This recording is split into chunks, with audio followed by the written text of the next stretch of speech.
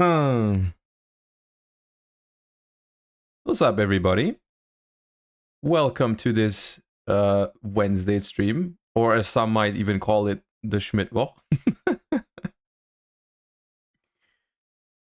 How's everyone doing? I'm doing fine, Nilmi. How are you? I'm doing good today. Everything is fine. Hope you all are doing great as well. I hope it's going to be a good stream. I think it's going to be chill. We have a couple of topics to talk about, both TCG and Master Duel. So I think it's going to be another stream where we have a little bit of content for everybody. I think it's going to be nice. I met a Joshua Smith yesterday. That is funny. I don't think it's the most. I mean, it's not a very uncommon name, though, right? To be fair. Diego, thank you for the 3 months. Welcome back. Appreciate that. Good morning from Cali. Yo, that is a. How far behind is Cali? 8 hours? Was that 4 a.m. or something? Jeez, that's early. Yumo, thank you for the 6 months. Mikol, thank you for the 2.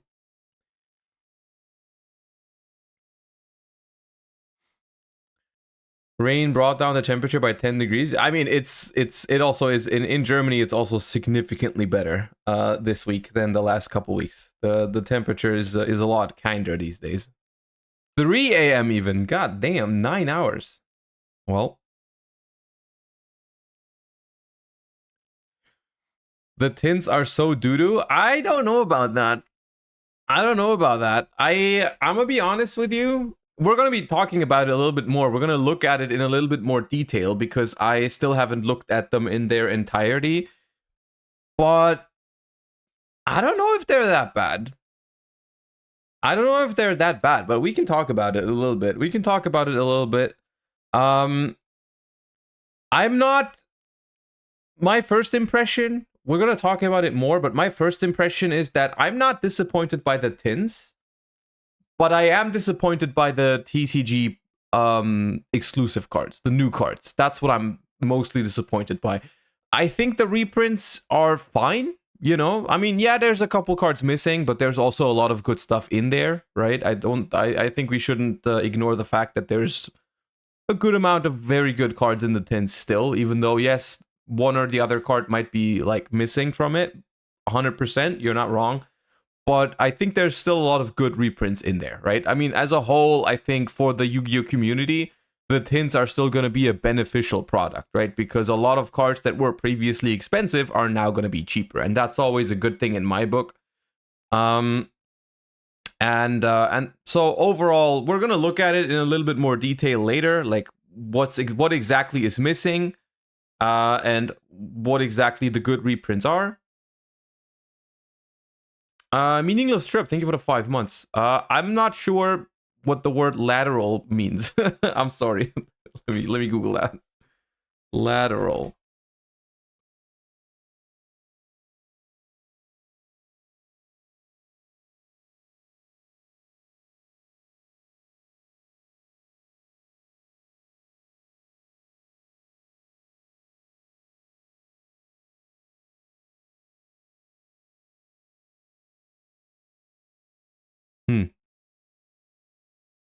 It means to the side. Oh, same rarity as the original print. Secret to prismatic. Okay. Now I get what you mean. Okay. Because I googled the definition and it said like lateral means sideways or to the side, and I'm like, what does that mean in terms of reprints? What is a sideways reprint? Anyways, I get what you mean. Okay.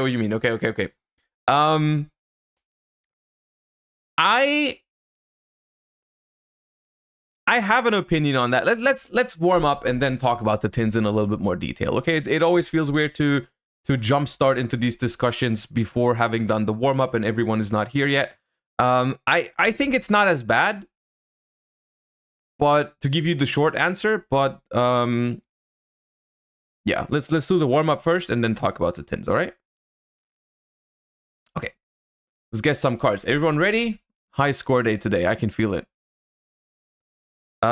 This guy was called Lyard or something like that, or Lyard the Liberator. Oh, it's not. It's a trap card or spell card that has it. This is the dude, the dude, but it's not the card.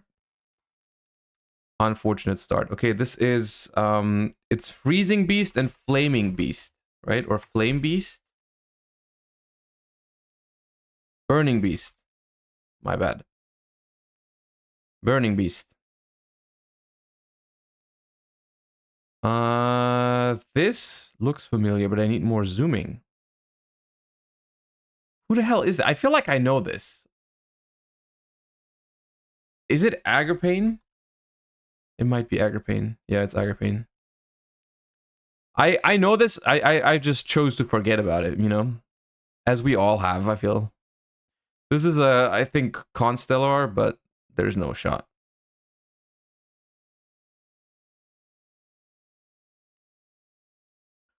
There's a spider web situation going on, but what the hell is that card? Okay, I had no chance from the get-go.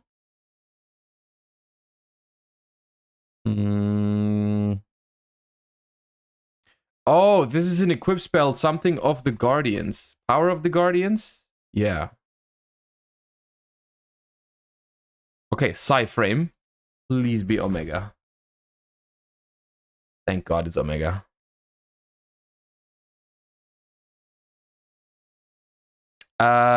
Wait, this is Reincarnation. Right? Yeah.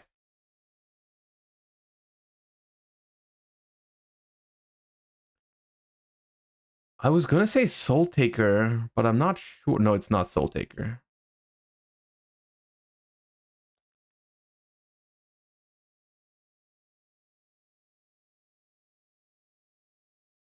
We don't talk about it. We don't talk about it.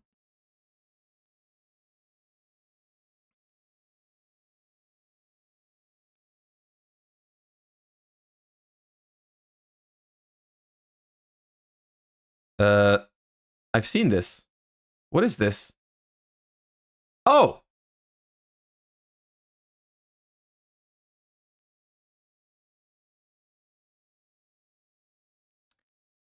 Oh, this is a trap card, I think.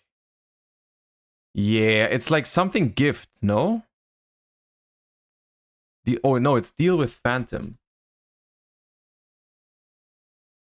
Deal of Phantom. I thought it was a gift card. I think that's Melodious, which means I don't know what it is. Yeah, it's Melodious.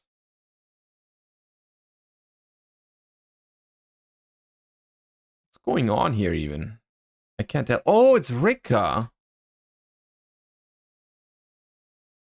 I just clicked one that I didn't know the name of. I just clicked the name that didn't feel familiar because I knew it was a Rika, but not one of the good ones.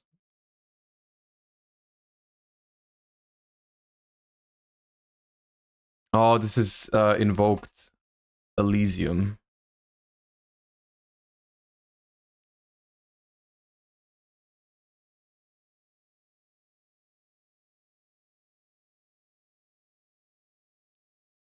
Duel Tower.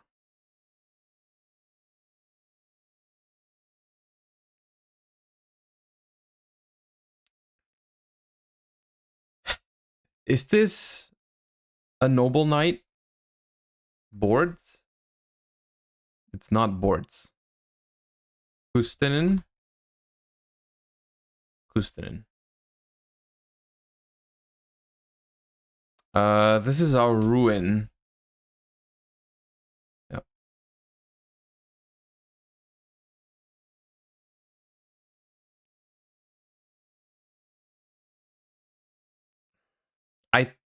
I've seen it. Soul Demolition.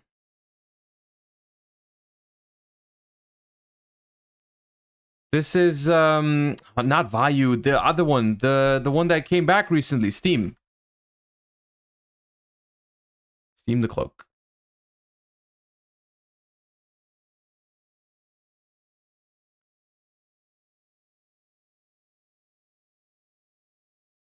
Speed Burst Dragon.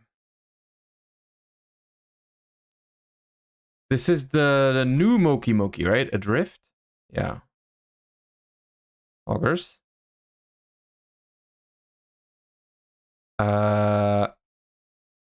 Is this a Cloudian card? It is a Cloudian card, but I don't think it's called Cloudian. Yeah, it's Updraft. What's Updraft? Okay, this is a for hire. It could be Dawn Pop. Yeah.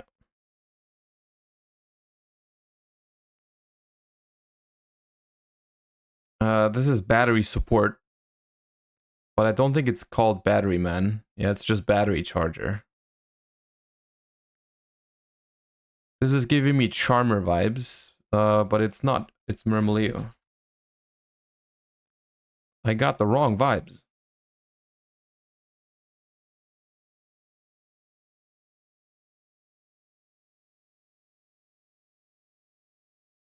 Triggering Worm.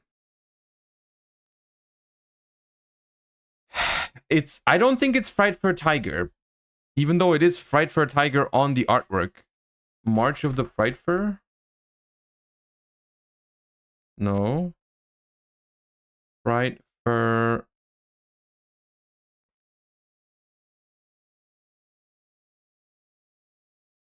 Fright for March? March.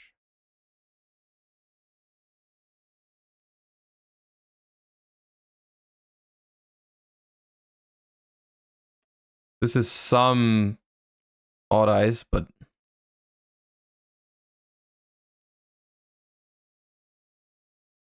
This is something Shocker. Okay, thank God that... What? Is this not Telekinetic Shocker? Oh, it is, but it's on a spell card. I've been baited once more. Unfortunate. This is Constellar again. Is it the same as earlier? No, it's not. It's Acubens.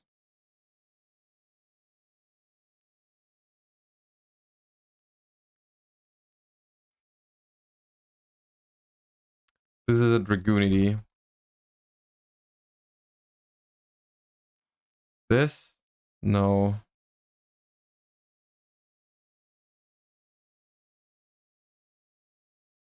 Gram.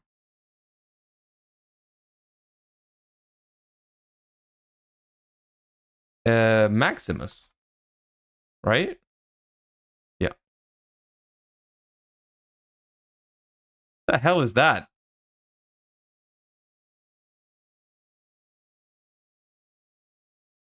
Haidhane. Oh, it's Mythic Tree Dragon. I didn't need that zoom.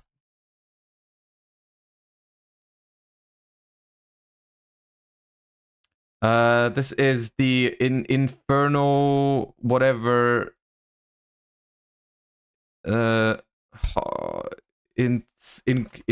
Incarnation. Oh, what is it called? It's like it has two names. Incinerator. Incinerate this one. Ah.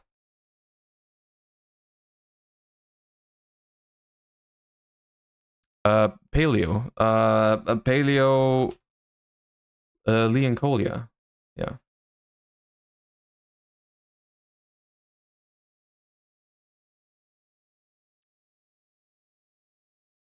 Please be Relink Karibo. Nice. How did I know that? How does he do it?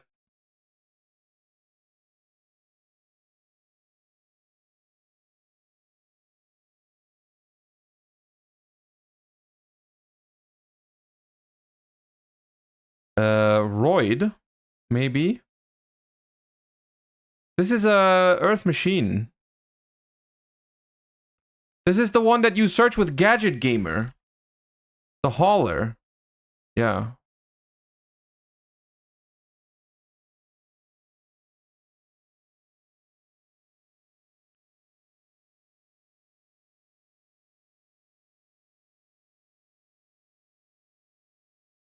Is that Cynet mining? No, right? Cynet mining is yellow. But what is it? Cynet something. No? 3 stacks barrier. Alright.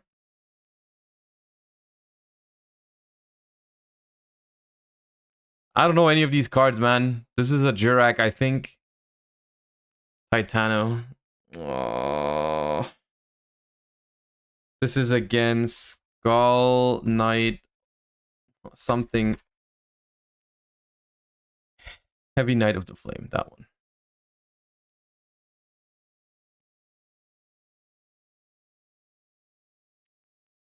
I think it's Earthbound, but I'm not sure. I don't want to lose time on it. It's not Earthbound. Thank God. Earth Chant, though. Close. Bro, I don't know these cards.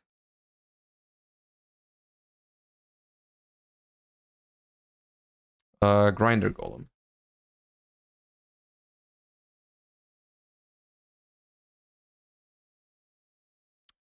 Draco Berserker.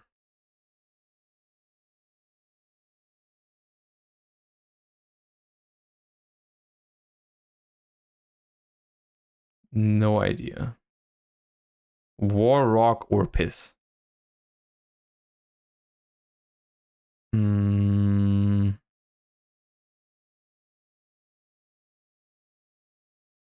Duel Avatar.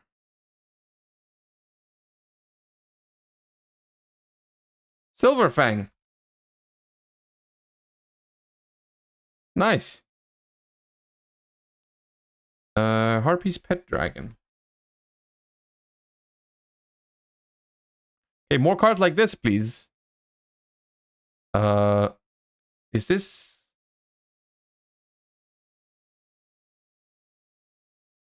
Loop of Destruction? Yeah.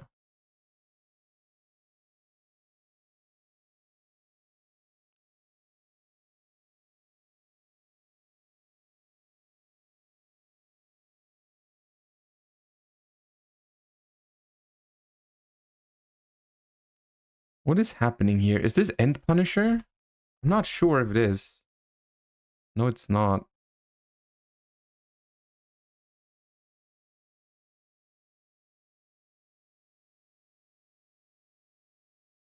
Oh, it's Thunder King Ryo. Oh, nah, I didn't need that zoom. I realized too late. That one was probably guessable without zooming at all. Oh, this is the Aqua Soldier from back in the day. The very old one, but I don't know what it's called. Yeah. Furious Seeking. He do be furious. Okay, this is Ojama Black.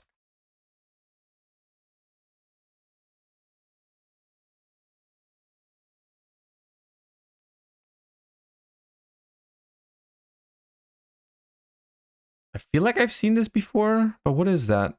Oh, Tauti. Melfi vibes. Melfi vibes. But Melfi, this could be Fenny. Yeah, nice.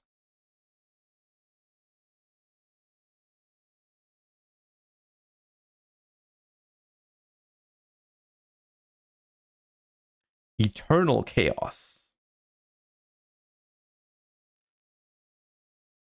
Into the Void.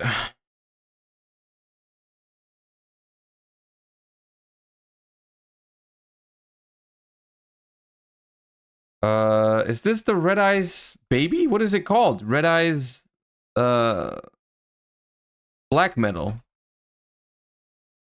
Yeah, Black Metal Dragon.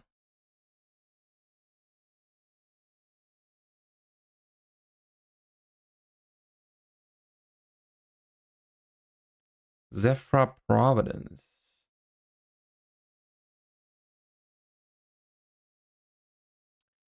Phantom Knights, Ancient Cloak.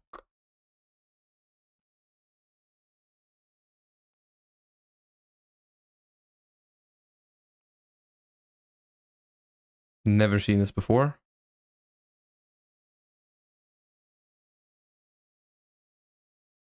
This I have seen. It's very old, but I don't know what it's called. Solar Ray. Oh, trap removal. Trap. What is it called? Remove trap. Remove trap. Okay.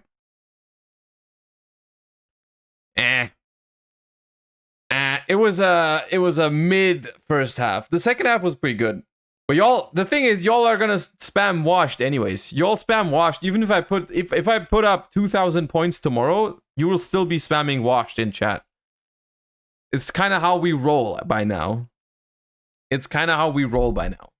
758 is not that bad, okay? For what whack of a first half it was, 758 is not that bad.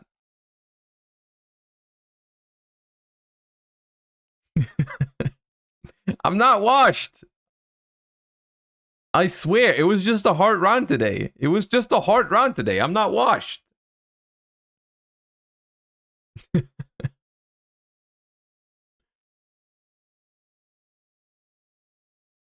All right, chat. We're looking for, once again, an effect monster with 1,500 defense. yugioh is doable. All right. It's high level, not dark, not warrior, not XYZ, higher attack points, and higher year than 2015. It could be Visa Starfrost. However, it's not a warrior, so no, it cannot be Visa Starfrost. What is 1,500 defense on a high attack monster? Which one does have that? I'm trying to think of one that has high level. One of the...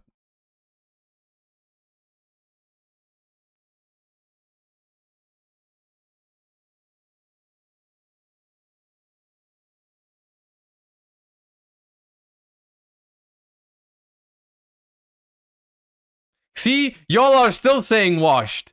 Y'all are still saying washed. You guys are insane. Y'all are still saying washed. 2 guesses. 2.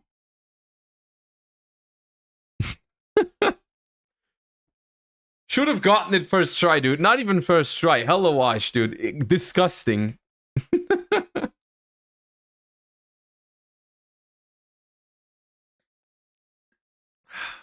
Easy clap. Rongo is busted. I've been telling you that. Rongo is busted.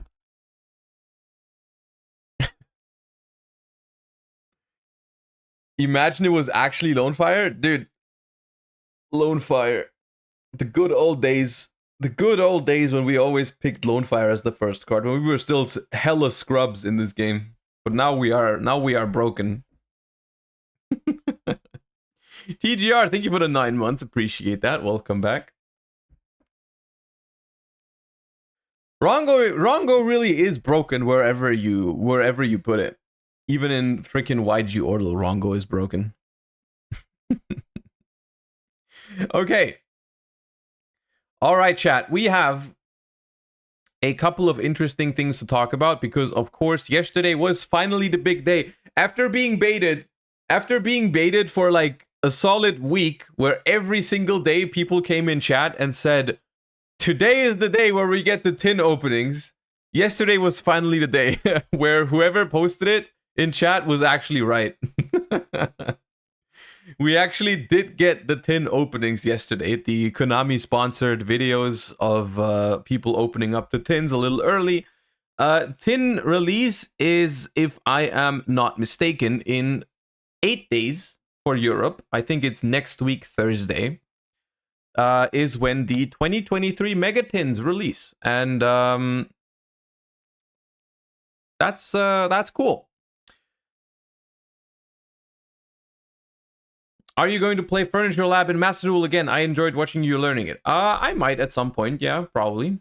Anyways, the Megatins are like every single year. I feel like the Megatins are a very, very anticipated event in the Yu-Gi-Oh community. It's like everyone really waits for the Megatins and it's really looking forward to them because, of course, the concept of the Megatins is really good. We can all agree on that. You know, the Megatins' main purpose is to reprint some of the recent sets, right? And it's very nice to not have to worry about getting certain cards that came out like a year ago. If you wanna get the reprint of those, that's really nice.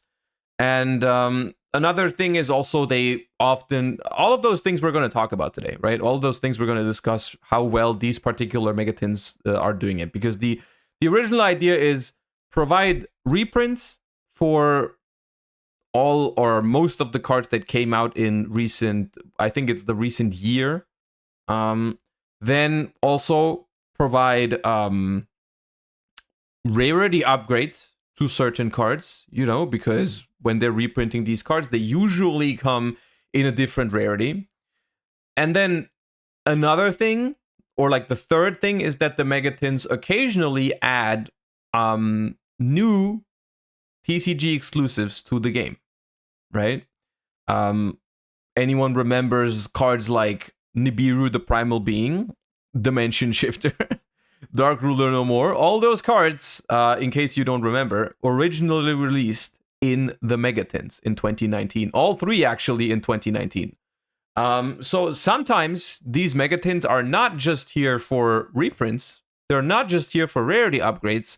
They can also have a very big impact on the format in a way where like they just bring new cards to the table, right? And the 2023 Megatins have been almost completely spoilered by now. We know all the cards, all the rarities. We know the new cards. We know the reprints. We know which cards are missing from the tins as well. And so I wanted to take some time today to get an overview over the tins, like what cards are in there, what cards are missing, what cards got which rarity treatment, and how good are the TCG exclusive cards, the world premiere cards that are not even OCG imports. They are completely new cards in the tins. And once we've kind of gotten an overview like that, once we've, you know, done all that, once we've talked about all that, I want to maybe speculate a little bit about, are these tins good or not? You know, are we happy with those tins, right? Because I'm hearing a lot of different opinions on the tins. I think so far mostly negative. Also in Twitch chat right now, I see a lot of people like, hey, underwhelming, not a very good product. Let's talk about it first. Let's look at it from a more calm standpoint. Let's see what's going on, right? Let's see what's going on with the 2023 Megatins. All right. Invoker, thank you for the 7 months. Appreciate you a lot. Thank you. All right. I have a couple resources. The first resource, shout out to Skrelpling and Death the Striker for putting together a spreadsheet with all the cards.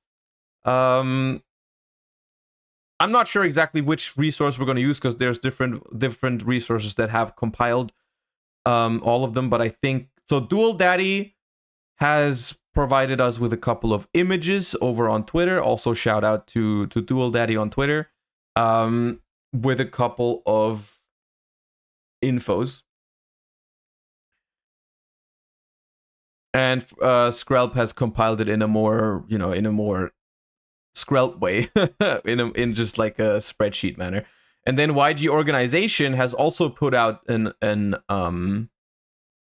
article explaining why. One thing that I was really confused yesterday was why cards like number C32 Shark Drake Vise are in the tins, right? This card is in the tins, and if you don't know, this card is from freaking 2012. And I was like, why the hell is this card in the tins? Right? Why the hell is this card in the tins?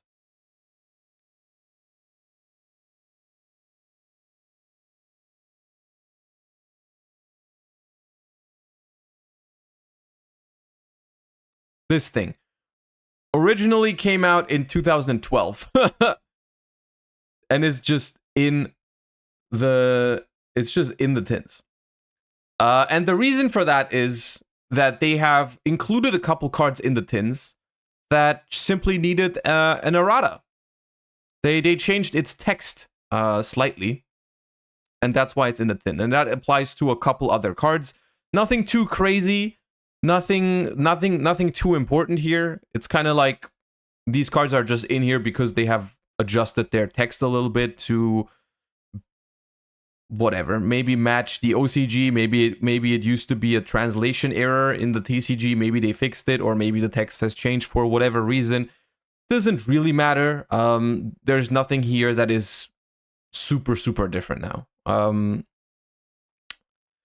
It's fine. But YG Organization has also gone ahead and compiled a list of cards that are missing from the mega packs, right?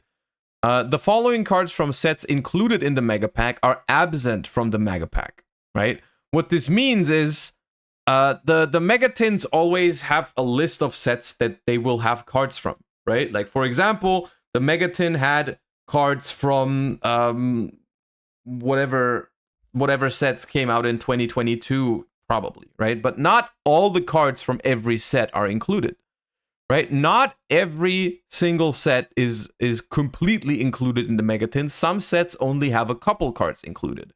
And this is a list of all the cards. This is a list of all the cards that are not included. And we're going to look through this later and see if there's anything missing that's really important that we would have really liked to have, right? There's a couple cards people are complaining about not being in the tins, and we're going to look through this list as well. First things first, let's get an overview over the tins, right? Because we've only been here yesterday at 5 p.m. when the openings dropped. It was a very unstructured way, right? We just watched the opening videos to get an overview and a first impression of the megatins. But this is a more structured overview. So the MSRP is $22 per tin. So you're roughly paying $22 per tin if you're buying them separately, right? And one tin comes with 3 packs and a promo card, right?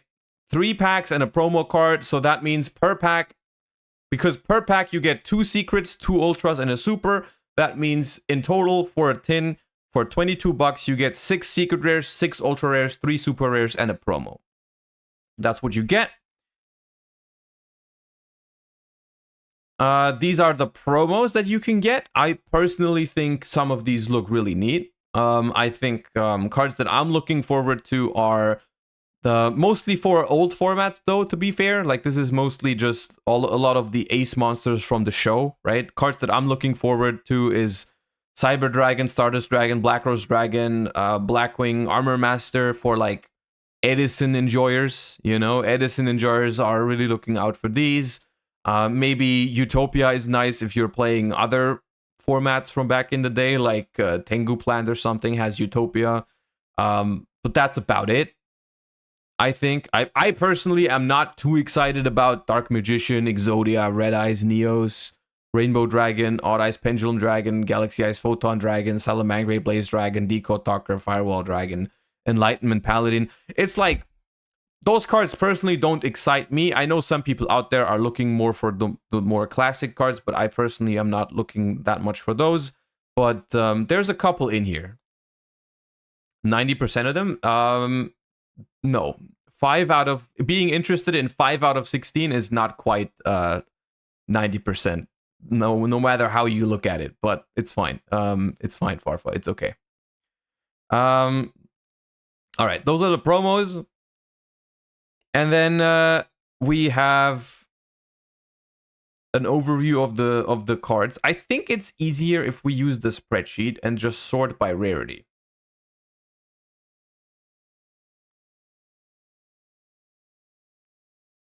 I think that's a little easier. Let me...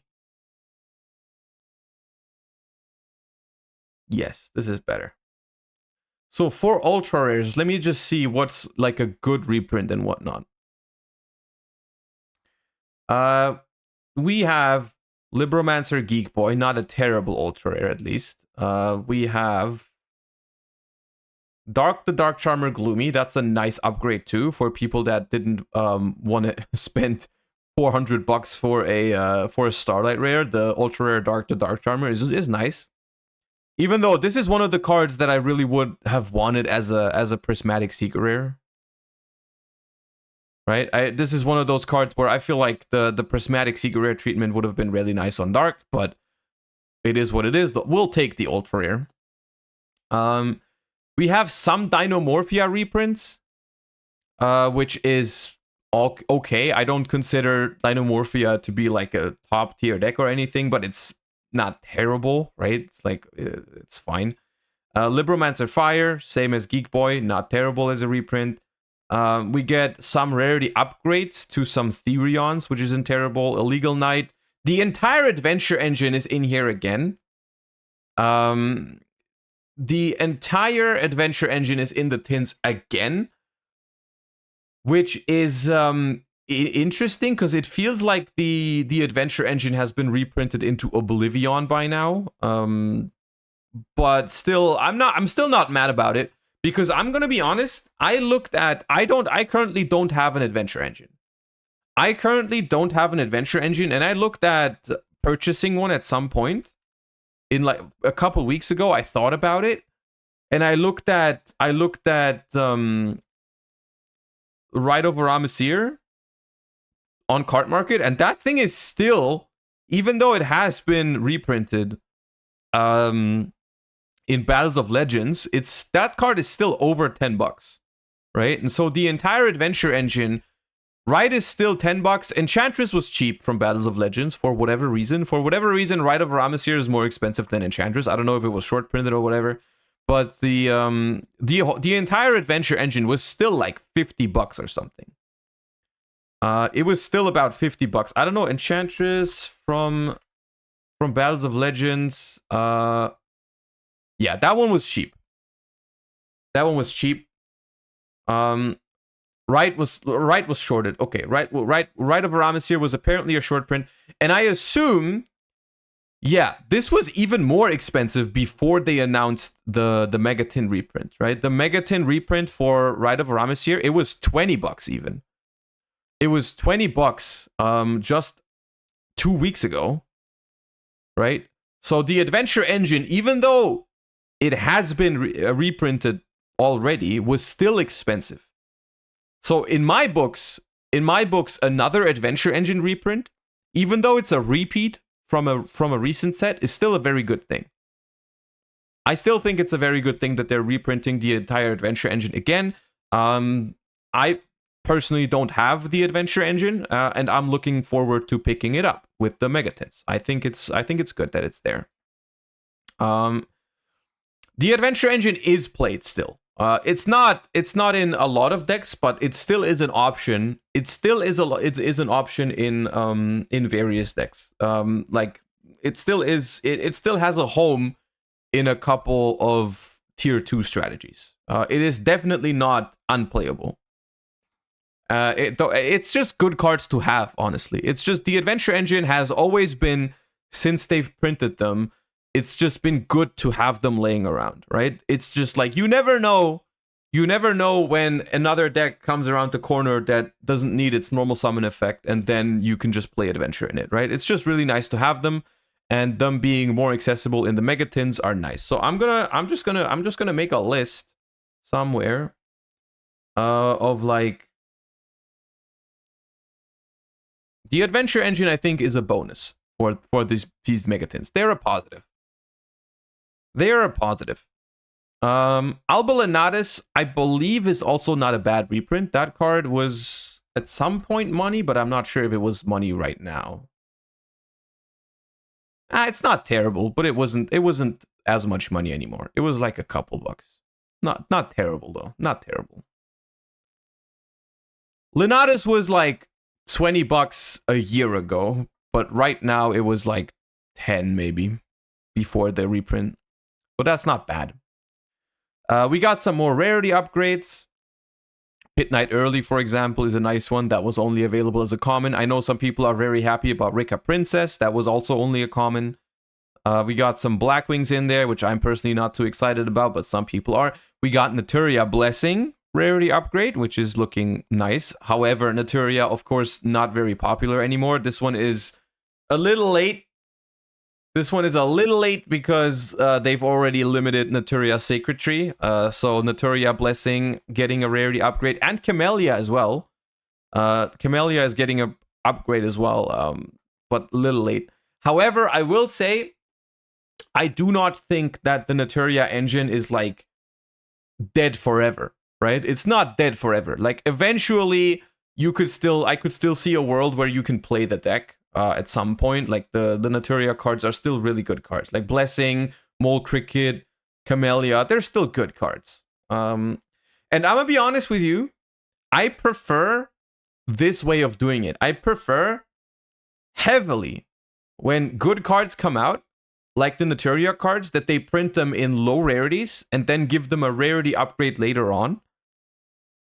That, in my opinion, is a lot better than when they print cards as a secret rare and then later on downgrade them. Maybe that's just me, though. Maybe that's just me. I think it's better that way. We got a rarity upgrade to Kashtira Preparations, which is kind of whatever. Another thing we're going to see when we get to the secret rares, almost all of the Kashtira cards are in this set. At least the Darkwing Blast Kashtiras, if I'm not mistaken. Like Darkwing Blast is in here, Photon Hypernova is not. So Fenrir, Unicorn, Preparations, Ogre, Birth, those cards are in here. Rysard is not, the field spell is not, and I also don't think Theosis is in here. So the Photon Hypernova, the Photon Hypernova Kashtira cards are not in here. But that was to be expected, honestly. That is not something we could have asked for. Like the Photon Hypernova was never going to be here. We got some rarity upgrades to Runics. Multiples even, and we got some rarity downgrades, like Slumber, for example, has been downgraded. You guys know rare is the superior rarity, so Runic Slumber has been downgraded to an ultra rare. That's kind of sad. But Flashing Fire, Destruction, and Freezing Curses are getting an ultra rare treatment. This is an upgrade because those cards have previously only been available as super rares, and super rares are disgusting. So, and ultra rares are less disgusting. So those are upgrades. That's cool.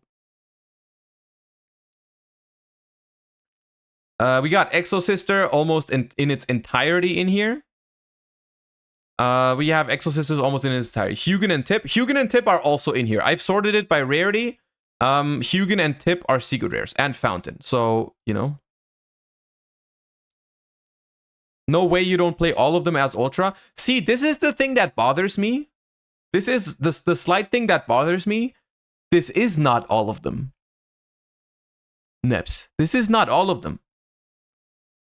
Because Runic, dude, I'm forgetting the name. Why am I choking like that? Smiting Storm is not here. And the one that discards your opponent's card, Dispelling. Dispelling and Smiting Storm are not here. Instead, they decide to give Runic Allure and Golden Droplet an ultra rare. The least played cards from the Runic archetype are getting an ultra rare, while two cards like Dispelling and Smiting Storm are both they're not the best Runics, but they're played way more than Golden Droplet and Allure. Right? This is a very weird decision to me. Why not put Allure and Golden Droplet as commons, and then have Dispelling and Smiting Storm as ultras, and then I can play a beautiful all ultra rare Runic spell lineup if I want to, right? It's kind of cringe behavior, but in general, I would say,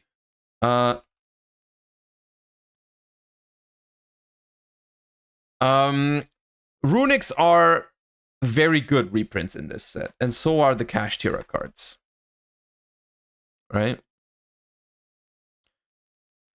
All right, Exosisters. I'm not sure if Exosister is could be considered good reprints. I don't think Exosisters were very expensive, if I remember correctly. But the Exosisters are getting a decent amount of rarity upgrades, right?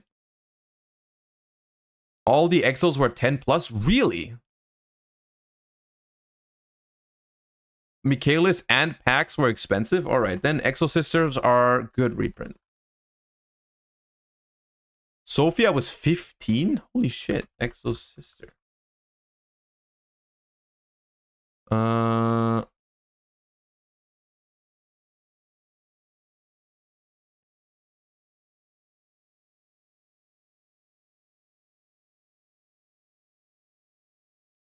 Exo Sister packs. Okay, no, this is Japanese. Oh no, this is collector's rare. Oh. Me just casually looking at Japanese cards. Where am I? Where am I looking even?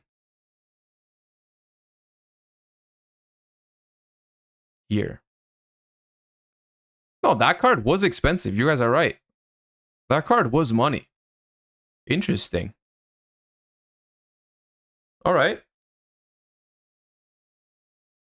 All right. Exo Sisters are good reprints then. All right. Okay, and here we have the 3 new cards, which we're going to talk about separately. We're going to talk about the 3 new cards separately once we've gone through the rarities. Super rare reprints. I'm gonna be honest with you. I've looked through this yesterday during the opening, and I was a little bit disappointed by most of the super rares being pulled. I feel like for most of the packs, it was the super rare was kind of like a meh card, right? It's like the ultra rares were all right. There was a couple good ultra rares, but for the supers, I'm looking at this and almost all of this is bulk, except for Mole Cricket and Camellia. I don't know, dude. The besides Mole Cricket and Camellia,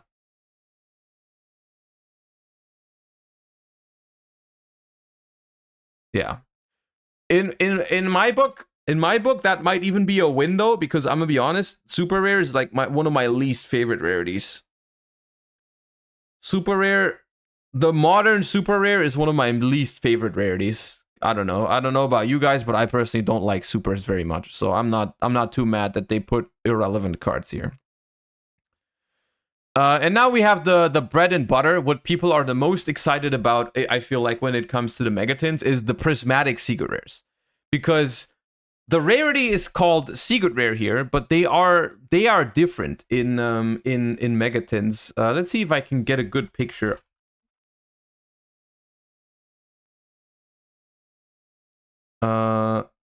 To showcase it.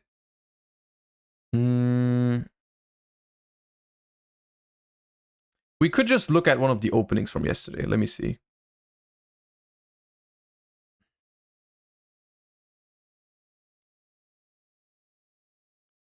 I'm just pulling up a video from yesterday. Yeah, okay. You can kind of tell it here. You can kind of tell. You can kind of tell the difference between a regular secret and a secret here.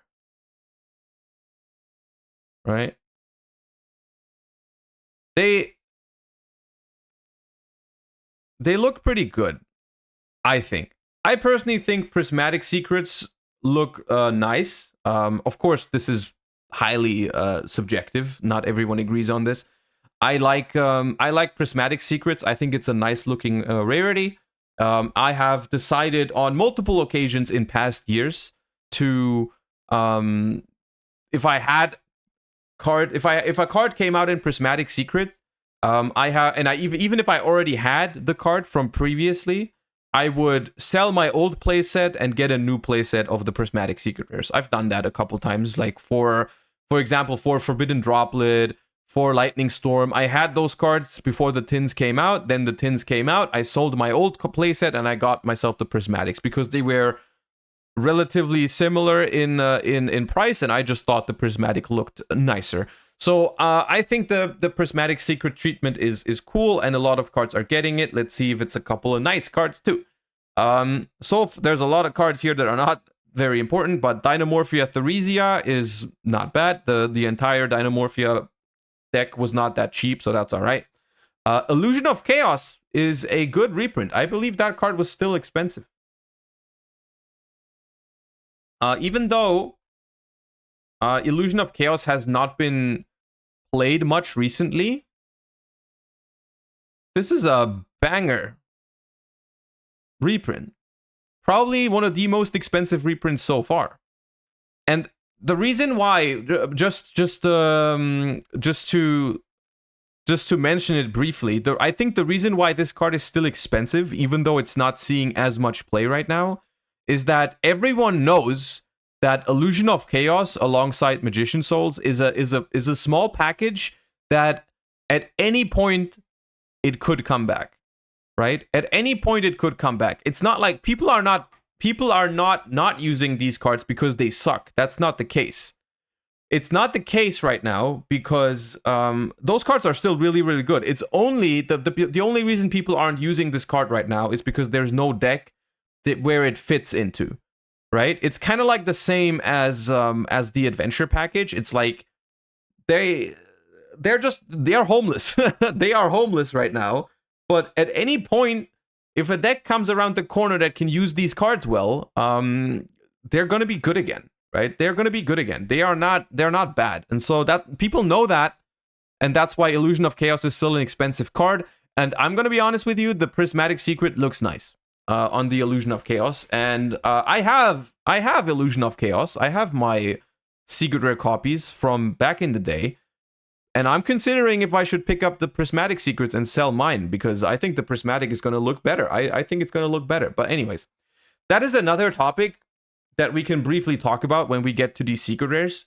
There's going to be a lot of cards here in this Megatin that were originally printed as a secret rare,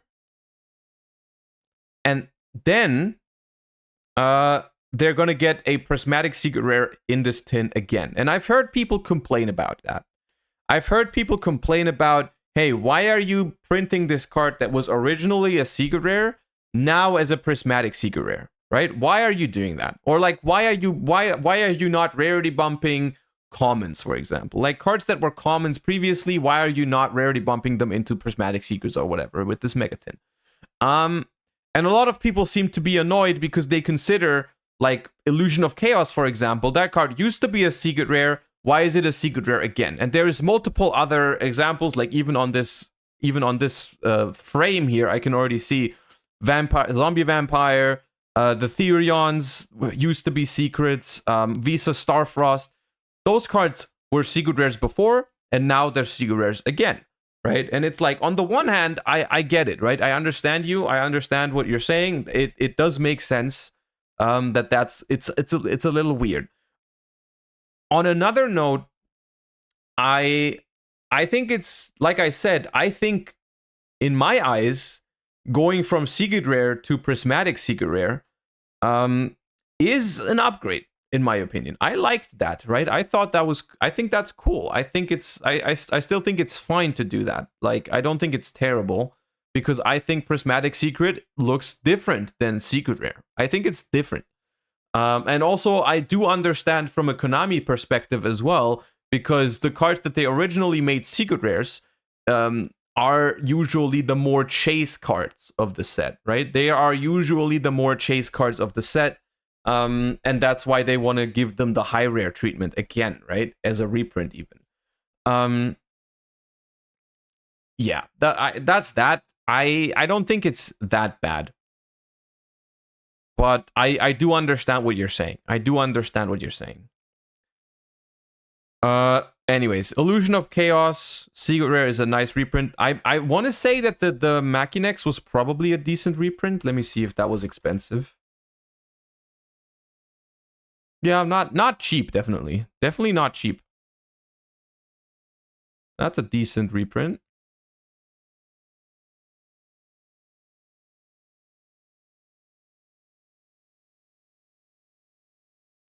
Good reprint. Zombie Vampire probably wasn't that expensive anymore, but still not dirt cheap. Oh yeah, it was like a couple, like $8, $9. Not bad.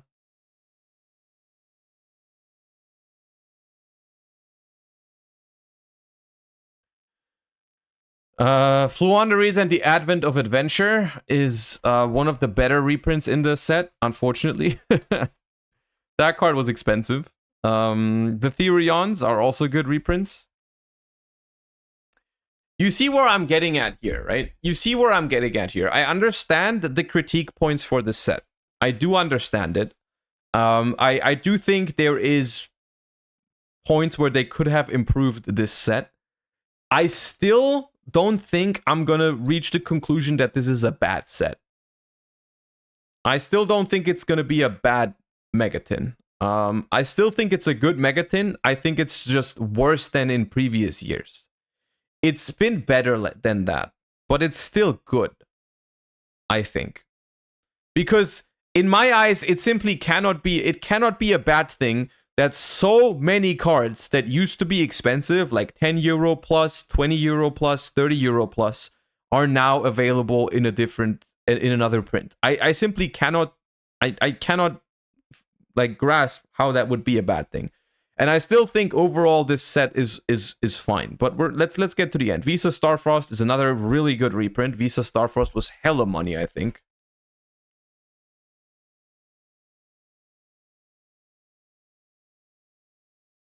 Yeah, Visa Starfrost at some point a month ago was like $30 almost.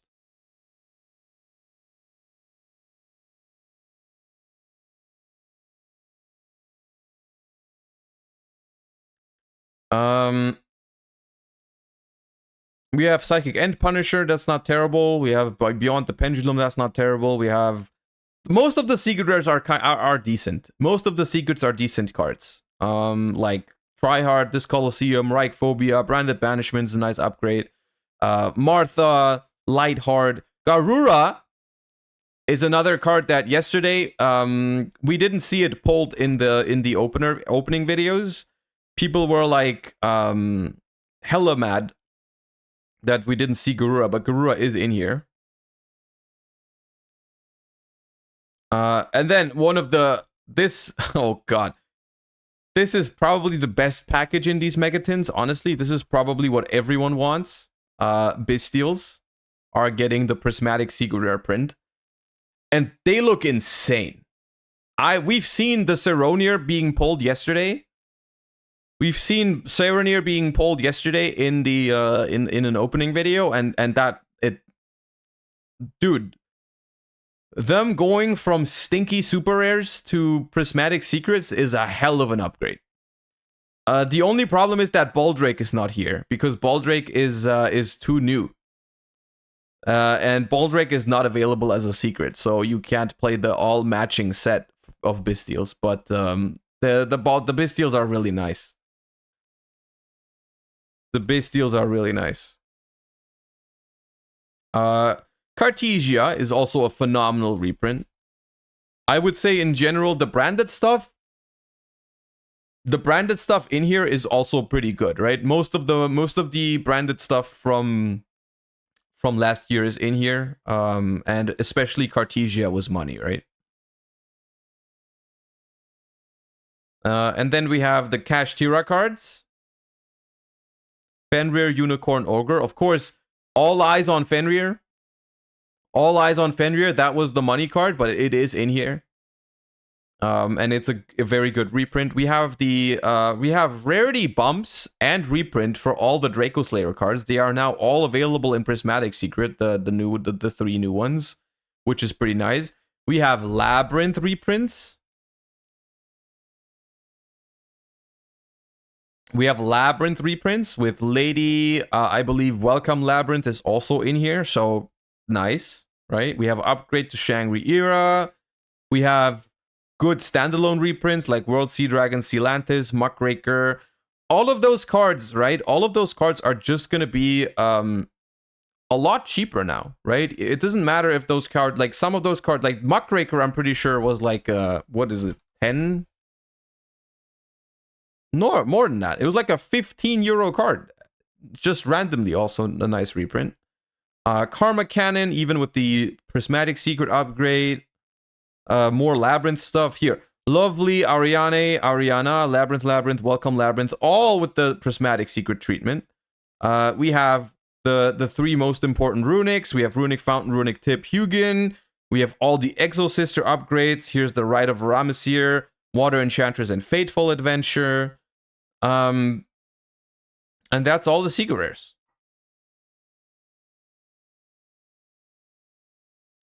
I don't know, man. I don't know. I have written down on my second monitor a lot of things that are good about these tints. A lot of good reprints, right? I think if you think about it from a less emotional perspective, I honestly think most people look at the set and they're like, Kurikara is not in here, I hate it now. Right? Kurikara is not in here, I hate this set. But I think if you think about it from a more logical perspective, this set has the Adventure Engine, the Runics, Kashtira, Exosister, Illusion of Chaos, Machinex reprint, Zombie Vampire, Therions, Visa Starfrost, Bestials, Garura, branded reprints, Labyrinth reprints, all that stuff. I don't think it's a bad set. Yes, it's missing cards, but it's not a bad set. I don't think. I simply don't think it's a bad set. Asaku, thank you for the 12 month. Appreciate the full year of support. Thank you so much. And yes, most of the good reprints, I'll give it to you. Most of the good reprints are secret rares. However, the secret rares in this set are not that hard to get. There's not that many different secrets. It's like there's like 60 secrets and you get 2 secrets per pack. The secret rares are not that hard to find. It's really not that bad. They bumped the secrets per pack. Yeah, right. It used to be 1 secret rare per pack, right? Now you get 2. 67 secrets, you get 2 per pack. But let's look at what is missing. Because YG Organization has compiled a list of cards that are missing from these sets, right? From Battle of Chaos, let's look at what's missing. Let's look what's missing. Let me go through here and point out cards that are relevant. That I'm like sad about that they're not in here. Guardian Chimera. First one that jumps at me. It's like Guardian Chimera is missing from the tints.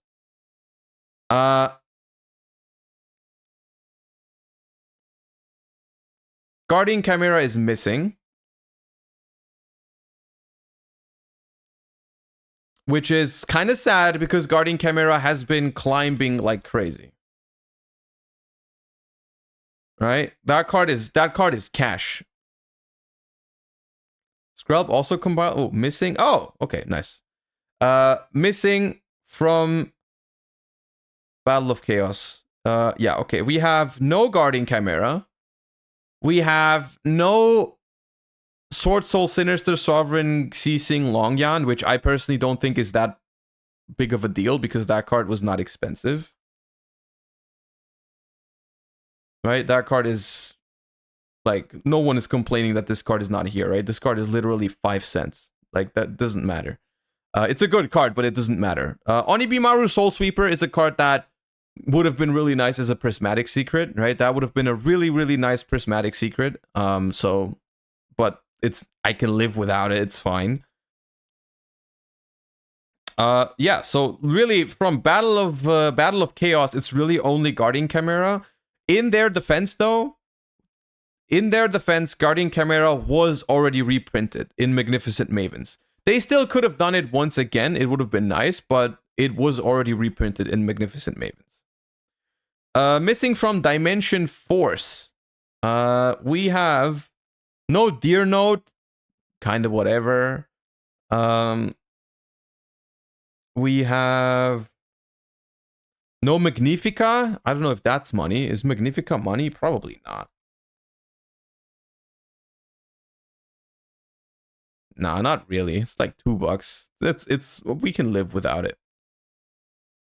It's climbing. It could be climbing because all the other Exosisters get a reprint and this one didn't. That could be a reason why Magnifica could be going up, but like just slightly.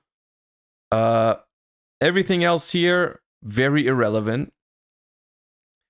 Missing from Power of the Elements. Okay, here we go. This is the elephant in the room, I think. I think this is the elephant in the room. Is that a lot of stuff from Power of the Elements is missing. We don't have the sprite cards.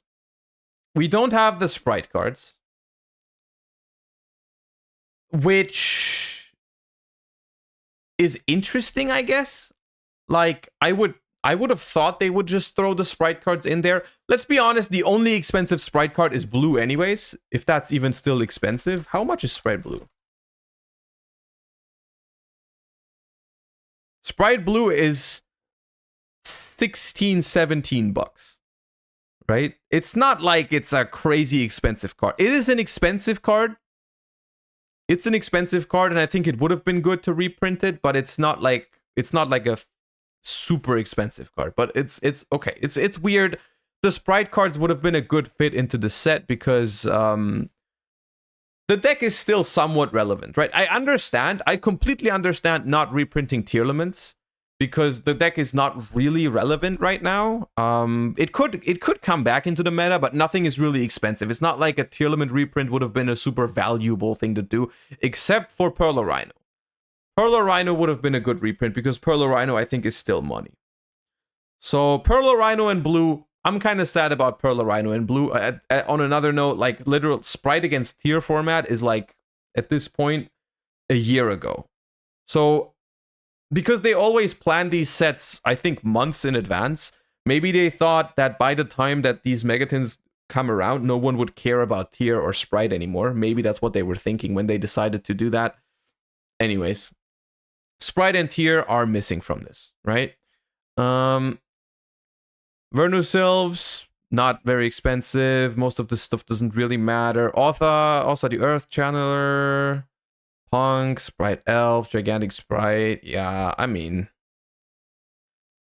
Ultimate Slayer is Ultimate Slayer expensive?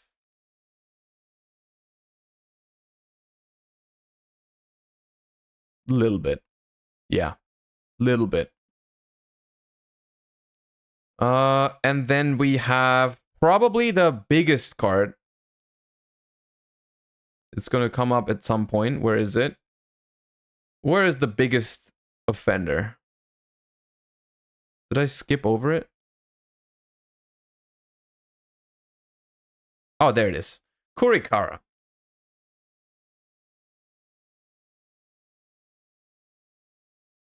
Kurikara is probably the card that people are the maddest about.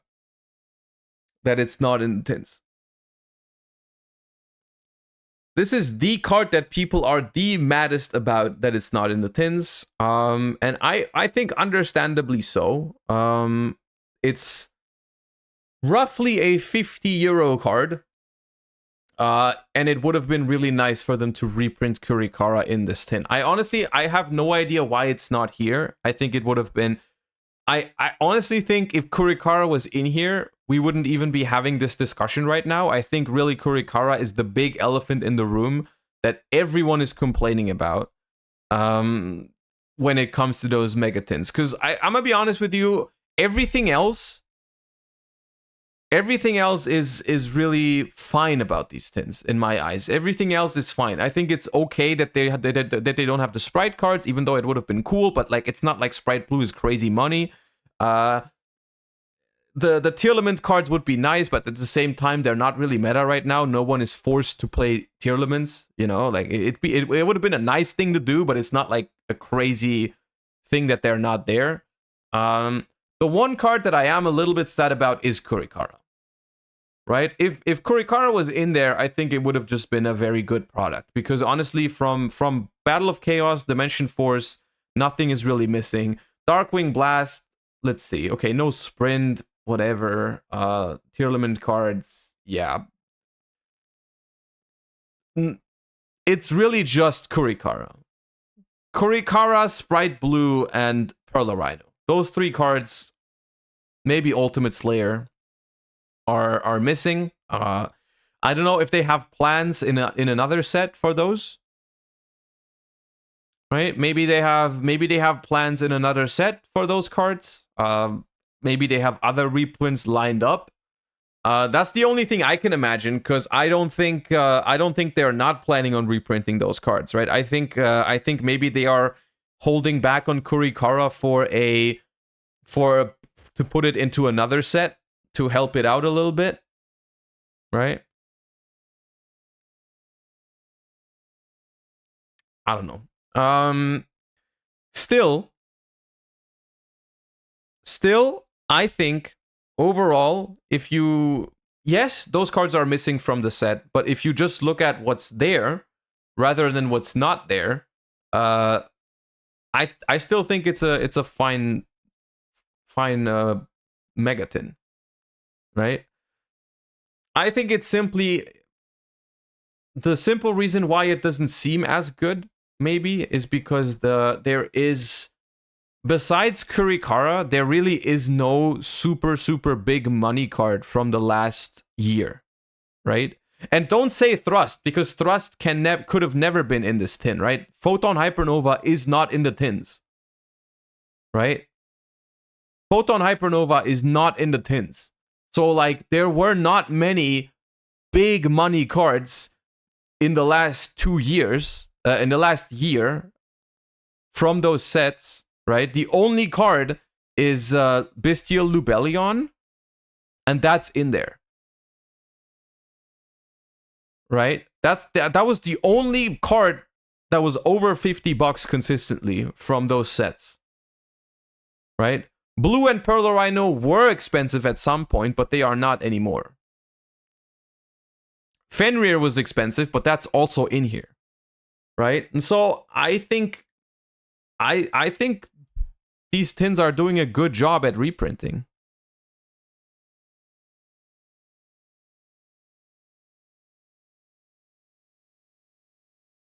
I'm not saying Pearl Rhino is not expensive anymore. It's not 50 plus though.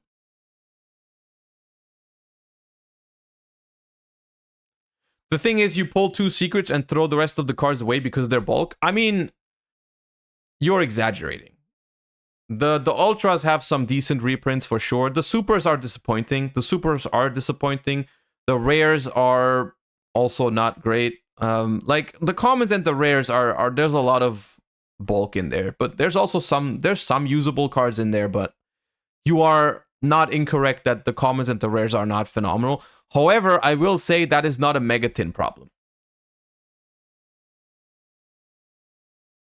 That is not a Megatin problem. That is a general problem with, like, Yu-Gi-Oh sets, is that very often the Commons and the Rares are literally bulk, right?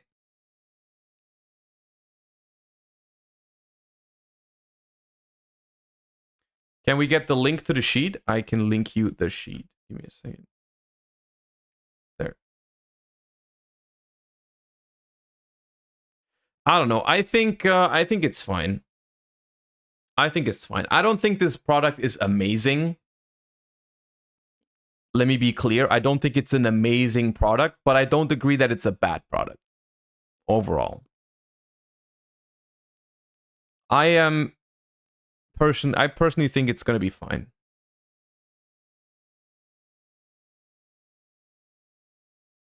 If you want to buy all the engines you're looking at, 40 to 45 secrets, that will cost you 200 plus. Yes, and how much would it have costed you without the tins? How much would it have costed you without the tins happening? If you really wanted all of those engines. Think about that for a second. How is that a bad thing? If you're picking up, like, if you're literally picking up, I don't know, 10 deck cores. If you're picking up 10 deck cores for like $200, I don't think that's a negative thing. I don't really understand what you're saying. If you can pick up an Exosister core, a Runic core, an Adventure engine, a Bestial core, a Branded core, a Labyrinth core, and whatnot, if you can pick up all that for $200, that's really not bad.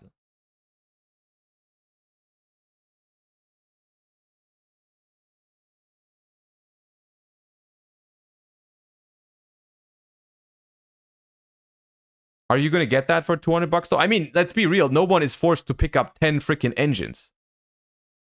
No one is going to be forced to pick up 10 engines, but like, it's going to be a lot cheaper than it used to be. That's the point.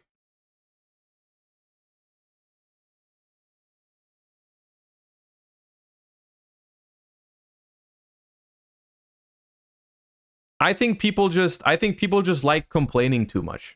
I think criticism is important, but I think just going out there and calling the set shit When literally the only card we expected to get and didn't get was like Kurikara, Sprite Blue, Pearl Rhino, and everything else is there. I think just calling it a shit product because of that is just not very called for. I don't think it's very called for. I wish there were more staples. There is not many staples from those main sets in the last year. In 2022, main sets didn't introduce that many like core staples. Stop making sense. We want to complain. All right, I'll stop making sense. Let's talk about something that we can complain about though. Let's talk about something that we can complain about. How about that? Let me look it up. Let me look up the things we can complain about. If y'all want to complain.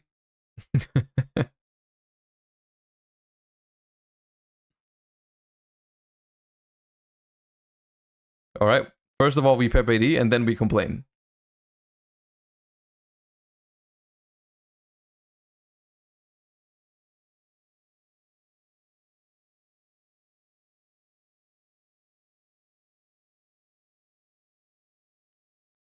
Master Rick, thank you for the prime.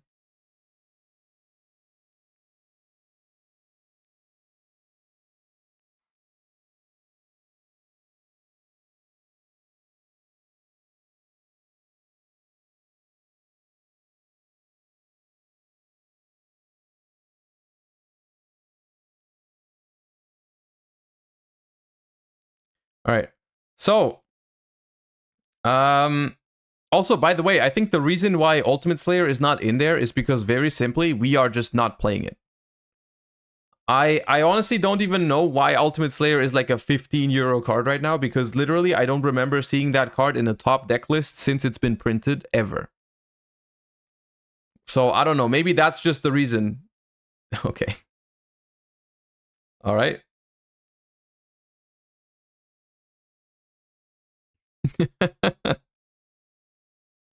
It's not playable because of Arise. Dude, that card came out way before Arise Art, and it's not been played.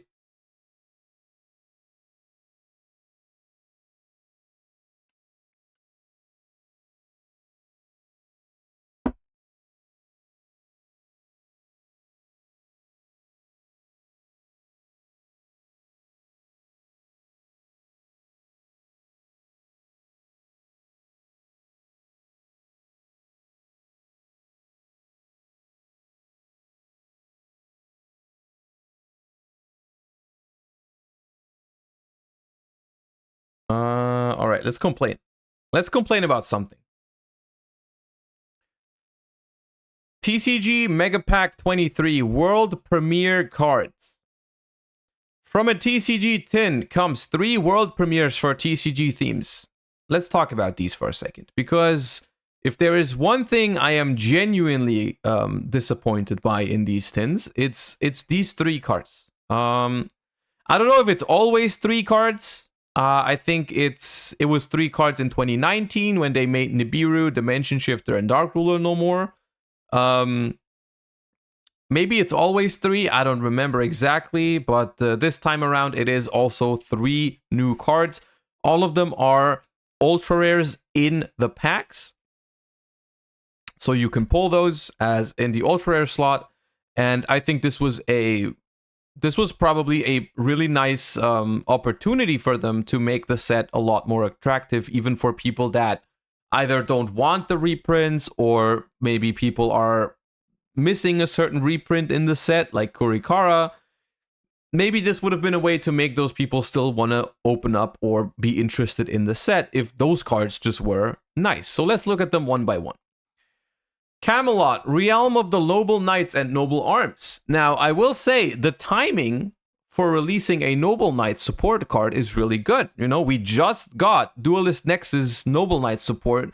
So you would think this is the perfect time to throw a good Noble Knight support card at the deck, because Noble Knight right now is like dabbling somewhere between tier 2, tier 3. It's like it's borderline playable, so giving them a good support card could actually make them playable and could make people significantly more interested both in the Mega Pack and in Duelist Nexus, because a lot of the stuff comes out of Duelist Nexus. So this is a very good timing. But let's see if this is actually a good card or not. Field spell. Once per turn, if a Noble Knight card you control would be destroyed by battle or card effect, you can destroy an equipped card you control instead. Alright, not a great effect, but it's a bonus. During your main phase, you can banish this card until the next standby phase. And if you do, place a Noble Knights of the Round Table from your hand, deck, or graveyard face up in your field zone. Then you can special summon one Artorigus monster or add to your hand one Noble Arms card from deck or graveyard. You can only use this effect of Camelot, Realm of Noble Knights, and Noble Arms once per turn. When I first read this card, I thought it was a solid card because you activate it, you banish it until the next standby phase, which is a neat interaction because Noble Knights have multiple field spells.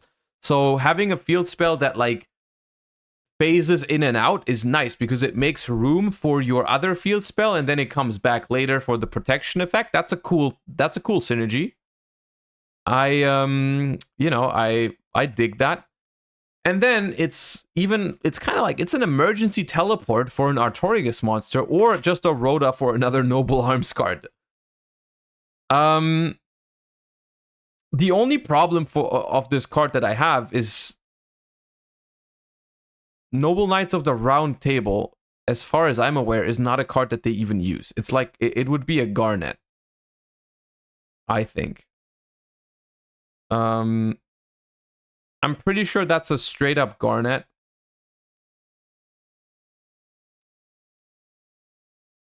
During your end phase, you can activate each of these effects up to once per turn, depending on the total number of Noble Knight cards with different names in your grave and your control.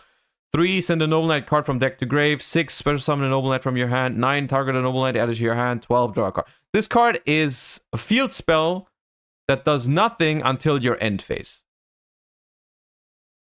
Right? It does nothing. It does nothing.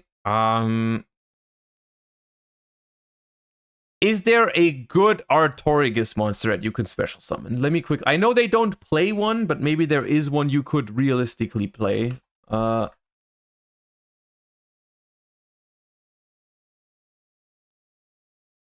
Wait, that's only a vanilla? God damn it, dude.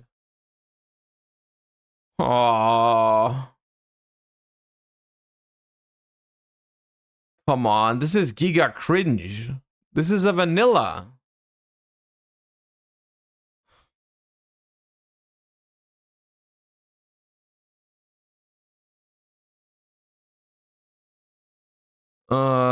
So this is a card for it to get full potential, because let's be real, adding from your deck or graveyard to your hand a Noble Arms card is not bad, but I'm pretty sure Noble Knights already have like freaking, how many Rhodas is it? How many Rhodas can they play? 12? 13? It's just like nothing special, right? So I was more excited for the special summon effect, but it can only summon an Artorigus. So in order to turn this card into unexpected die, you need to be playing a brick field spell and a brick vanilla. I do not know who thought this was a good idea. If you want to promote the Noble Knight cards from Duelist Nexus, there were so many ways to do that. There were so many better ways to support the deck. Because this, quite simply, does not fit into the existing deck. It doesn't have a room there. It's just like you're letting them place a field spell that they are not using, and you're letting them summon a monster that they are also not using. Why does it not have synergy? It's anti-synergy with the deck. Like, you're making the deck worse by putting this card into it because of the cards you have to play with it.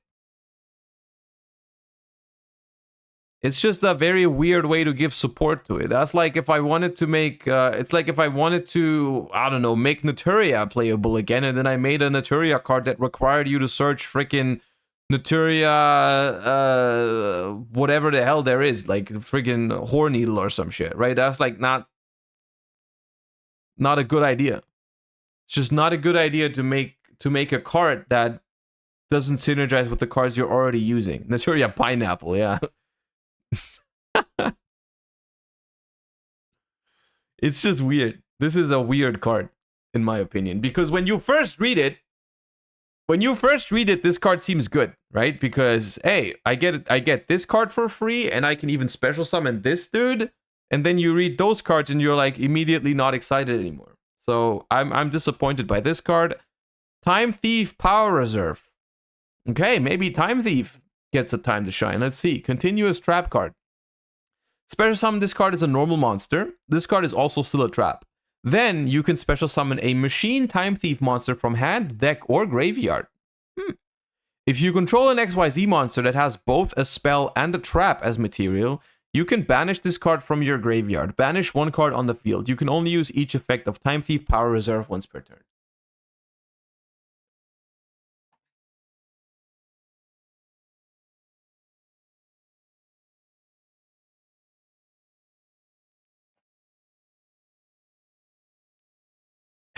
It's 2023. It's 2023.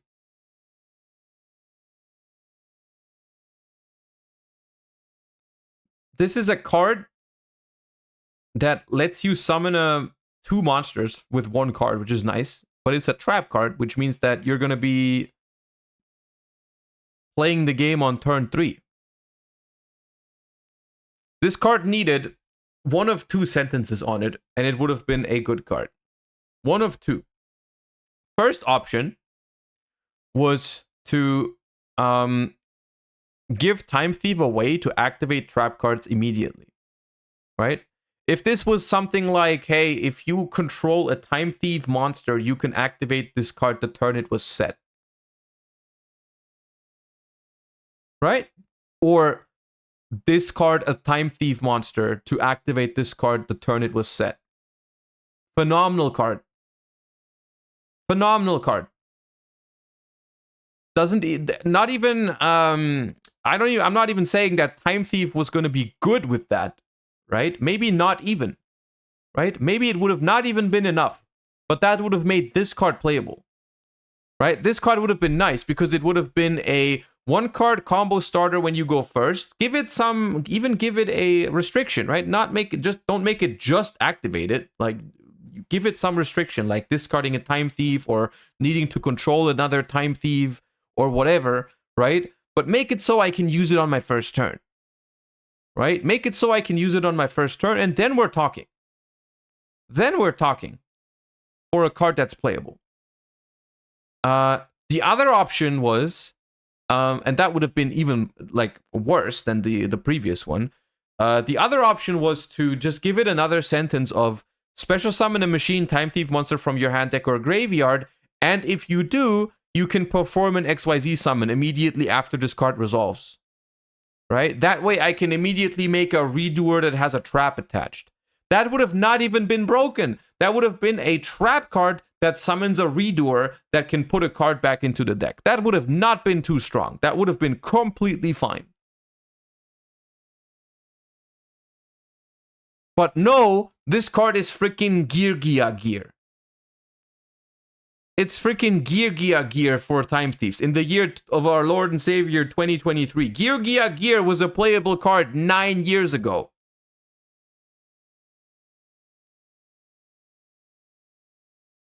Why even bother making this?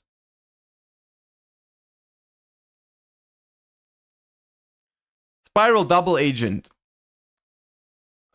This is probably the one card out of these 3 cards that I really did not want to be good. Right? Because I'm not a big Spiral fan. So I did not want this card to be good. Spiral Double Agent, light level 4 Fiend. If you have a Spiral card on your field or in your graveyard, you can special summon this card from your hand to your opponent's field in defense position, but it cannot be tributed, nor be used as material for Fusion, Synchro, XYZ, or Link. Then, both players reveal the top card of their deck. You can only use this effect of Spiral Double Agent once per turn. All Spiral monsters on the field gain 500 attack. Also, Spiral Super Agent on the field can attack directly.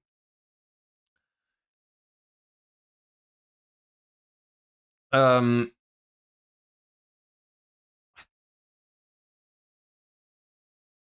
understand the idea. I understand the idea that you wanted to make a card that can tell you about the top card of your opponent's deck. But I'm not sure if I like this card. I do not think yeah, I don't know. I think the one thing I think is cool is that the name is really fitting. I think like a double agent kind of thing, going to your opponent, right? Like being a spy and everything. The flavor is here, okay? The flavor is nice. But I don't think it's helping Spiral much. Right? Stopping evenly in Lightning Storm, it does not stop evenly unless you summon everything in defense, which you probably will not do. You simply go battle phase, crash it, and then activate evenly. It doesn't stop evenly. Yeah. It kind of looks like a small Spiral Sleeper, and it's called Double Agent, and it goes to your opponent's side of the field. All of that I get. All of that I understand. The flavor is cool. I just think this card sucks. That's all. I just don't really think it's that good. Stop, Imperm. Dude, read Spiral Resort once. Just once.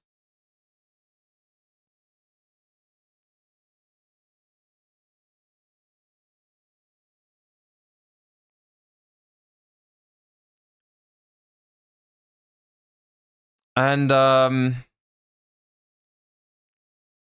problem that I have with this card is that it's just a straight up -1. Now I will say, I think, and I can't believe I'm saying this, in the year 2023, in a world where Spiral Master Plan is banned, right? Because that's the only universe in which I even want to talk about Spiral.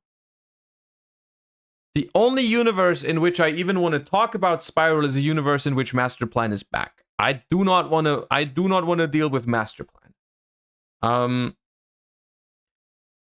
If they are keeping Master Plan banned, I think it would be okay for them to make Spiral support, to make Spiral playable in a different way. Right? In a different way. But with this card, I don't see that happening at all. Like, I can't even think of a 2-card combo. Name a 2-card combo with this card. What do I open this with that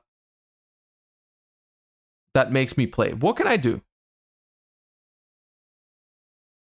How do I Spiral combo with using Spiral Double Agent? What do I do?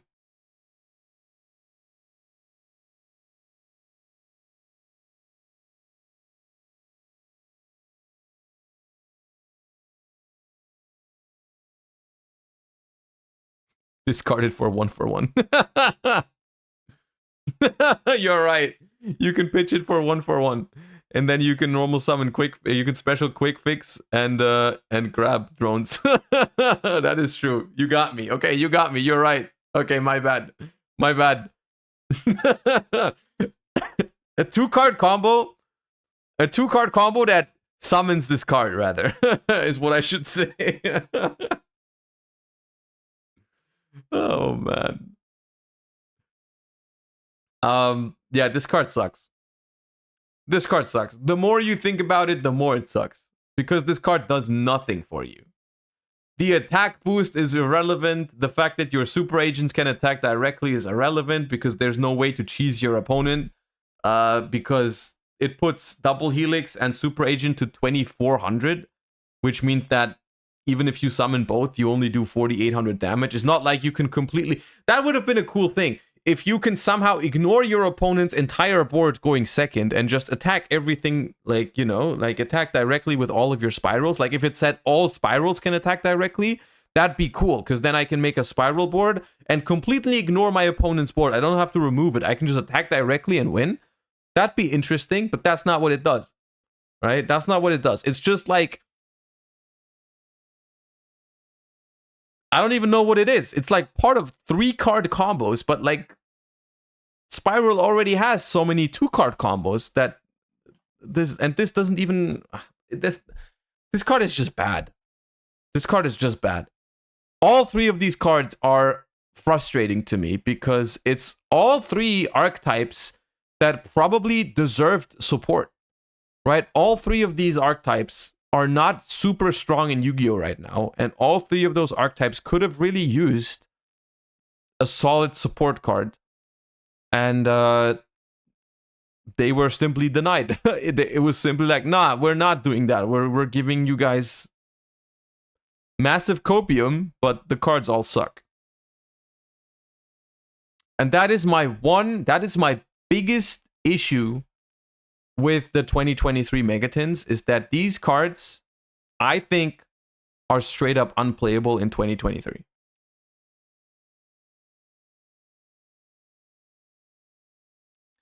Am I wrong for thinking most of the recent cards have been kind of bad compared to what is currently meta? I have experienced it more as a, how do I phrase this? I would need to think about it more, probably, and look at more of the cards to compare. I don't think it's entirely true. I think that Konami in general is a little bit more careful about power creeping, because people have been complaining about certain ways of power creep, right? I think, but I think this is not an overall issue, though. These 3 cards are not they don't have anything to do with like main sets or whatever, right? Because core sets are designed by different people. I think this goes into a long row of like TCG exclusives that are just not really cutting it anymore, right? I've been feeling very weird about TCG exclusives recently. Like, no matter if it's in the Megatins or if it's in the core sets, it just feels like the TCG exclusive stuff does nothing but inject copium into like 50% of the community, just to then turn out not very good, right? Like, the only good TCG exclusive card that I can think of right now in probably 2 years is Garura. What else was really good? Right? Karma Cannon was okay, but I wouldn't call Karma Cannon a super good card, right? But like it's a fine card, you're right. Karma Cannon is fine. Pit Knight early was okay. Gold Pride is like at max a low tier 2 deck, which is like, okay.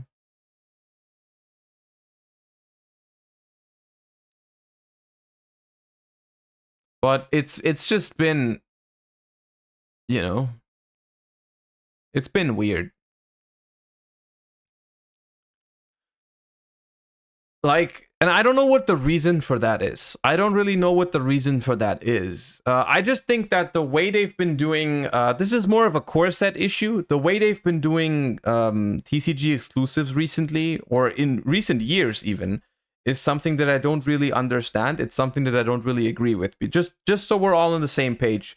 The way it goes for TCG exclusives is they make them in 2 waves, right? 2 waves of TCG exclusive cards. In the first core set, we get 7 cards, usually, right? Correct me if I'm wrong, because I could be wrong on some of these specific numbers, but I think the first wave is usually 7 cards, and that introduces the new TCG exclusive archetype.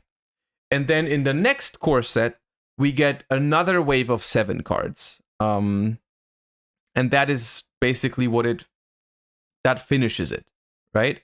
And this is where we currently are at. For example, the current example for this is Tistina.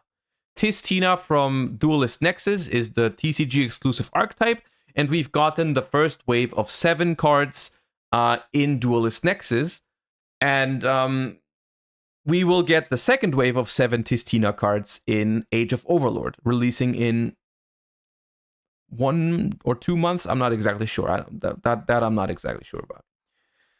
The problem that I have with this release structure is that you simply have, like, and this is how it's been pretty much always. There's no way to play these decks with just 7 cards. Because usually not all 7 cards are good, right? For Tistina, it's something like 3 or 4 cards are potentially usable, and then some of them just straight up are not good cards, right? So in reality, when they release 7 cards, it's really mostly more about like 5 real Yu-Gi-Oh cards. The rest is bulk. You usually are not able to play with those cards. There's exceptions to this, like Dangers or Burning Abyss, because they were just so good, right? But your example is 6 years ago or 9 years ago. Calm down, okay? Not a good example, because it's an exception. It's not how it usually goes, right? So it's usually those decks drop and they are strictly unplayable. At which point I argue, why even release a deck in a state where it's not playable? Right? Why even release a deck when you already know no one is gonna really want it, right? Because they can't play with it, right? What's the point?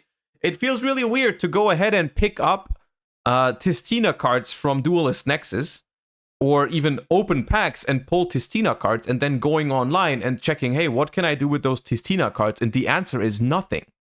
The answer is you have to wait 3 months until you can potentially, maybe, depending on how we're feeling, play with those Tistina cards. And probably not even then. Usually not. Usually the second wave is also not enough to make them playable, and there's no third wave. There's no third wave. You just have to wait 2 years until the OCG makes a good card, until the OCG makes a busted Spiral Double Helix to make your deck playable, right? I think that's a very weird way, because it also puts everyone into this position. It puts everyone in the position of, like, coping.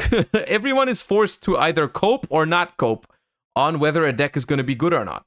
Like, you guys in chat can let me know right now what your favorite TCG exclusive copium was. Mine was Libromancer. I believed in Libromancer. I thought the second wave of Libromancer was going to make them great. But I know people were coping on Goatee, people were coping on War Rocks, people were coping on whatever, you name it. People are coping on Tistina literally right now. Gold Pride. Gold Pride, I'll give it to them. Gold Pride was close. Gold Pride was close. Gold Pride was actually very close to being playable. And that's my main issue. That's my main issue with those, is that even if they are good cards, even if they have good cards, right? Like Gold Prides had good cards. Libromancers had good cards. Libromancer Fire, Libromancer Geek Boy, those cards are good, right? Those are good Yu-Gi-Oh cards. But most of those archetypes end up just being slightly underwhelming. They always feel like, hey, one more wave, just one more wave, you know? Like 99% of TCG exclusive archetypes quit right before hitting it big. That's how it feels. And that's weird. In my opinion, that's weird. I think it's weird. Why can't you just design cards that are actually good?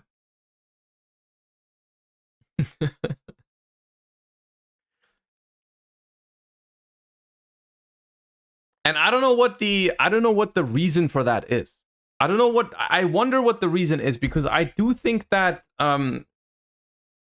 TCG, the TCG designers do try to make cards that are fun to play with, and I think one reason could be that they are just a little bit too careful right now, which isn't even it's not even a bad thing per se, right? It's not even a bad thing to be careful, because I'd rather them being too careful than not careful enough. That's one thing I want to preface, because maybe they've made maybe they've had experiences in the past, like dangers, for example, right? And ever since that happened, maybe they've just gotten more cautious with designing TCG exclusive archetypes, because they could cause a huge problem, right? Maybe they are just a little bit careful with how they design certain cards, right? And they don't want to break the game randomly, right? To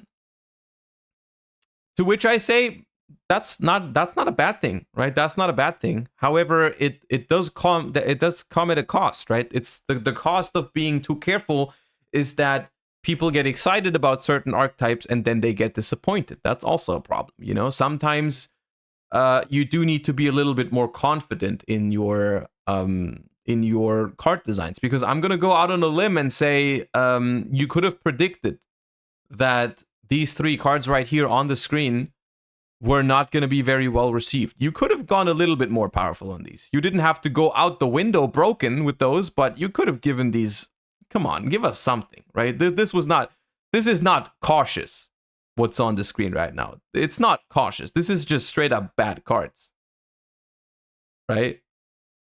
It's just straight up bad cards.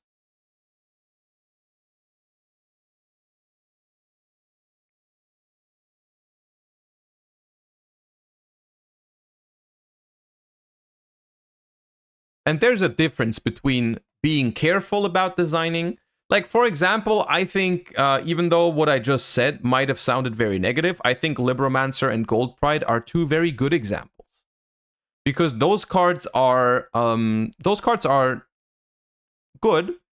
They even had their little time in the metagame, right? Gold Pride was a regional topping deck.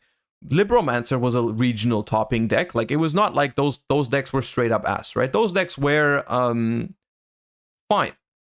And it is only because I think they went a little bit, they were like a little bit more confident in their design on Gold Pride and Libromancers. They were a little bit more they took a little bit of a risk, right? Because the cards had a lot of effects that just special summoned themselves from hand. They had a lot of cards that read like really good Yu-Gi-Oh cards without too many restrictions, and that's what made them playable, right? That's what made them playable. And like, these cards are just like, I read these cards and I'm like, yeah, I'm not using that card ever. I don't even have to think about where to put this card, what to do with this card. I'm not gonna use it. Yeah, and that's, I feel like, something that we've had a lot in recent years with TCG exclusives. And I honestly think they could be doing a little bit better on TCG exclusives. And that's, in my opinion, a good way to end the Megatin discussion. I think that is by far the worst part about the tins, is the disappointment that I'm feeling about these new cards. The rest, honestly, reprints, promos, everything, I think is fine. I think the tins overall are still a fine product. I don't think it's a bad product at all. Yes, it's missing 2 to 3 cards that would have been really nice reprints, but there's also a lot of cards that are really good reprints that are in there, right? And so rather than complaining about the 1 or 2 or 3 cards that are missing from it, I think it's better to focus on the stuff that is in there. And the stuff that is in there is still very, very, very decent. But yes, okay. That's that discussion out of the way. That was a little bit longer than I anticipated, but I think the Megatins are like, it almost feels like a community event. It almost feels like a community event every year when the tins drop, because we're all like looking forward to it. We're all waiting. We're all anticipating certain reprints. Everyone has like a couple cards from the last year of Yu-Gi-Oh that they really want to pick up, but they're like slightly too expensive, or they're waiting for particular, prismatic secrets. And yeah, that's why I felt like it was worth talking about these in a little bit more detail. All right. I'm gonna go to the toilet really quick, and I'll be right back. Give me a second.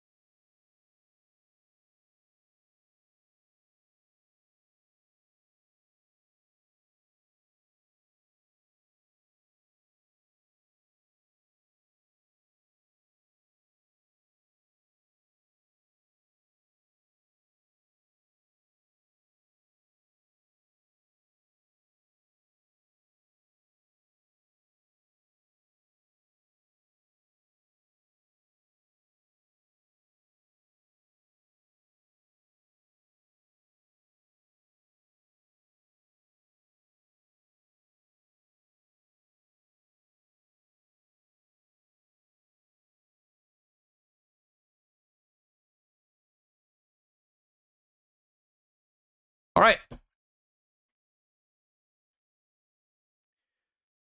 All right. You ruined the chair stream. I'm sorry. Should I leave again? My bad. All right.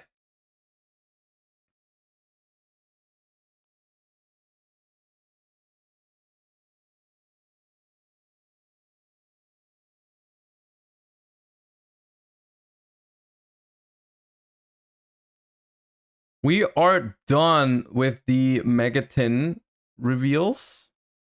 And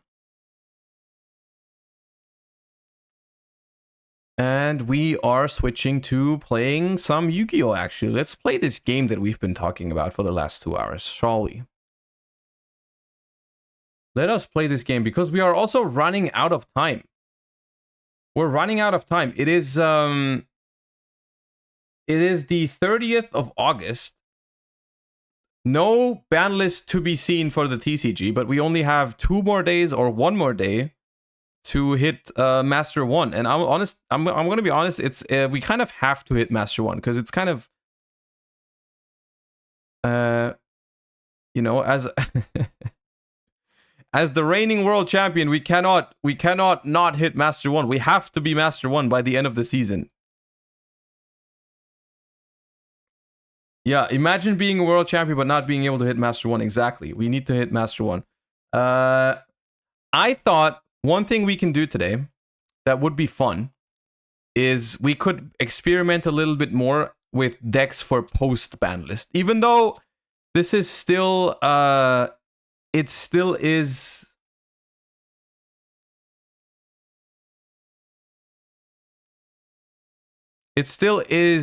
the old ban list on Master Duel. We can still play decks with the new ban list. Also, I'm changing the title to World Champion Master 1 any percent. It doesn't really matter. We can use the clickbait now. We have acquired the right for the clickbait, so we're using it. Easy clap. Let us create a Punk Tearlament deck for after the ban list.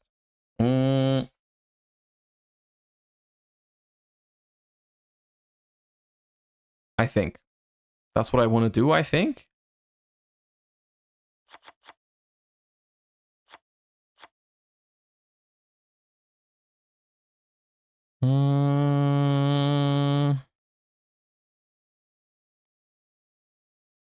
We could use more ogre dances, maybe. Teleport.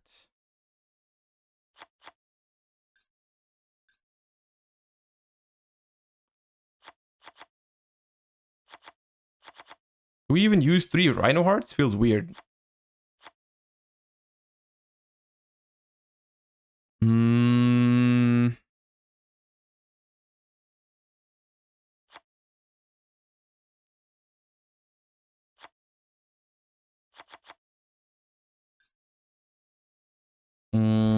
Maxi. Ash Blossom.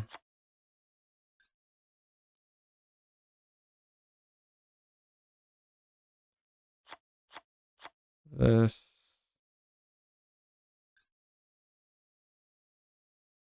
Snow. Could play multiple snows, honestly, because it's also a good discard for Foxy Tune. Chaos Ruler. Called by doesn't seem bad. I don't know if 3 Rhino Heart is the wave, but it seems fine.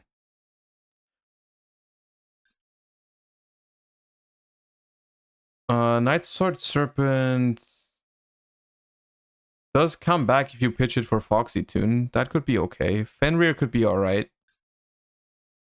Fenrir also lets us make Baron with the punks if we want to. Baron. Zombie Vampire.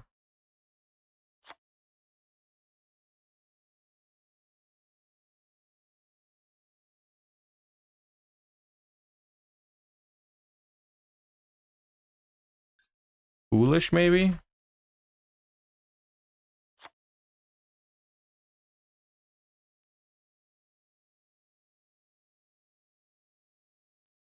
Could be.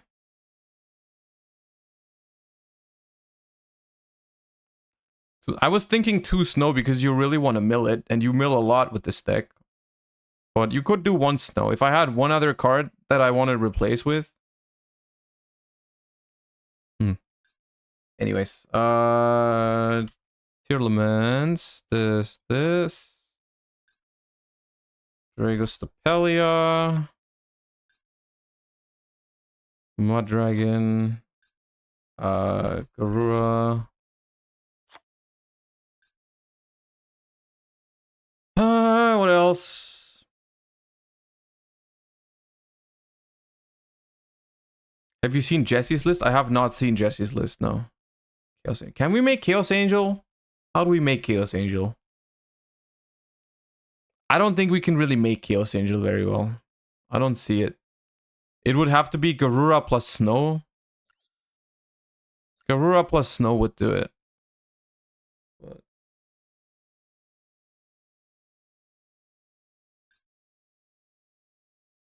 I don't know if that's worth it. But you do get a lot of room from like not needing a lot of the link monsters anymore. Curious is, I think, too hard to make without dangers. Jesse's list? Oh my god, what is that?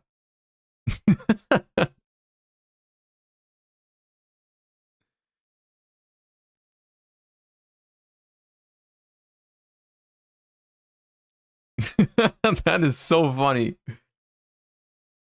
Cash Tira. Why is it what? Is that because it's a water level 1 aqua tuner? Is that literally the reason you just want more level 1 tuners?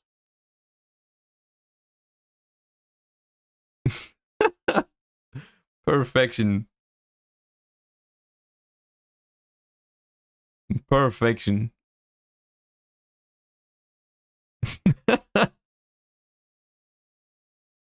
How does it? Oh, it makes Trishula with snow another level 4 and that. Oh my, not. That is crazy. That is a crazy recipe right there. Very funny. Anyways,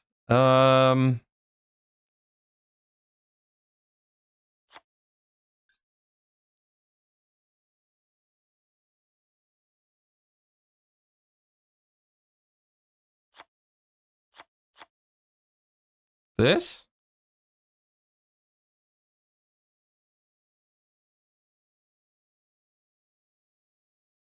Oh, Dweller. Dweller should probably be here.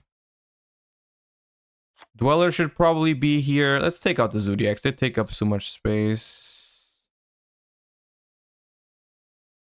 3 Ogre Dancer. The thing is, Ogre Dance, it might be too many normal summons because we have 3 Ogre Dance, 3 Rhino, 3 Zeamin. It might be too many normal summons. It could really be too many normal summons. Yeah. We have room for one more playset.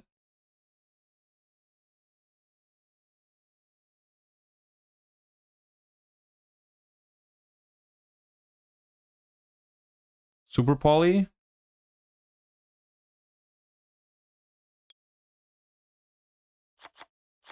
I don't hate it. I don't hate it. And then,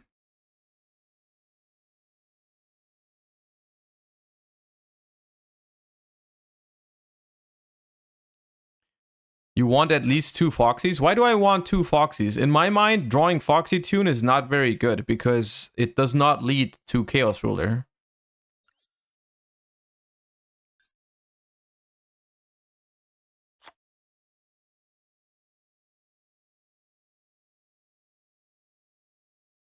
You know what? Let's just try it. Let's just try it.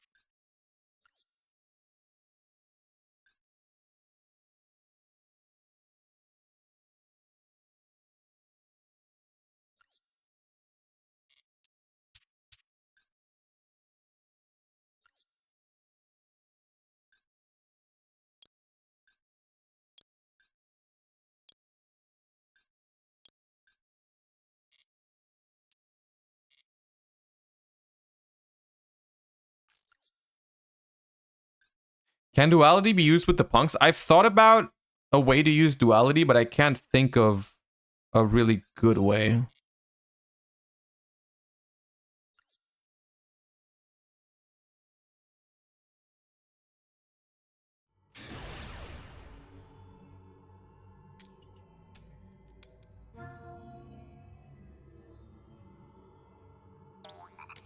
Like, duality is just... It's a good card, but it's lacking broken targets and consistent targets as well.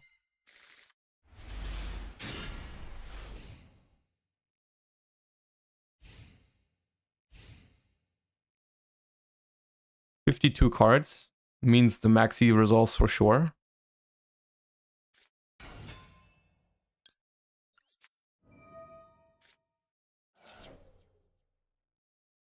Or not. I was joking.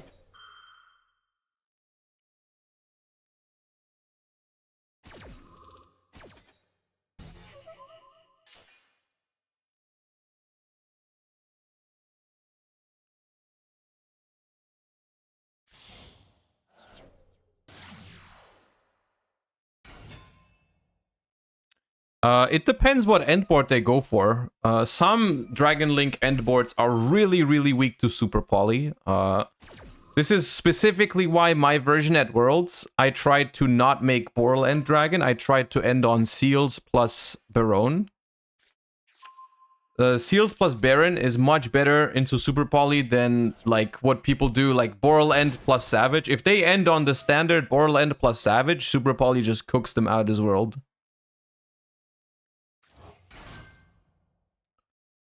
Now the question is, are they greedy? Are they a greedy motherfucker and play 2 red eyes for the free search? I respect that. I respect that. They are insane like that. They are insane like that, but you gotta respect it.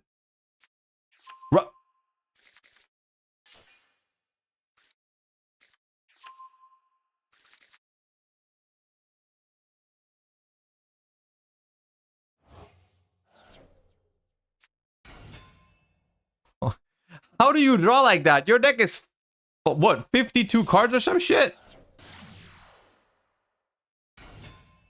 Bro.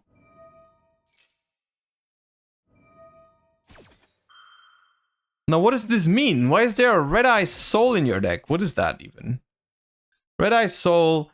This card name becomes Red Eye's Black Dragon while on the field in your graveyard. If your opponent special summons a monster, you can send this card from your hand or field to the graveyard. Special summon a Red Eyes from hand or deck. You can only use this effect of Red Eye Soul once per turn. Quick effect. Target of Red Eyes Black you control. Inflict damage to your opponent equal to that monster's original attack. Ah! It's on the field.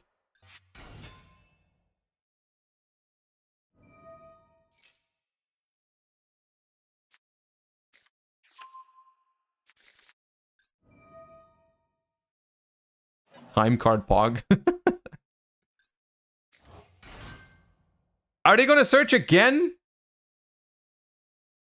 Do they have more targets?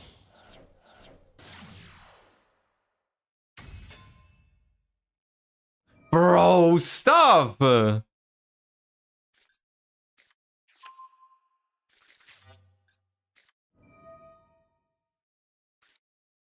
Driver! Send driver from deck to graveyard. This is devious.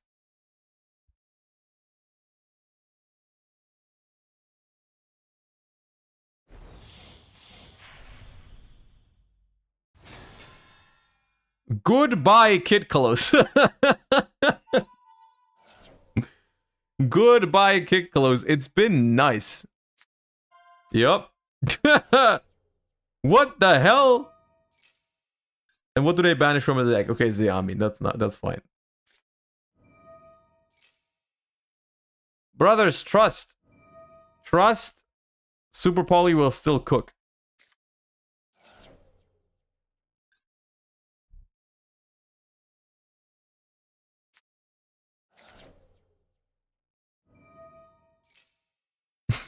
Show me that extra. Show me that extra.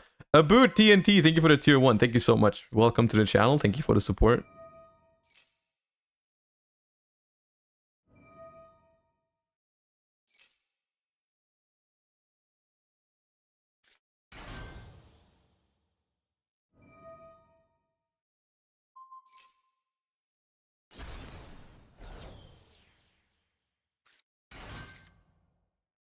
Now, are they making Chaos Ruler as well? Hell yeah, I think that's Chaos Ruler. Yup.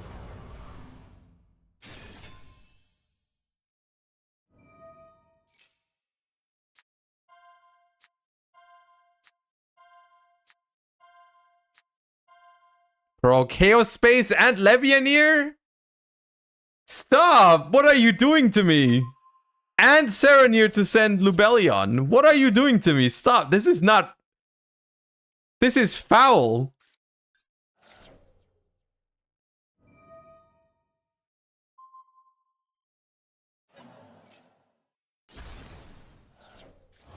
He's a god gamer.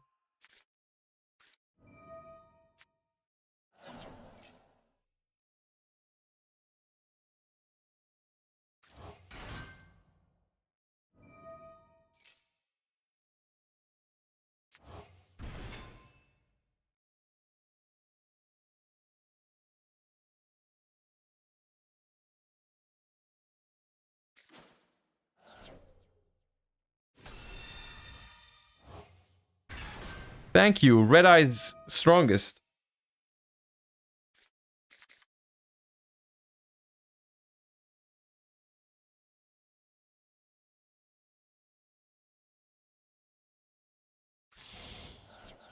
If the Levianeer hits the Super Poly, I'm gonna scream.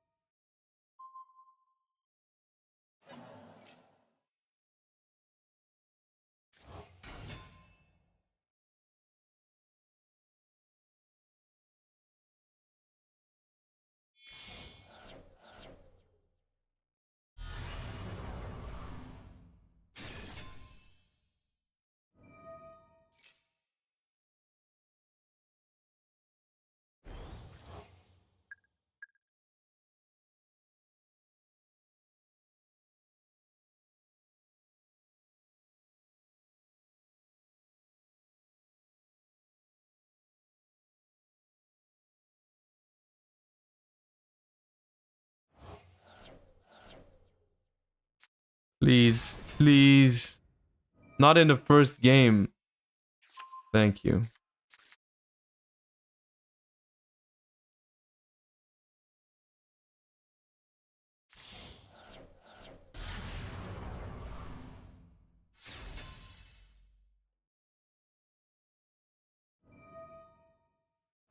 The Chaos Space. The Chaos Space Mill. I swear to God, I'm gonna get max seed. I'm gonna get max seed. I already know it.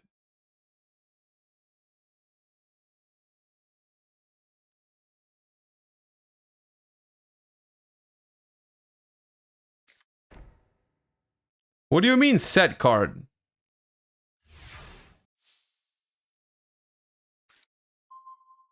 Oh.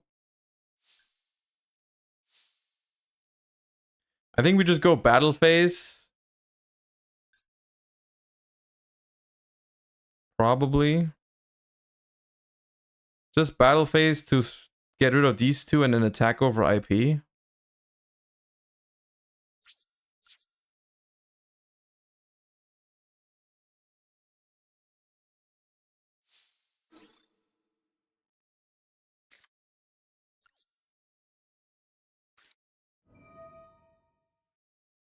Does Foxy Tune have to discard a monster?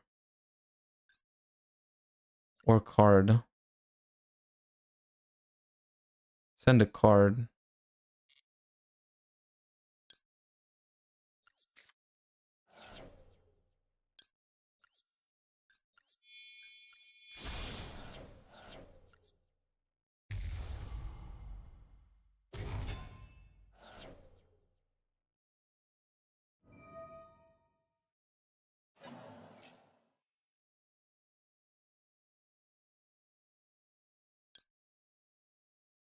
I think I called by it. I think I called by it. But then they draw a card. I'll let it go.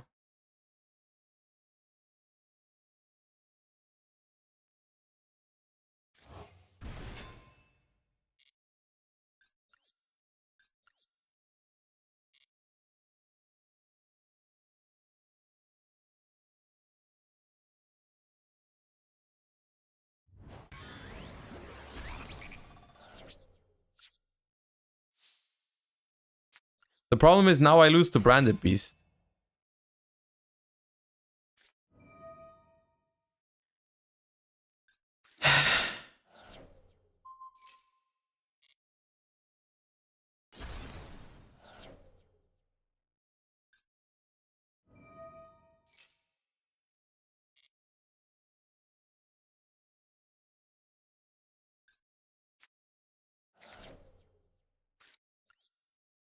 How do you draw like that, dude? How?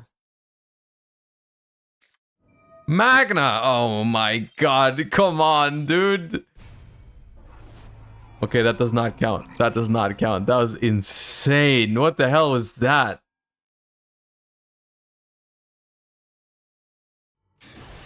What the hell was that?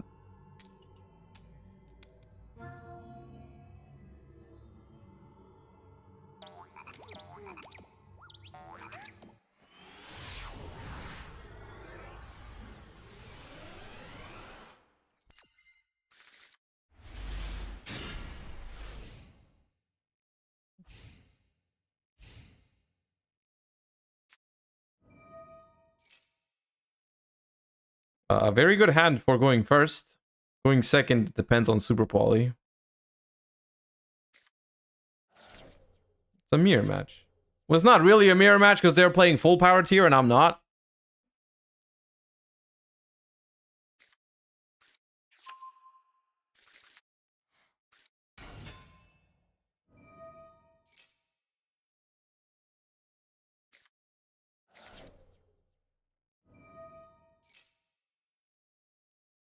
They're going to be searching Merly, which is kind of cheating. It's kind of cheating. Merly is banned, my friend. Let's see if they're a cheater or not.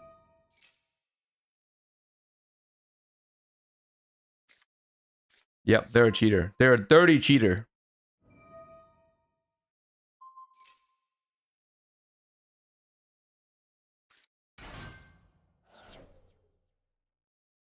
Disgusting behavior.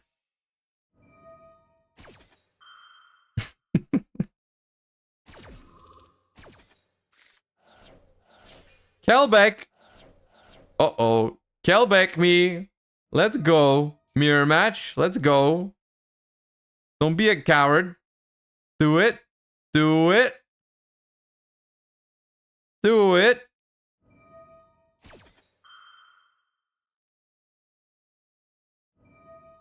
Yeah. Scream. Now Kelbeck. Kelbeck.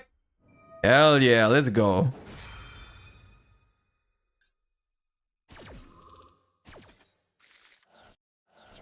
I milled nothing. I milled my Deer Note and my Foxy Tune. My Punk engine does not work anymore. Cool.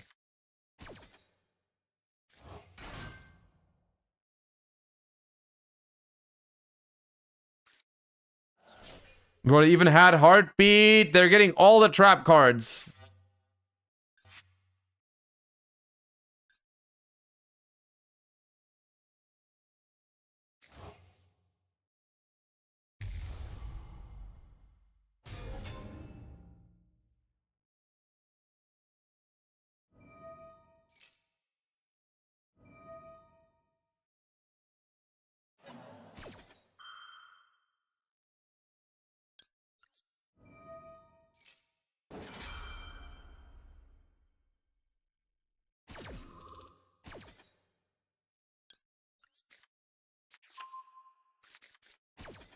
I don't think Super Poly is gonna cut it against this board.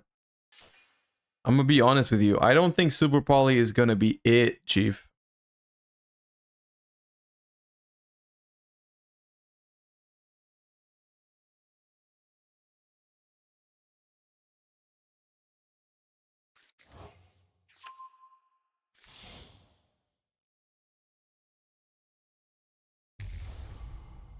Oh, Mutt Dragon?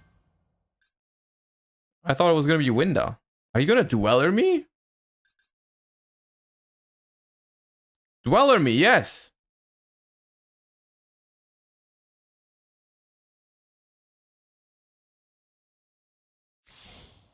No?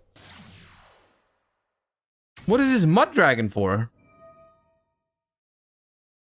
Oh, you milled Diviner as well. I see. Yeah, that makes sense. We're gonna have Baron and Rule Close, and we can't get Super Poly'd. Nice. I love when this happens. I love this for us. This is very nice. Very cool.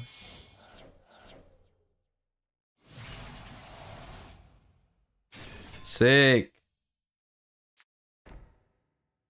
Very proud of you.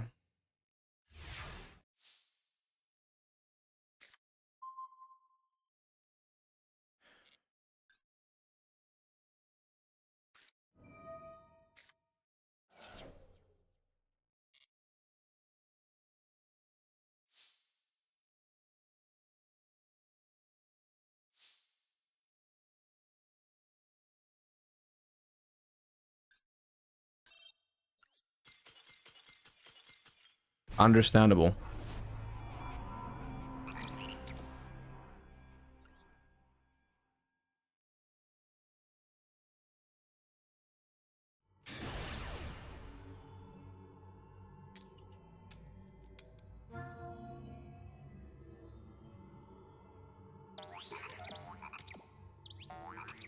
It'd be nice if I could go first once, because, like, I'm already making it hard on myself by playing a post-banlist deck in a pre-banlist environment. It'd be nice if I could even, like, play the game once.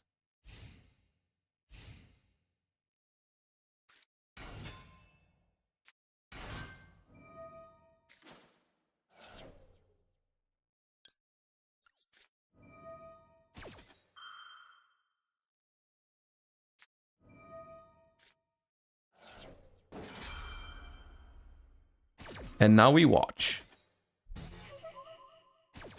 Again.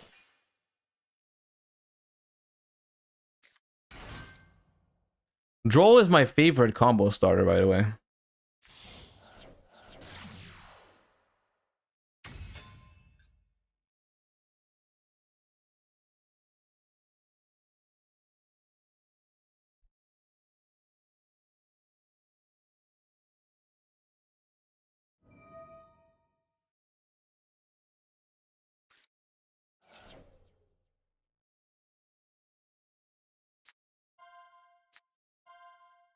Oh, I'm involved. I'm taking part in the game. Nice. Let's go.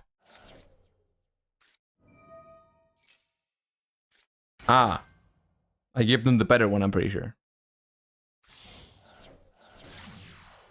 Ah! I see.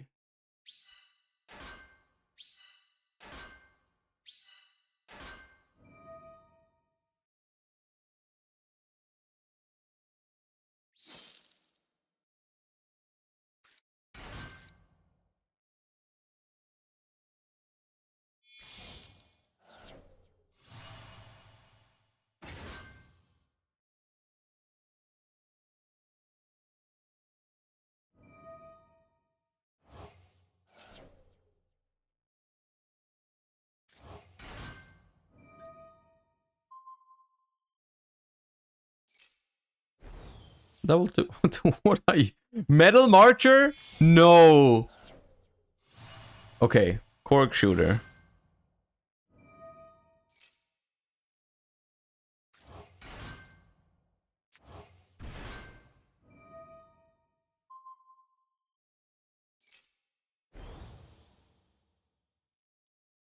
The hell is happening?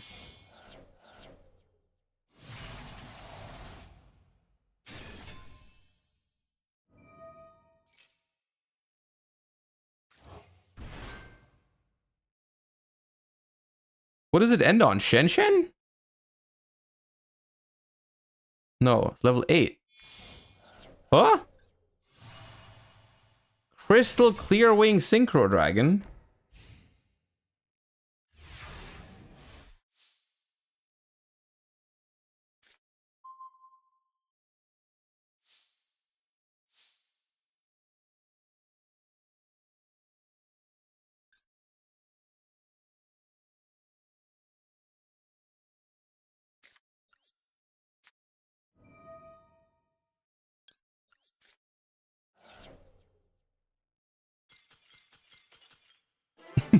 Anyways.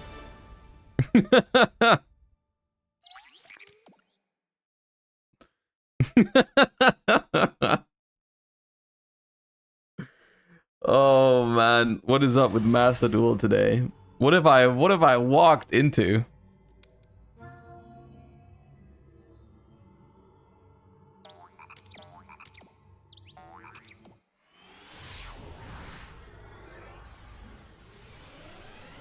Can I go first once? Can I play the game? I haven't played.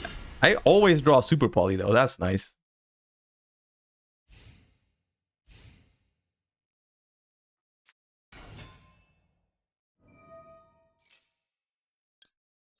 Ash my Havness. It's very scary.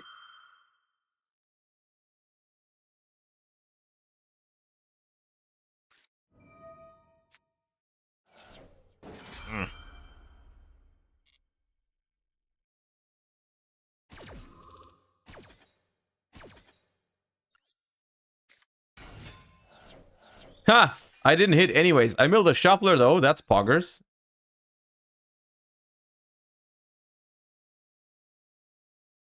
My only shuffler, by the way.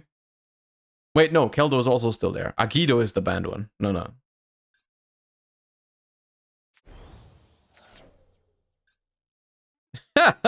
Coward.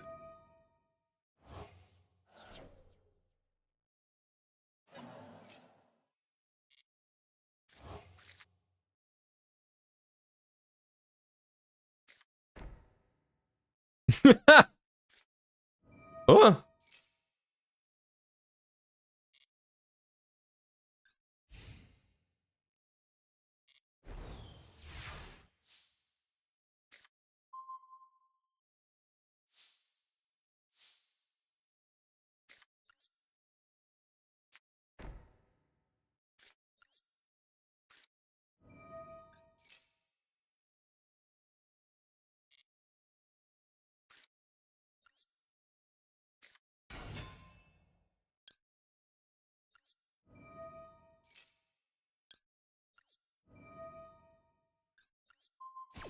Anyway.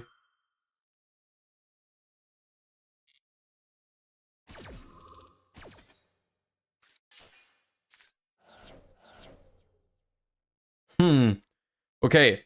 Who's the coward now? uh. I don't.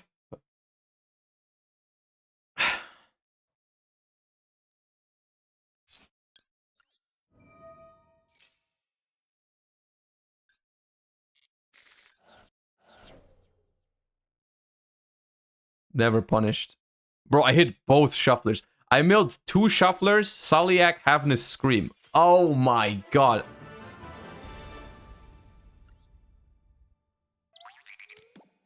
World champ difference.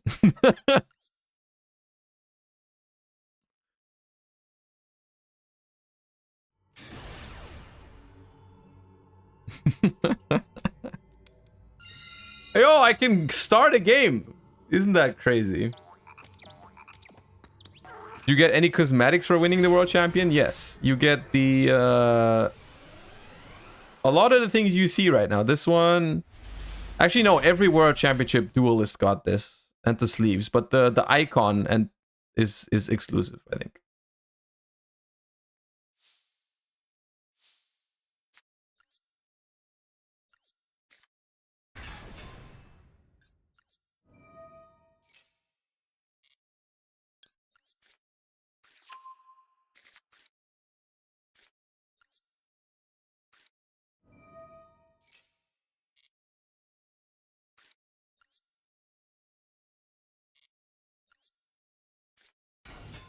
It's a shame, but it's just better to go Rhino Heart here.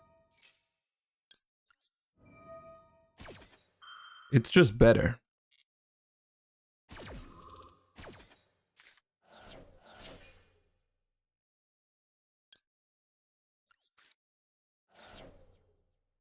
Unless they have a Bestial. If they have a Bestial, that'd be a problem. But they don't.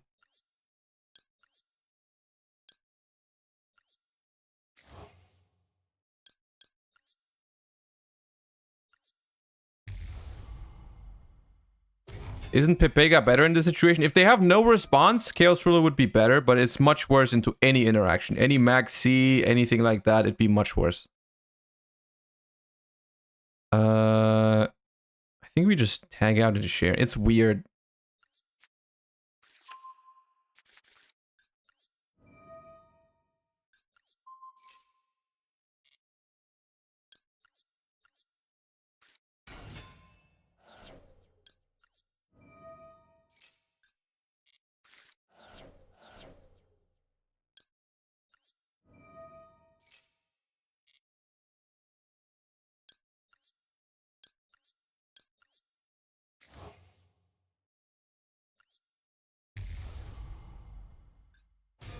We did not mill Deer Note, no.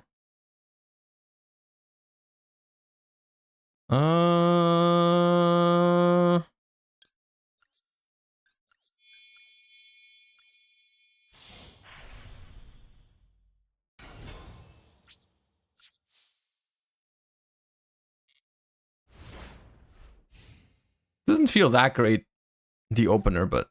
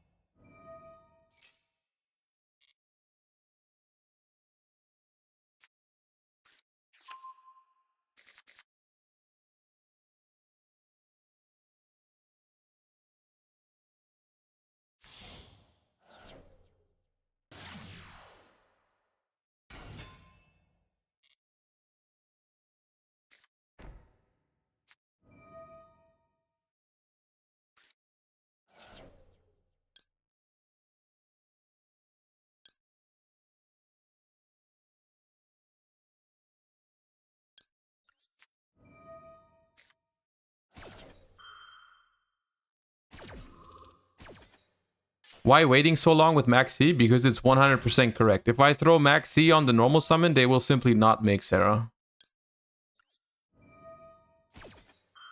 And they will just set 4 and pass, and it's not going to do anything. Like, my board position right now is not threatening. They're not forced to do anything.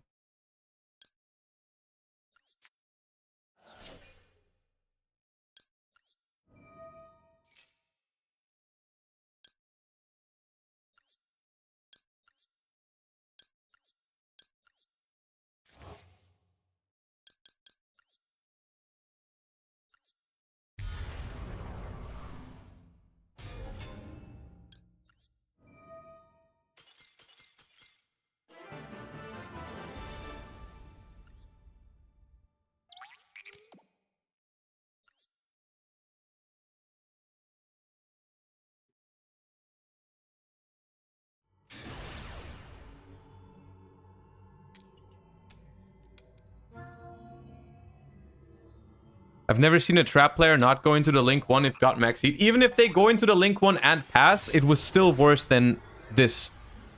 Forcing them to use the trap card was a lot better.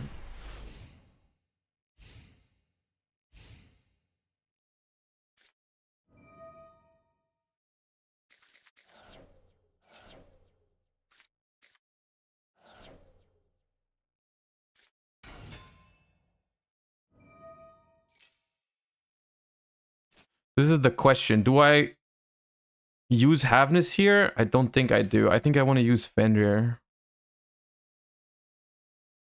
Because, like, I have one Sharon in hand already. This Havness has, like, only very few good mills in this deck. Havness, you honestly, you might not even want to use it in this deck that often.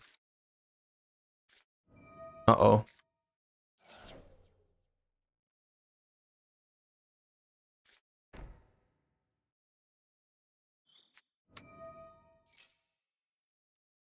Well, please hit my Tearlament cards out of my hand. That'd be chill. Ooh, Royal Lady. Lovely, I think. Lovely, yeah.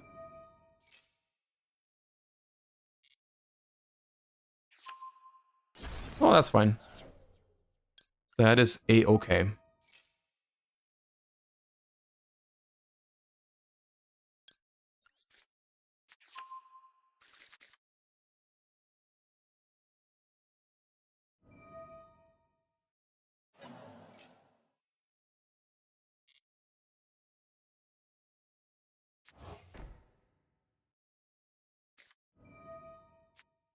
Now you Story Torby. Okay. Interesting order of actions, but fine. Less cards for me to worry about.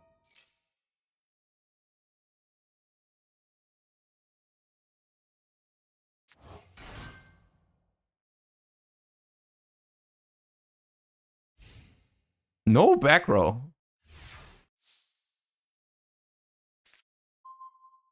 That's not a good sign because it probably means hand traps. Another Coup Clock. Alright. Yeah, we're getting debarriered. And cool. Yeah, nice. Yeah. Phenomenal. Cool. Very nice. Very cool.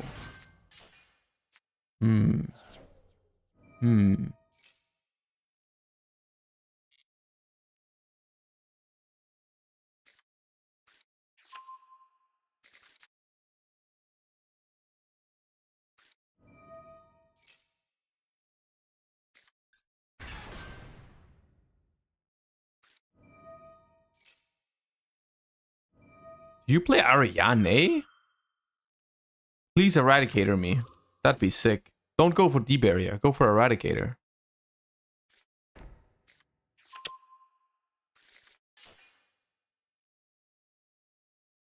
This play only really makes sense if they play Ariane. If they don't play the other level 4, then this was not correct. They could have just gone Lady directly instead of summoning Ariana. Then they could have drawn a card. Because if they summon Ariana here, it doesn't do anything. Yeah.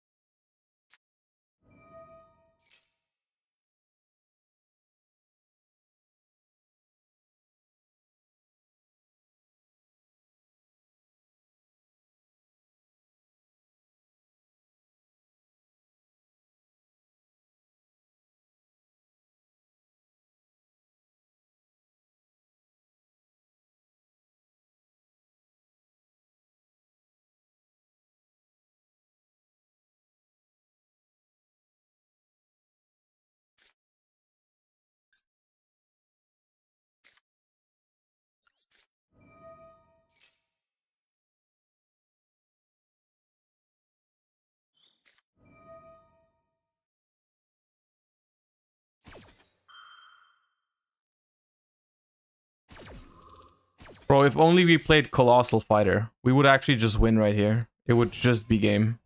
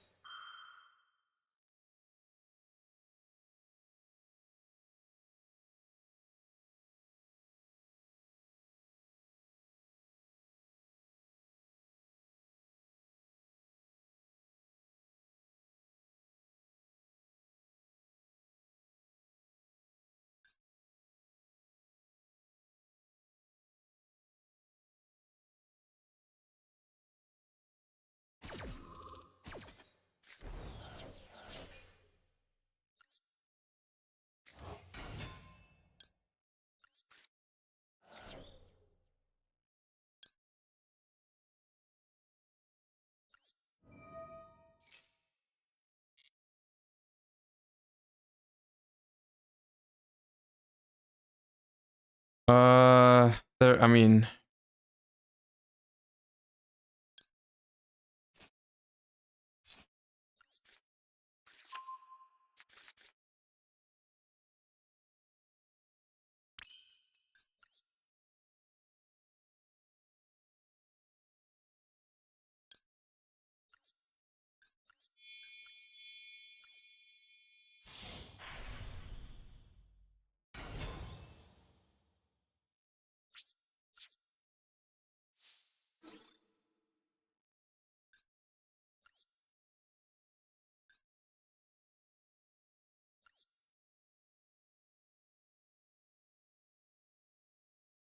maybe they use it. No.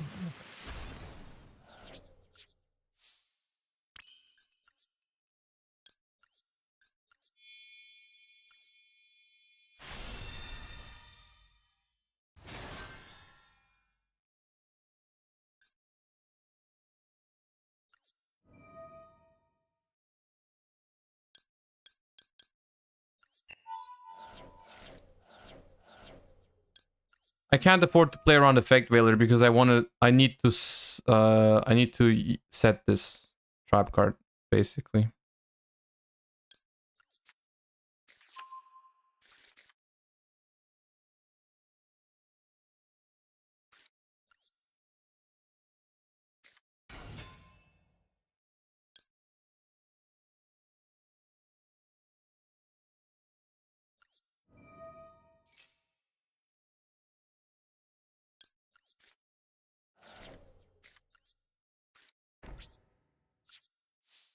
I was trying to see if they use Ash on the Rhino.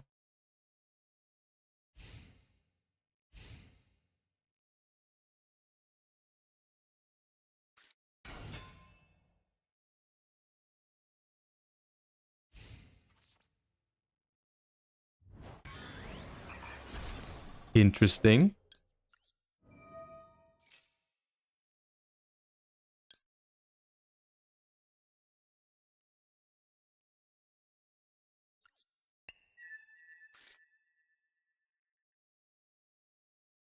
Very interesting.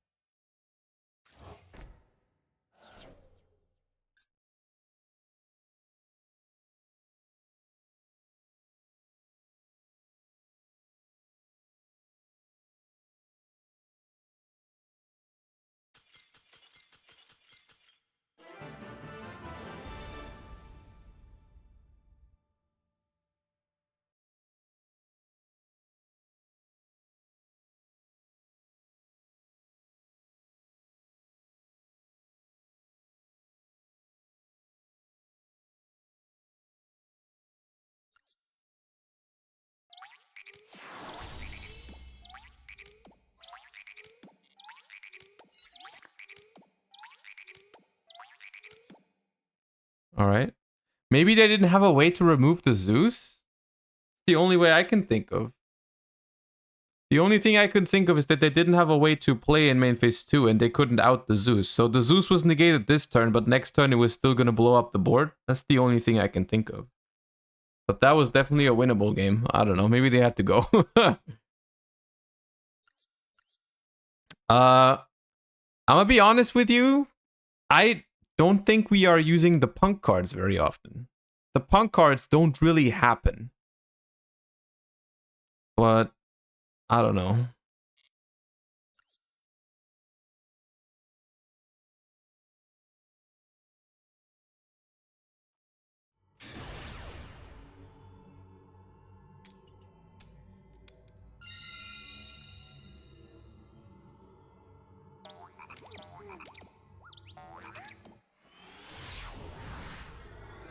We're not drawing E-Telly enough. That's a skill issue. That might be true.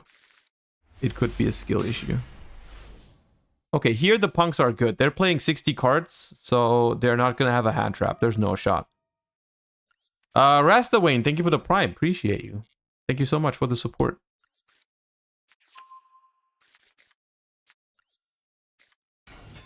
All right, trust. Chaos Ruler will cook.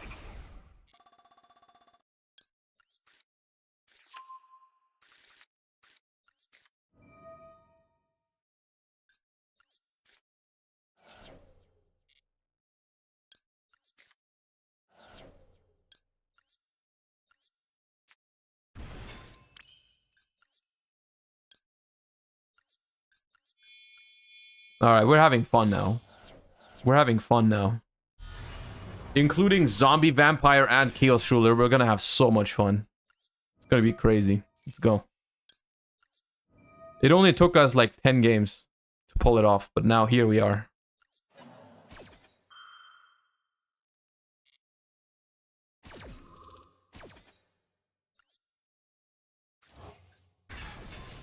All right. Keldo, Ash, Rhino Heart, Scream, Teleport. We have missed. But we've milled some stuff. It's fine.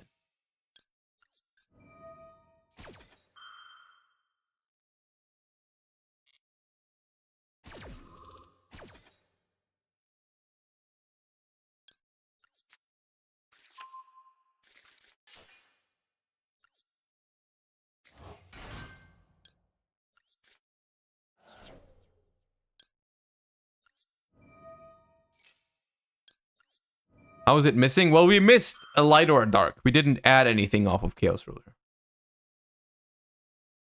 Wait, is that Nib? 1, 2, 3, 4. It's Nib. They have Nib in 60 cards.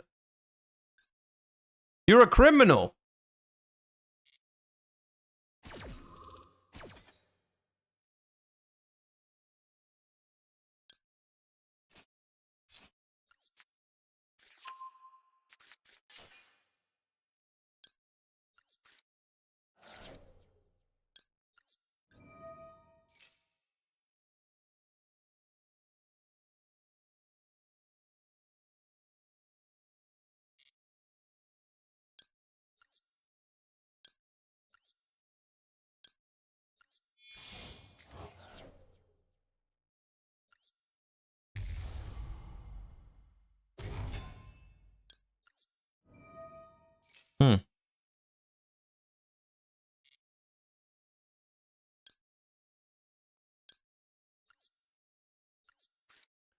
I am B Kittle. Thank you for the prime as well. Thank you so much.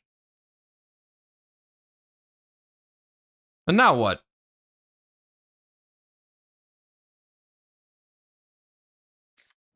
There it is. Nibiru. Okay. What does this do? Hell yeah. Ogre dance. Dancing with the ogres. Sack, bigger token. Nice.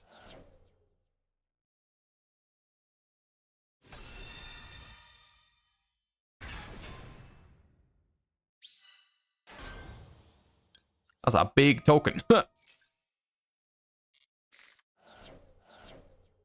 Easy. We milled the last Tearlament name. Not even a problem. Not even close. Uh...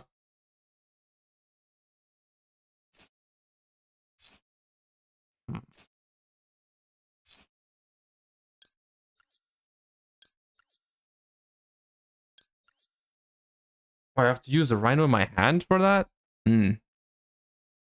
Do I want to use the Rhino in my hand for that? Yeah, it's fine.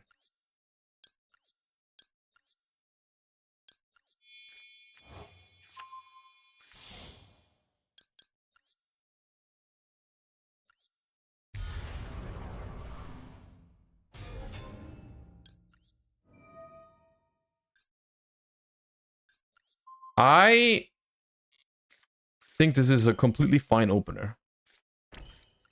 Snow, Shuffler, Havnis, Maxi, Kaleidoheart, Meta Noise, Super Poly. I think we're winning this.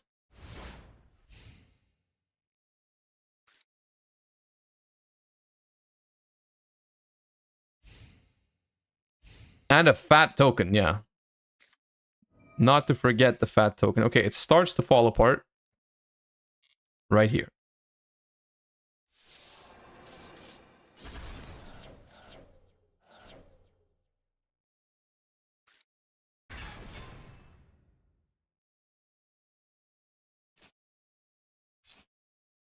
Hmm.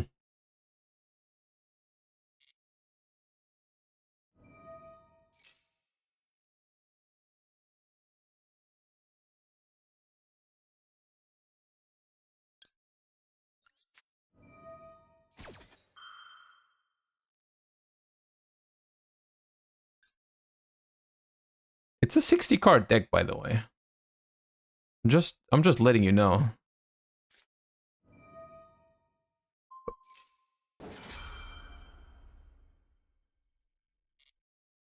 Yes, that's fine. Why would you do that? What the hell?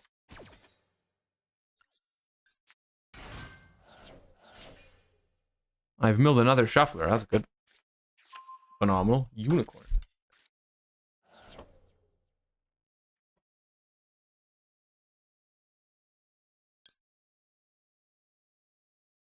I mean, what are they doing? Huh?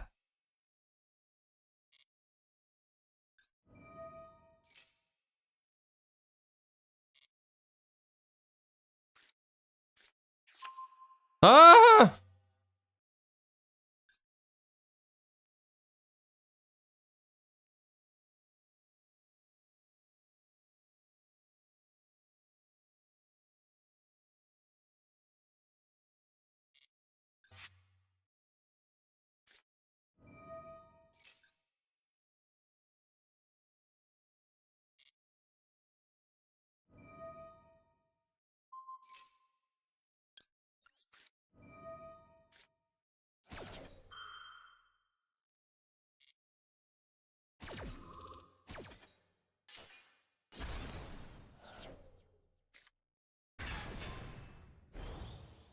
They went level 9.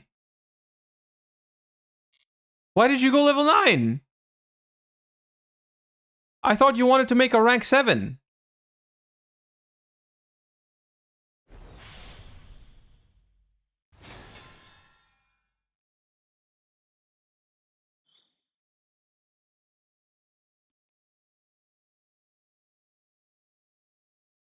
This card has no effect right now.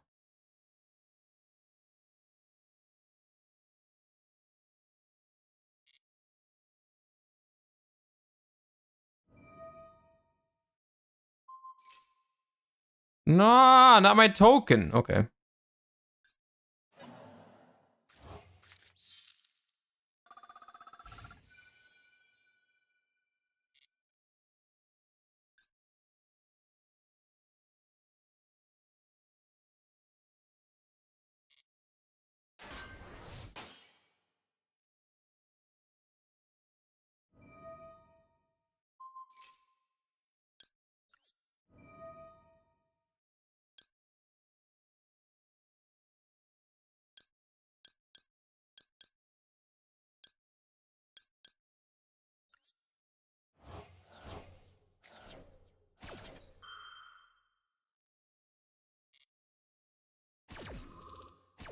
This is a fever dream of a Yu-Gi-Oh game.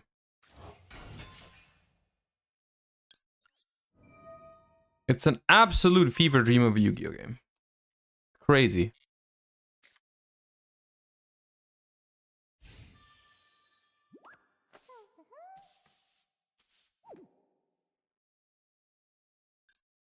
Bro opened Nibiru. Oh, no, that's funny. That's funny. That's funny. I'll give you that.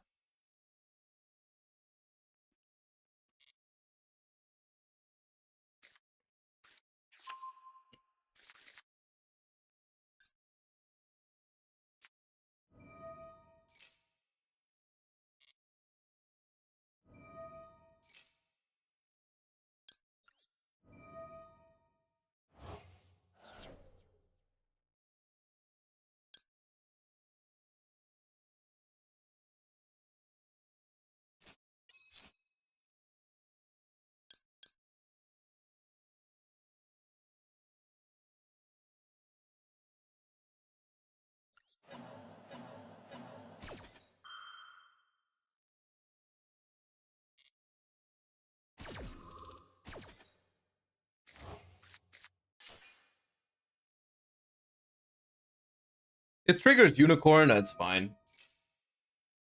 I never expect to play with Kikkolos anyways, dude. Kikkolos is always gone when I'm playing Master Duel these days. It's never there. It's always gone.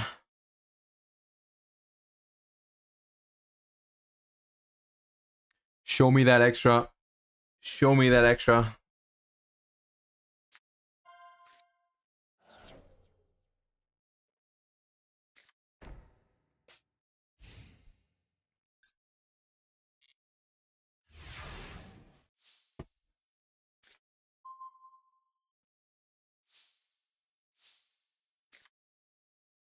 It's the last Xiaomin that I just top decked? No.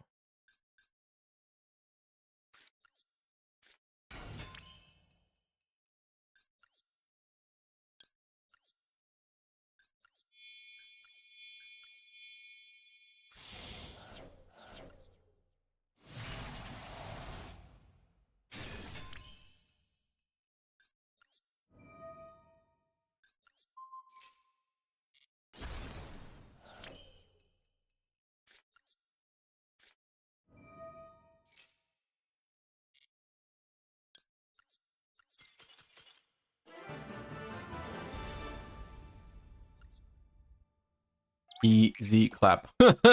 Whatever that was. What was that, dude?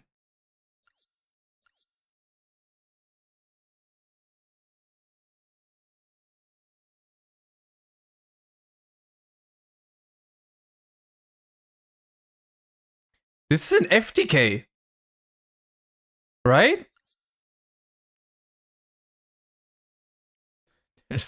There's one nib. There's one nib. Oh my god. The one nib for cross out. Sorts of concealing light, by the way. Let's not talk about it. The more I play, the more I'm getting the feeling that Punk Tearlament is not the way to play it. Punk Tier just seems very wacky. Play his deck. There's no way I have those cards. There's no way I have any of those cards. No shot. This is a good hand, though.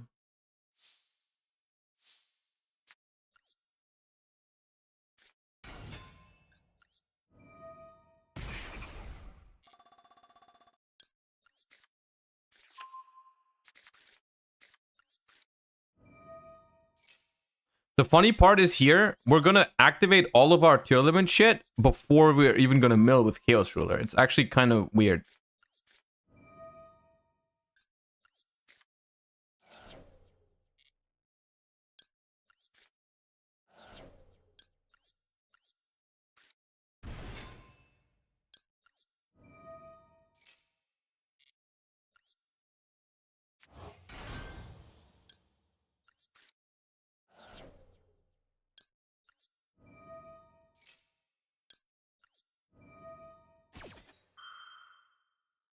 It's fine. We're just gonna mill snow.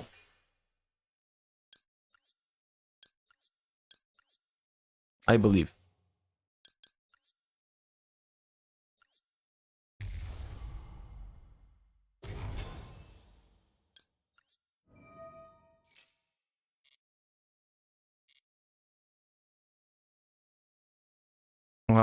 Let's get a trap card.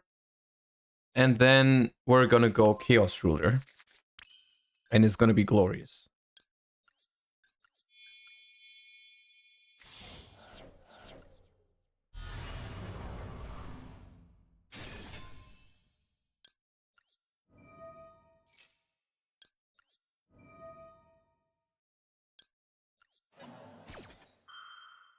This feels illegal. I think this feels very legal.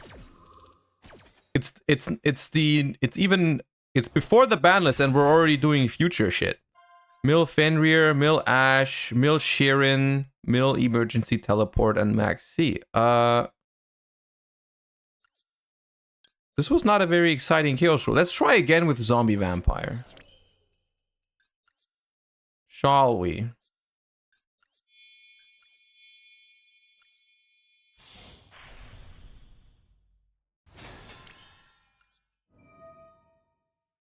Mill 9 Field Divine. Let's go.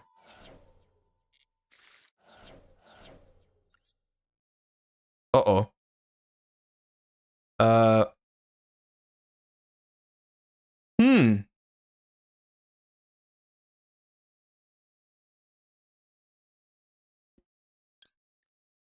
Give me that shuffler. Give me that shuffler.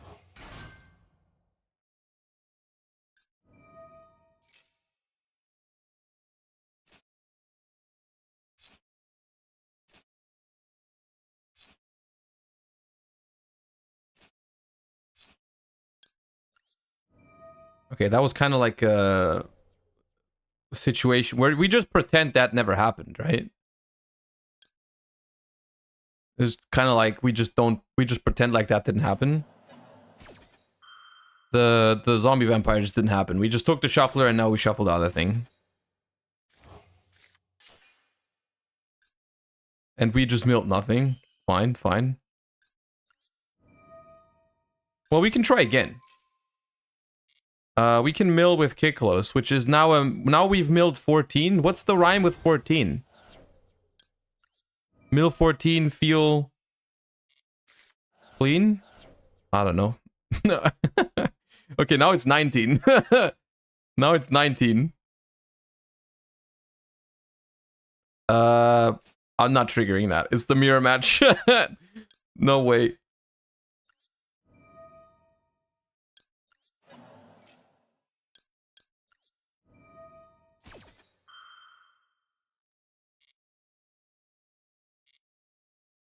Mill 19, feel pristine. Bro, we haven't made anything.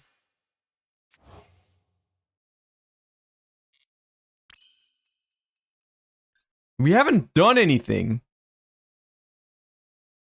You have a shuffler? I do have a shuffler. Oh, I missed that I have a shuffler. I could have actually done it. I'm sorry. Okay, now we're gonna mill 17.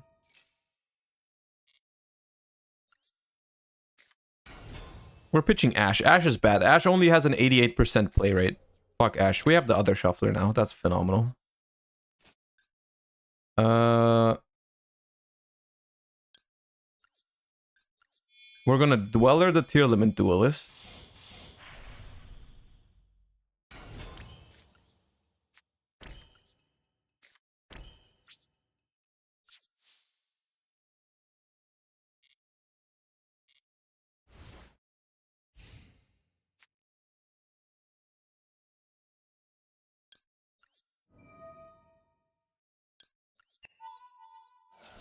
This was very underwhelming for a grass deck. Ah, yes, 40 card decks are my favorite grass decks. I love 40 card grass decks.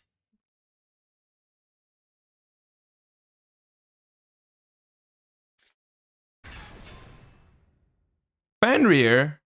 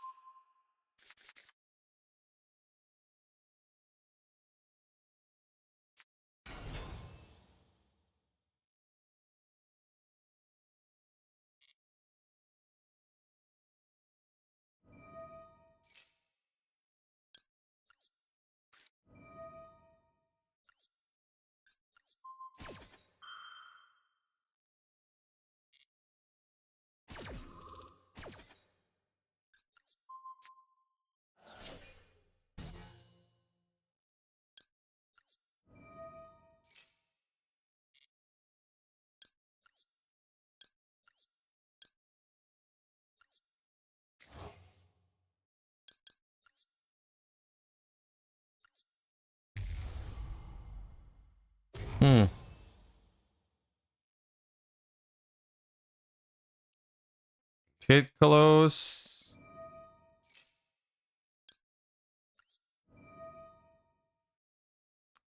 The Fenrir is kind of annoying, but probably this. Because I don't want to get Zeused. I prefer not to get Zeused.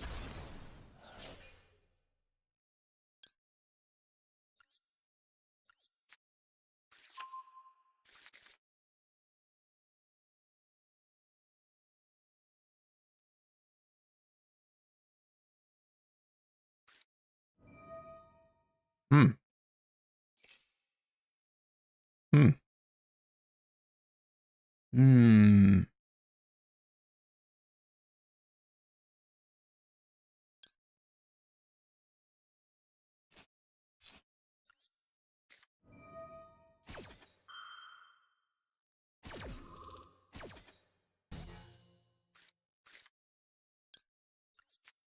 So it's Sheeran in hand, right? Sheeran is in hand.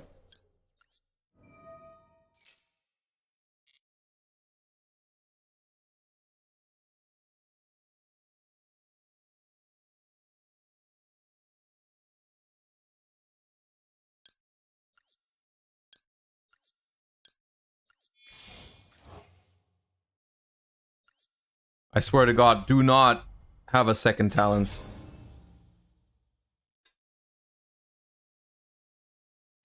Okay.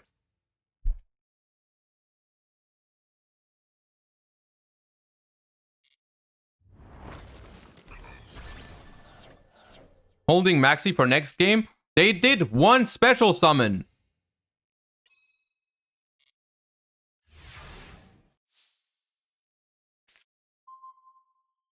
Easy clap, by the way.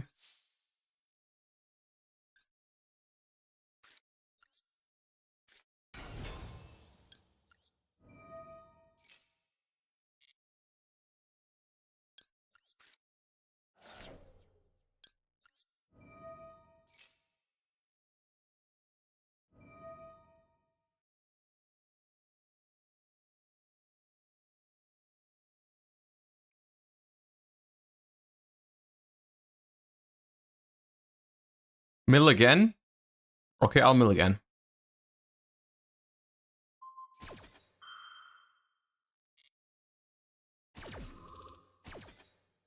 Nice try, Fenrir. You tried.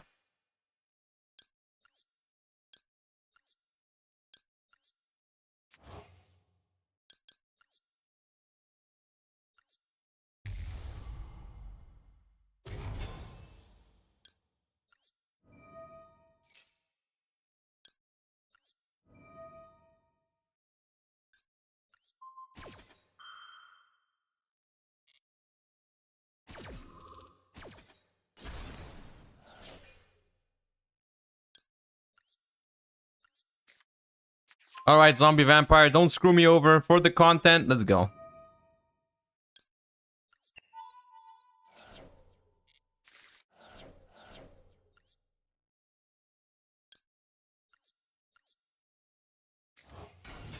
Poggers.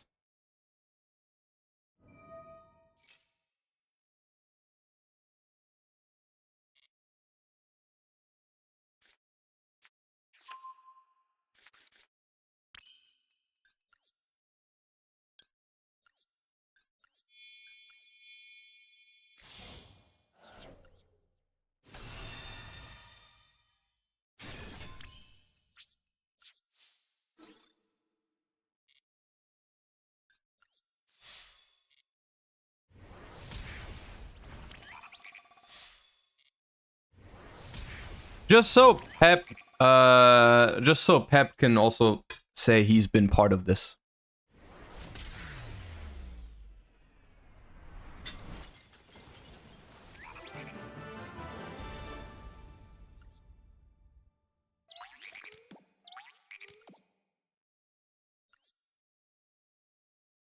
I don't know what to think of this deck. It's like, it's not bad, but it's also, it doesn't feel good.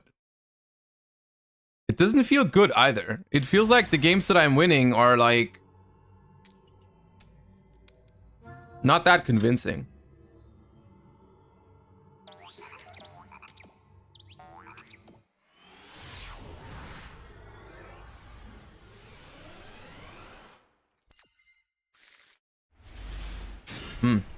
Lot of punks.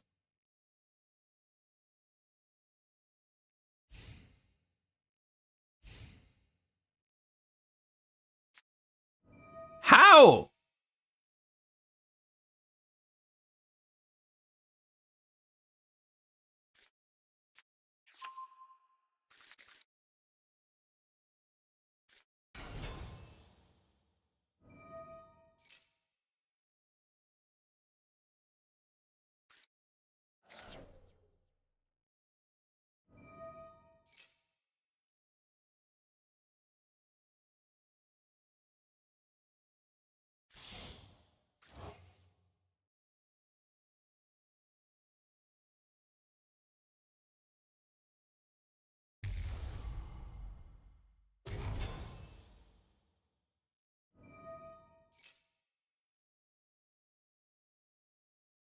Mom, they're cheating with Merly again.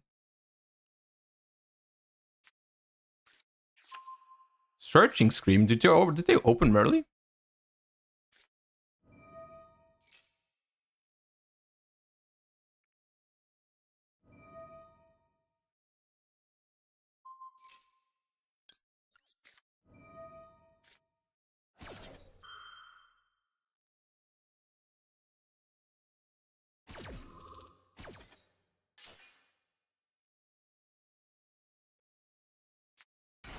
No, they drew Merly, okay. Ah! That's what we're holding that for their maxi. Oh no, they're gonna mill 11. Feel like you're in heaven.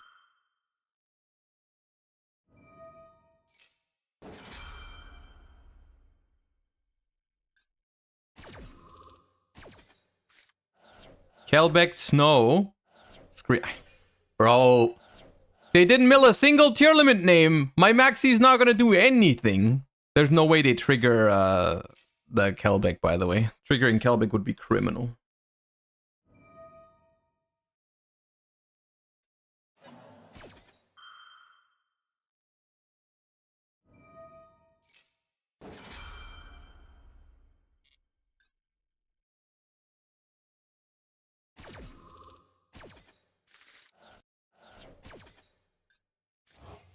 Ah! My turn. Oh no, they have a shuffler. Fuck.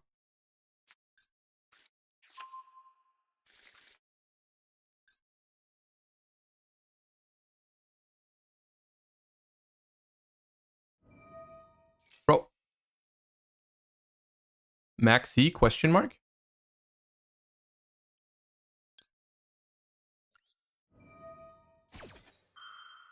Let's go, Shireen.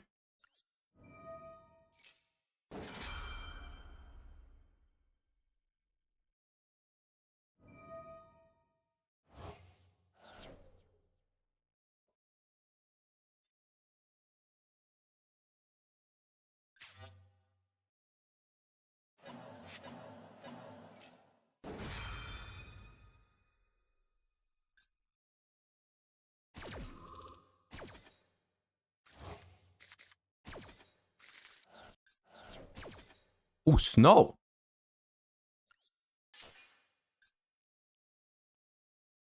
And Havness. And Scream. We're eating good. Also, they shuffled in their own... They returned their Kid Kalos with meta noise, so they can't make... Oh, they can't make... Oh, never mind. I chatted. I was chatting.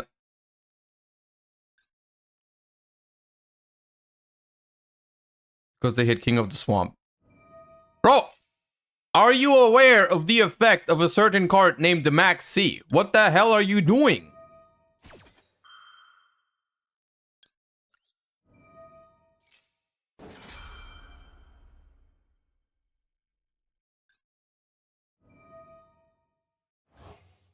Both shufflers baited by yourself, dude.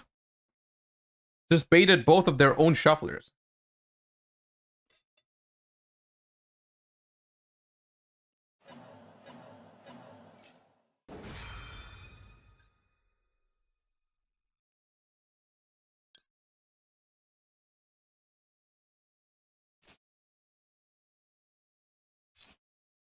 If I activate Snow now, they simply Rukulos it. It's not really worth it.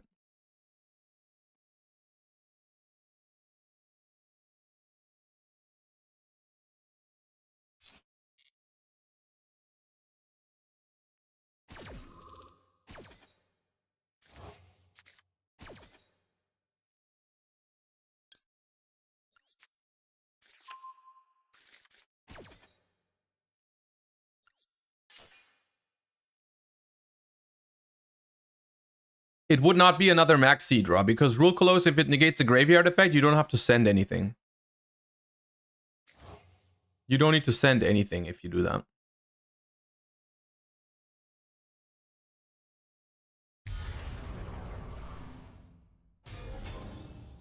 Bro, where are my super polys?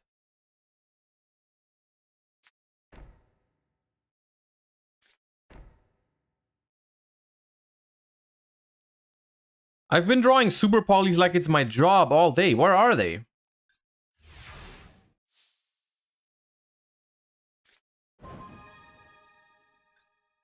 Oh.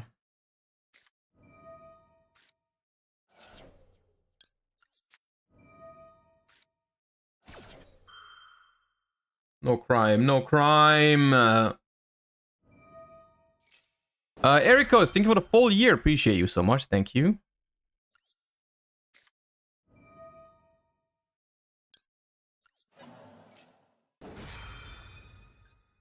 They have snow to dodge called by. It's... Oh. It's so cringe.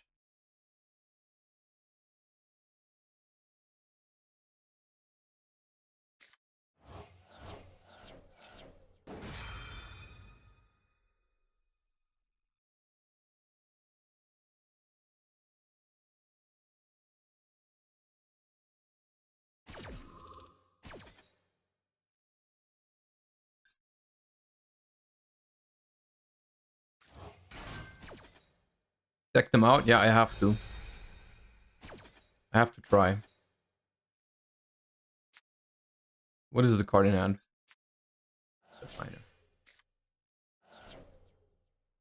16 cards. Oh, okay. They're doing work for us. Activate Agido. Activate Agido. Please activate Agido. You will die. You will die. You are dead if you... Oh, come on. Coward.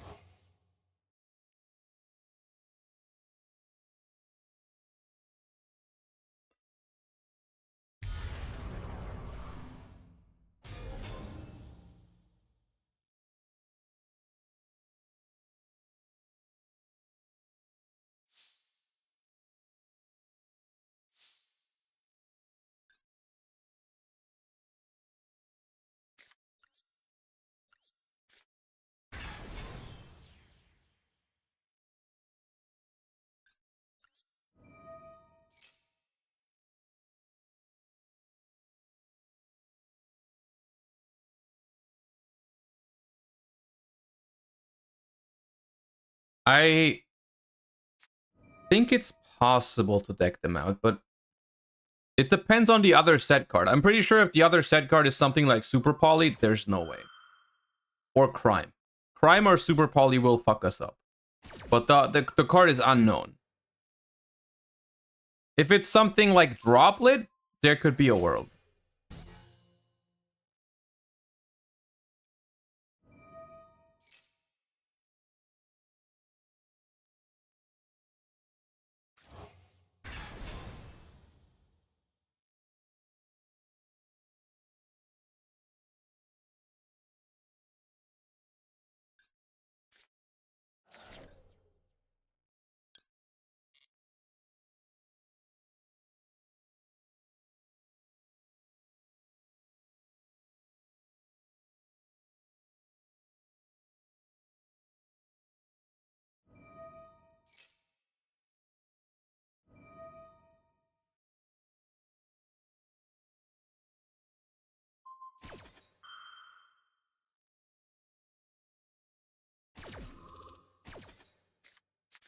The problem is that because we're playing post banlist, our deck does not have Agido. It's only one Kelbeck, and that's in the graveyard.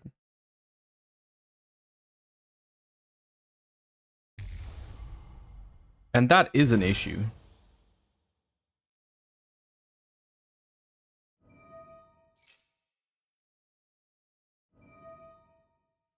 Are they popping their own snow? That'd be smart. Yeah.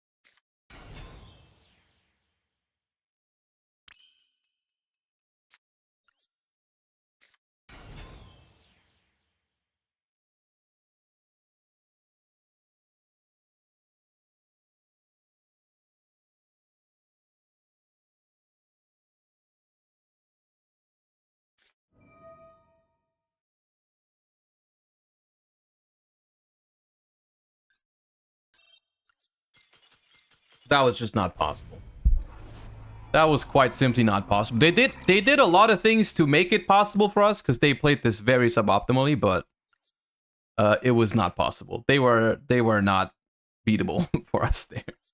That was not a thing that was possible.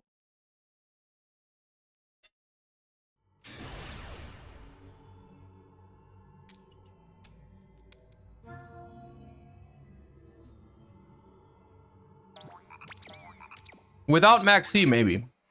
But not with Maxime.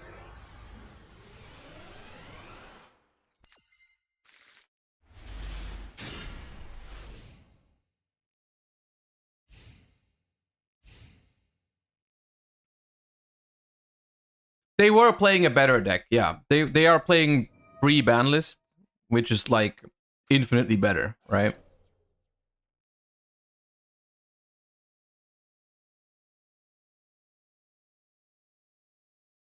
What we needed was, I mean, we had like 10 cards in hand. We needed to draw one super poly, and we were gonna be fine.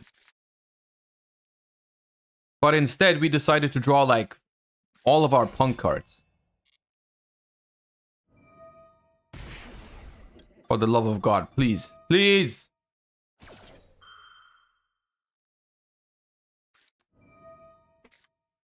Oh. Oh.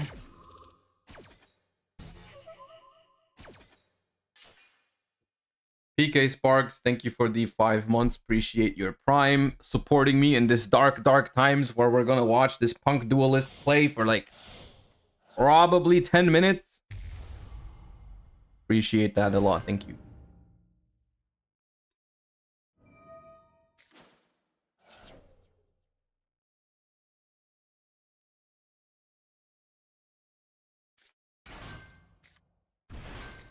Oh, it's pure punk. I think. Oh, nah. Nah, not that music. Not that while they do the combo turn. Nah. Oh. That's not a good sign. That's not a good sign. That's not a good sign when that happens. Oh, man. God damn it, dude. Prefa and Patio, thank you so much for the primes. Appreciate you.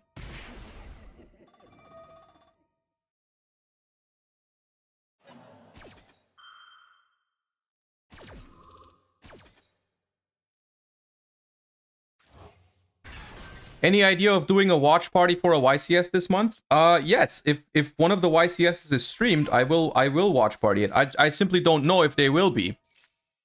Because it's none of them are in the USA, right? It's Canada and 2 South or Central American ones. I'm not sure if they're gonna have a stream. I can't watch party Dortmund because I'm gonna be playing Dortmund.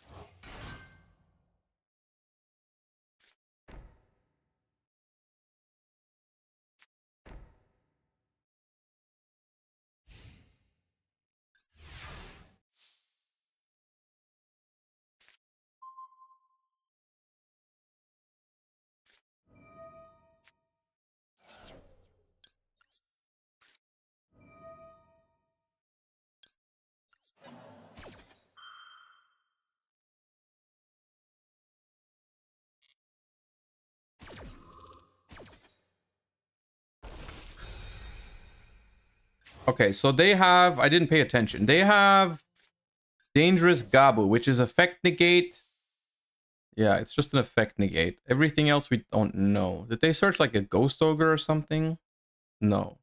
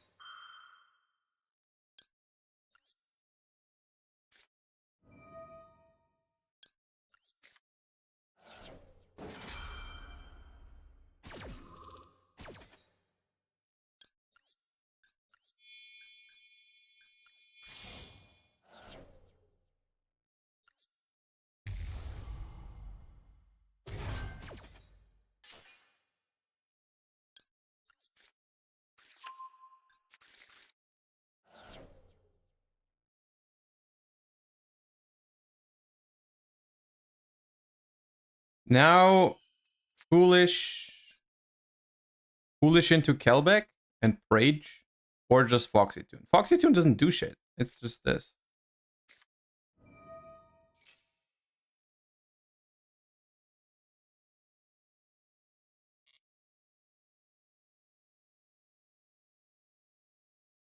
Kelbeck will be our Lord and Savior. It'll simply mill Saliak and a bunch of tier names.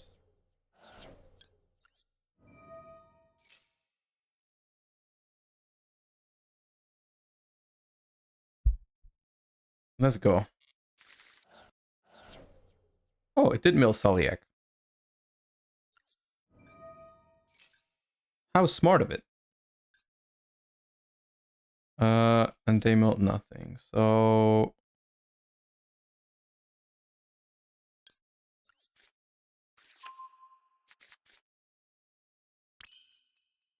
Foxytune pitch Havness.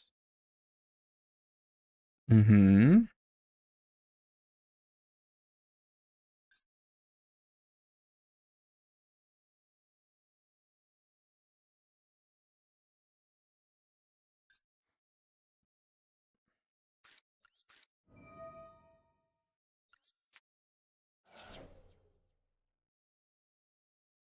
The problem is, Deer Note is in my graveyard. I could shuffle back Deer Note, but when I'm summoning out Deer Note here, what does it really do? I can't link it off.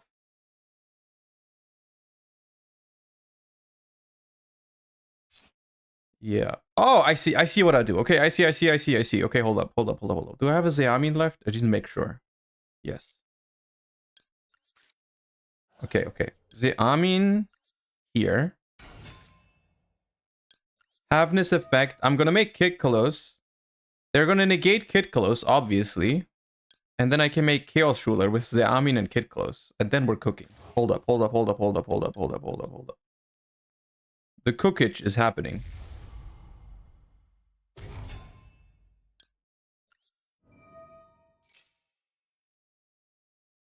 Yes.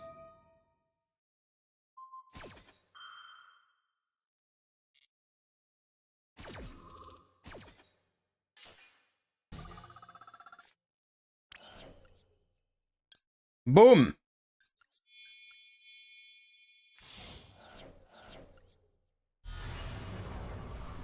Now don't let me down.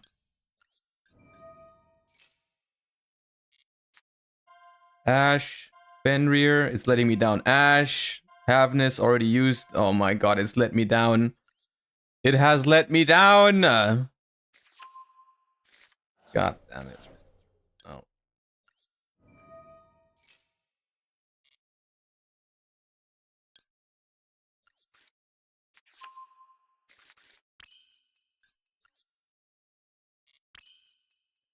Attack over the freaking Carp. Main phase 2, Azalea. Do we at least have enough spells to keep Azalea around? We do.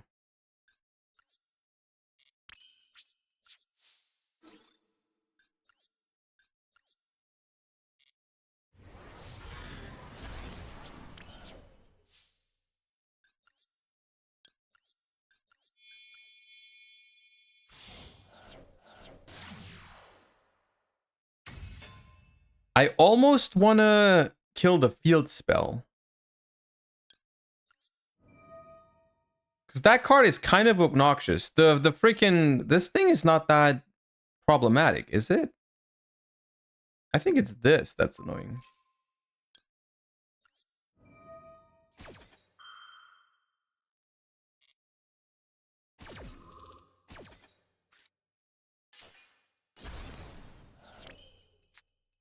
Oh, I can normal summon Snow, but I have no way to get it out of here. I don't play any more links. I could normal summon Snow, but there's no point.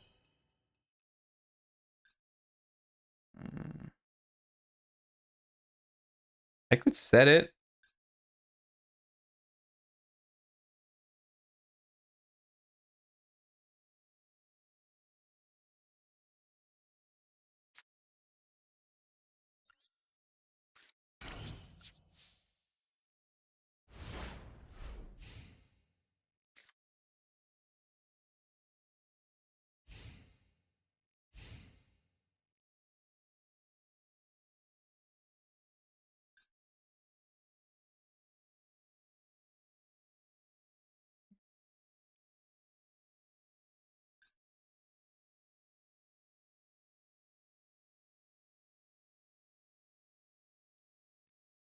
The revive of this is not a problem because we have 2 shufflers.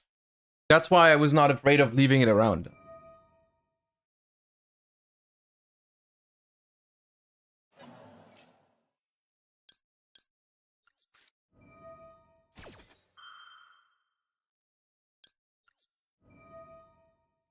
This my deck is post banlist, but I'm just playing ranked, so my opponents are playing pre banlist. It feels a little bit.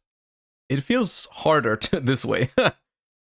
It feels harder this way, but it is what it is. I want to get more good mills into the deck. Maybe Sulliak. No, I really want to hit a tier name. That's the most important. You can have a Dark Ruler.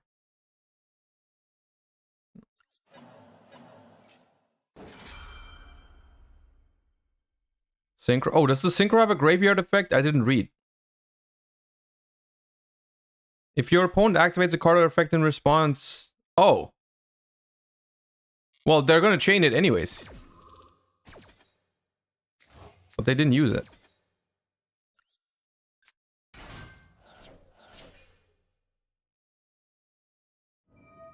Oh, it's a trigger effect. Okay, I should have shuffled it. But I milled both Tearlament names because I'm just goated like that, so it's fine.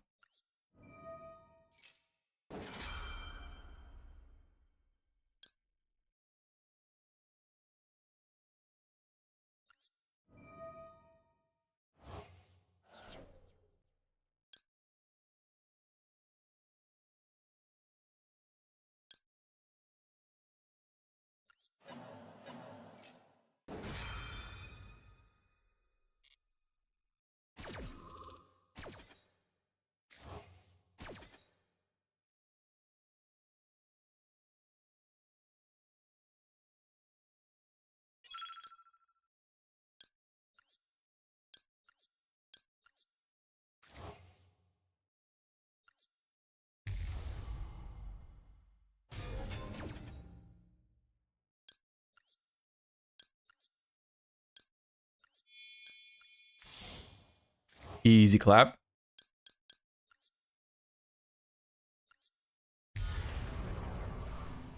Tearlaments strongest. Invincible. Thank you for the 10 months. Appreciate that so much. Tearlaments strongest. Ha! Unicorn.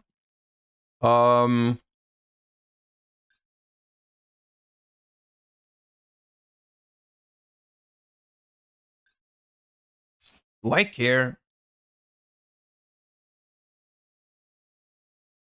Do I care?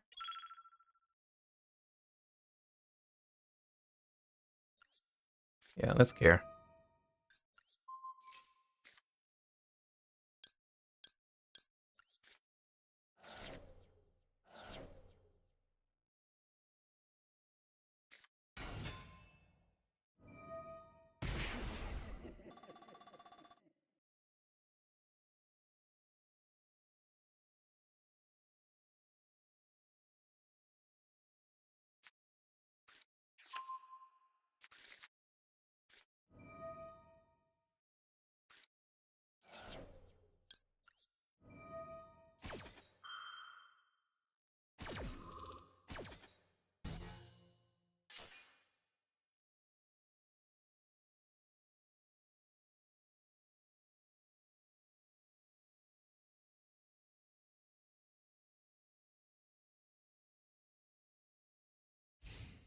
Easy.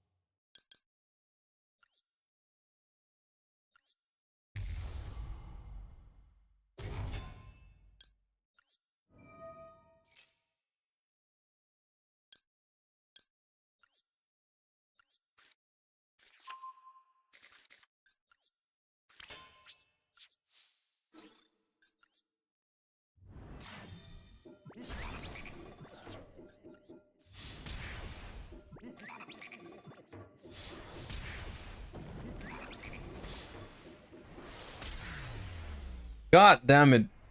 That game felt dirty. That felt dirty because we just milled everything we needed. And even top deck the Reinhardt. The Reinhardt top deck was probably not necessary, but that felt mean.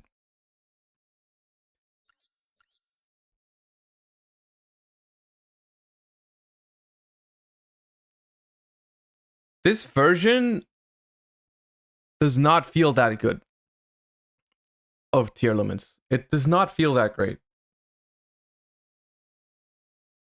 Hmm.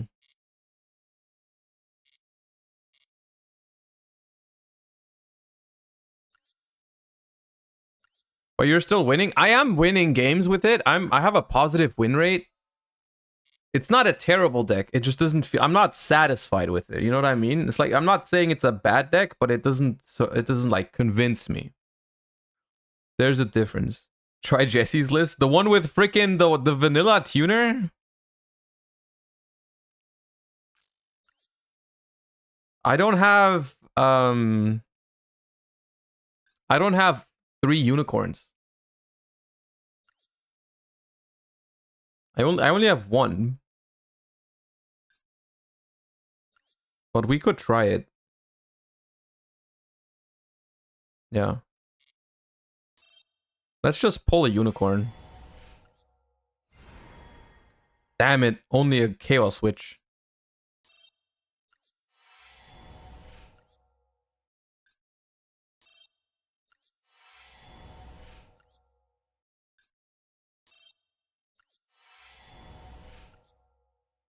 Fenrir. Bro, how am I pulling all? How does this always work? How do I keep getting away with this?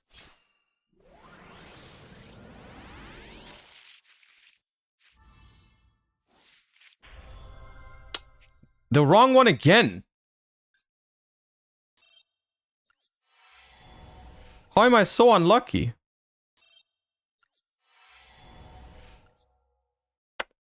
Unfortunate. Unfortunate. Only 3 ultra rares in 7 packs. I can't believe this bad luck.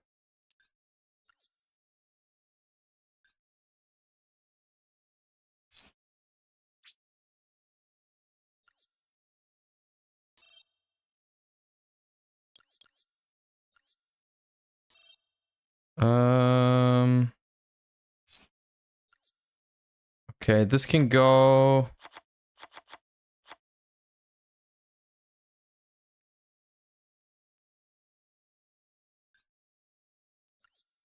This only puts me to 41 ultra rare CP. I'd have to kill 2 more ultras to play the unicorn deck.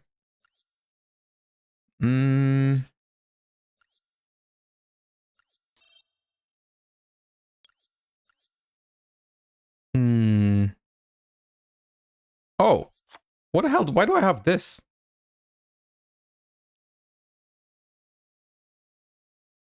And this, I guess. Okay. We can now play the deck. Cash Tira here? Question mark.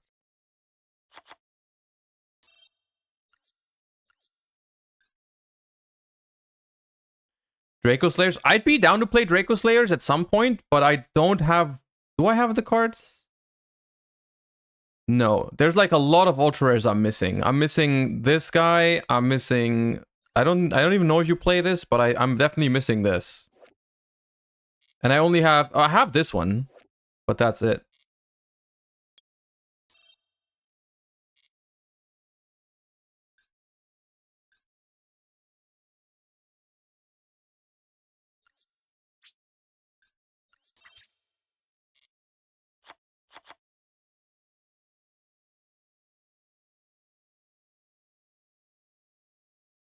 Okay, so what's the idea? We play this Kashtira package. Then we play a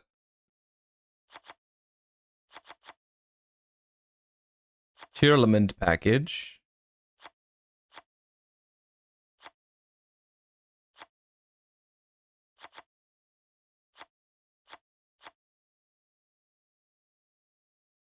Right, and then we just play a bunch of level 1 tuners. Like Effect Veiler, Jet Synchron. Like, it plays this card. The Jesse deck plays this card. Wait, no, it's not even called Aqua Spirit. It's like Water Spirit. Yeah, this. It plays this. Oh, wait, I put in Merly.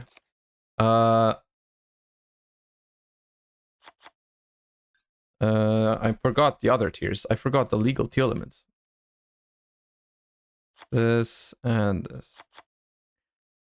So the reason it plays this, I think it's just because it's a water level 1. It's like a level 1 tuner that's also aqua, so I can use it for Kid Kalos.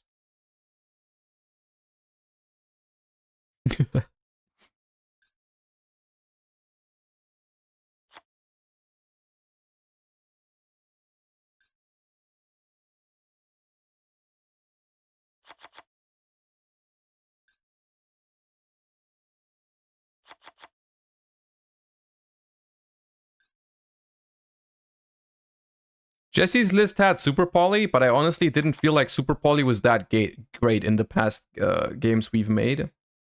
And it does have Kelbeck. It doesn't have Shufflers, though.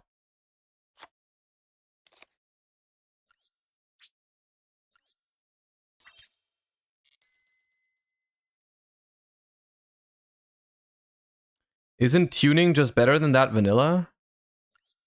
Well, the idea with the vanilla is... The idea with the vanilla, just so we're all on the same page. I think it's a meme, but just so we're all on the same page, what the idea is. The idea is you start with a Kashtira special summon, and then you want to normal summon an Aqua tuner, because if you make Chaos Ruler, if you mill any Tearlament name, you can make Kid Kalos with the Tearlament name and the tuner that you used. That's why it was an Aqua. That's why you want an Aqua tuner. That's the idea. Right? So even if you just hit a Tearlament name, you get Kid Kalos. That's the idea.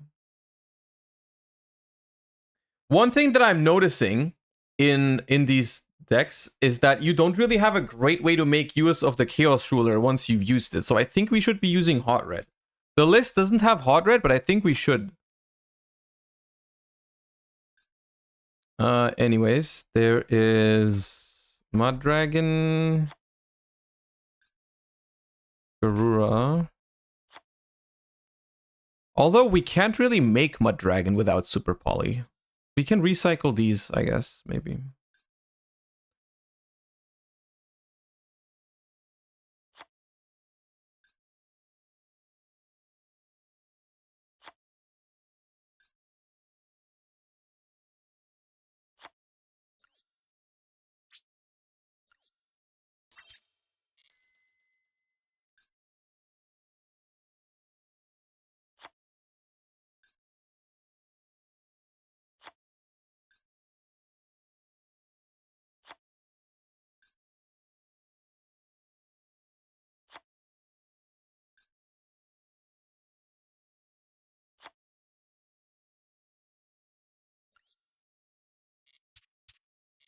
Let's try it.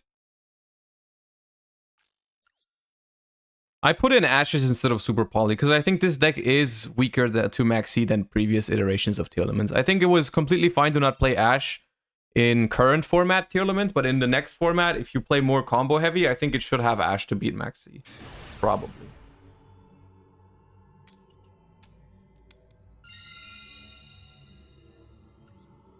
He said this was bad. I'm just playing for fun right now.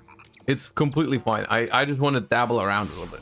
It's not even good testing because we are playing against people using full power old banlist decks. Hey, but this hand is fire.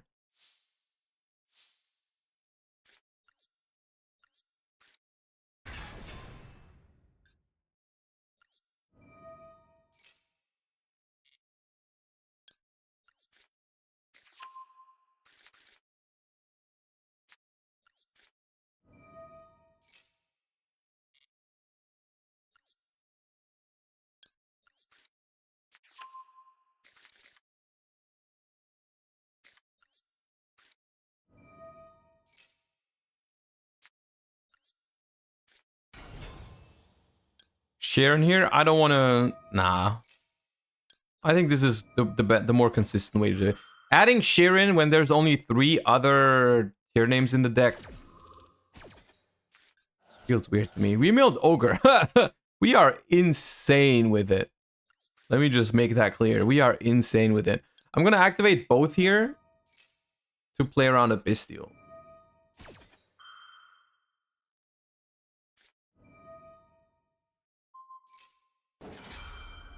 Okay.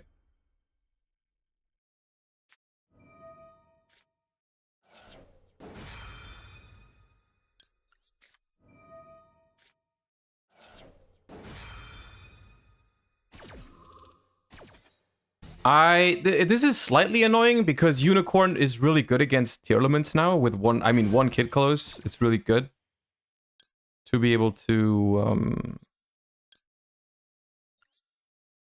get rid of it, but can preparations summon from hand? Someone remind me real quick. Kashtira preparation, can we summon from hand? Yes? Ooh, that's nice.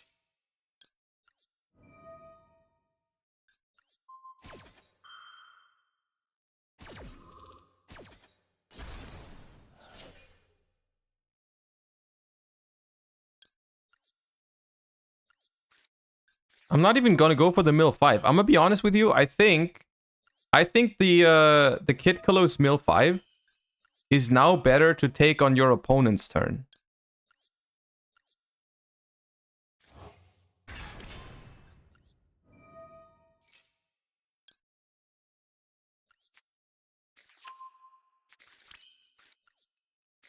Because on your turn, if you've already used 1 or 2 Tearlament names, it's not gonna do shit.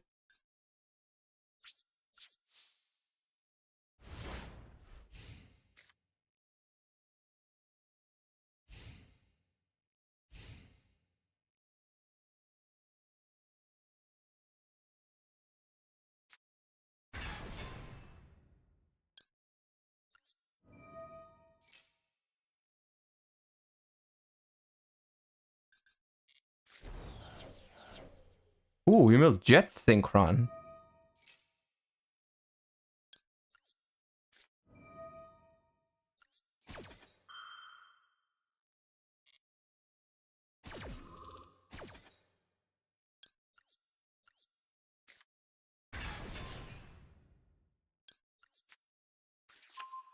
See, now if they use Unicorn,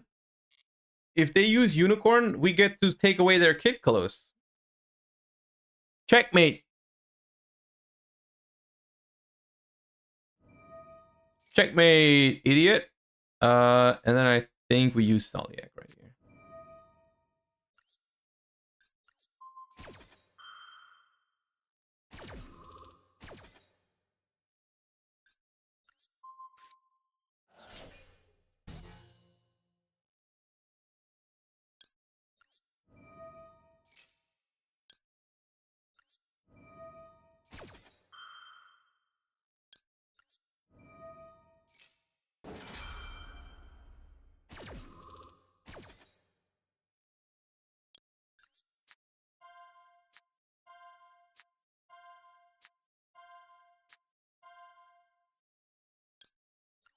Bye-bye Snow. And bye-bye Kit.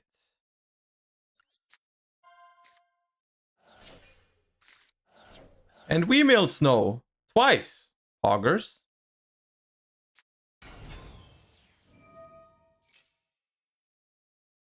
Normal Rhino Horde. What the hell are you fusing into?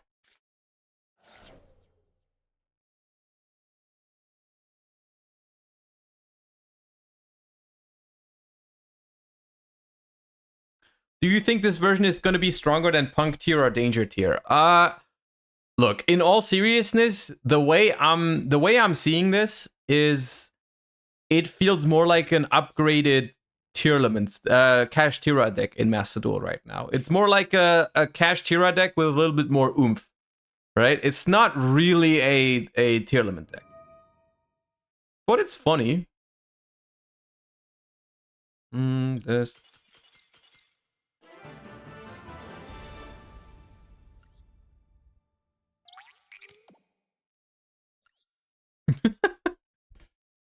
This deck's funny. And it doesn't feel much worse than the other deck. Or even, maybe it's even better than the Punk version. The Punk version didn't feel great either.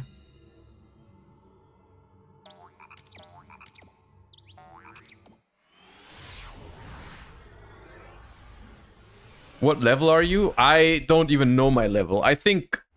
Oh no, oh no! Okay.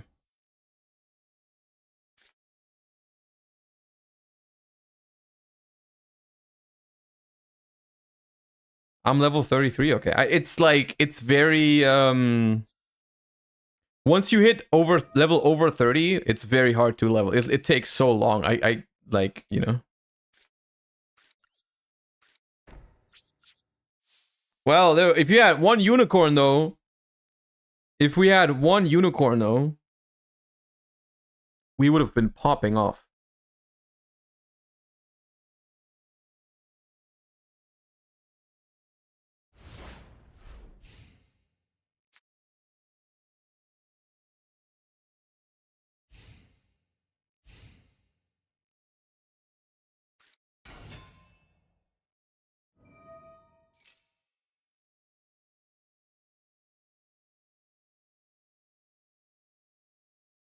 Why do I have Water Spirit? It's the hidden goo. It's the hidden goo.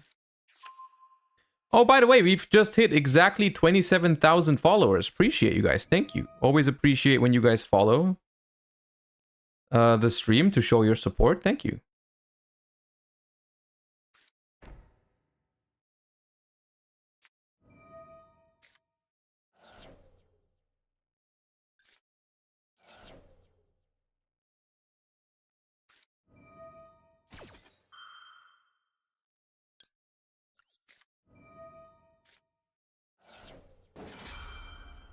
Max, see yourself now.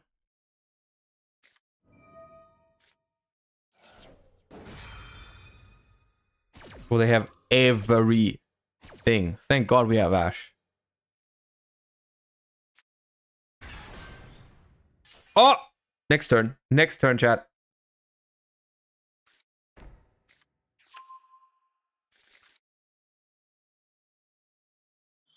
Oh no, they have two! They have two Labyrinth cards. They have two Welcome Labs. That's a problem.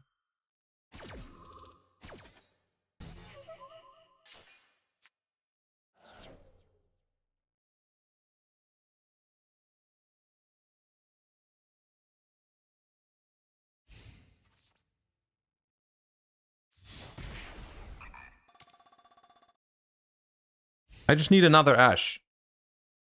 All I need is another Ash. No, that's the wrong one. God damn it.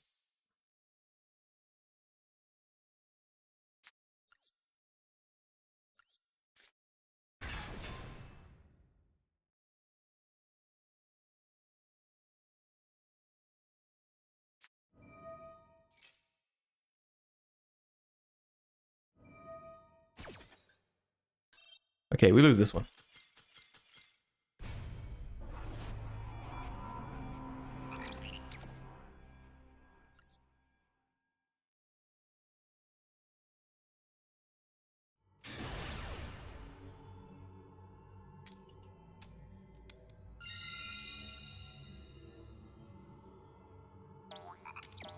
Okay, if we don't hit Master 1 today, which I don't think we will because we're in Master 3, we're gonna try hard tomorrow, because tomorrow is the very last day. We're tryharding tomorrow. We're only drawing hands like this tomorrow, basically.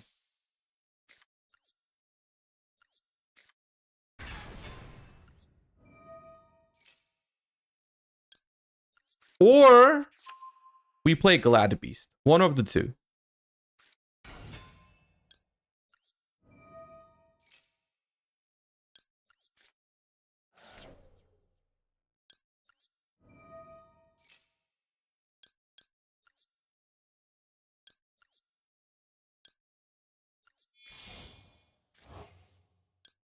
See, here, this is another situation.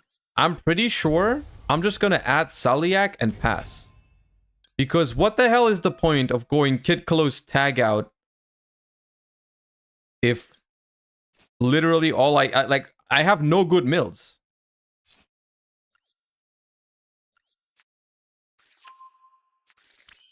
I have not a single good mill. I just have to hope that Saliak, Fenrir, Valor, and the mills off of Kid Close are good enough. And Havness.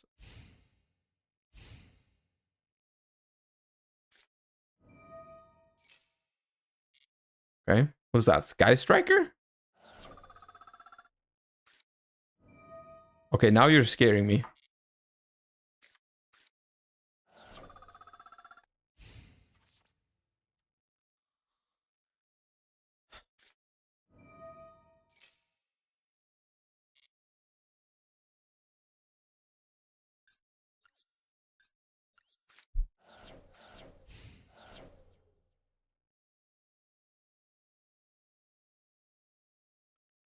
Biohazard, thank you for the 4 months. Yeah, I really have a feeling that...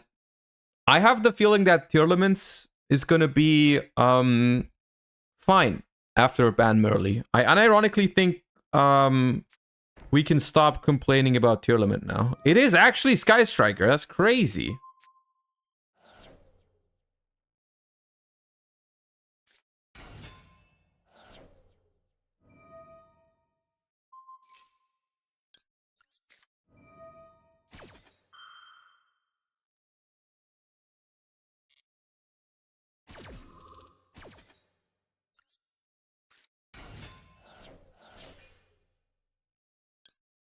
The one of Kelbeck. Let's go.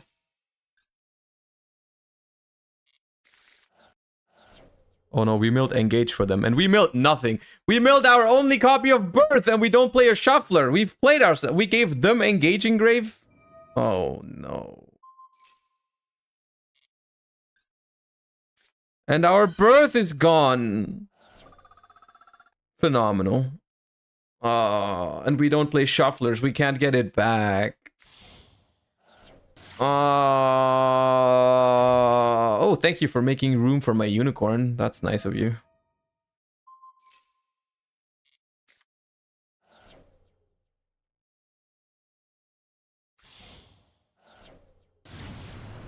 Okay, maybe this is not better than the punk version.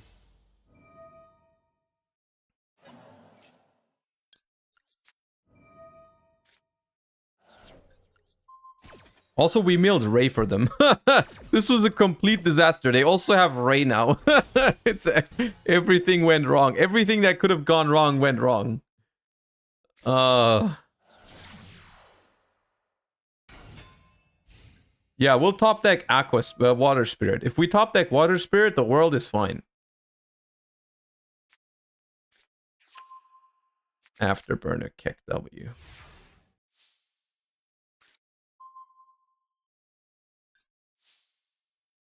That's also not bad.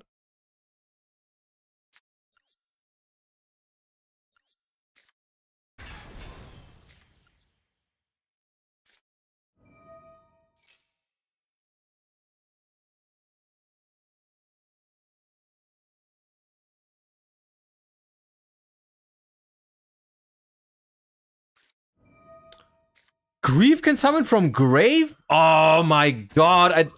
Bell me.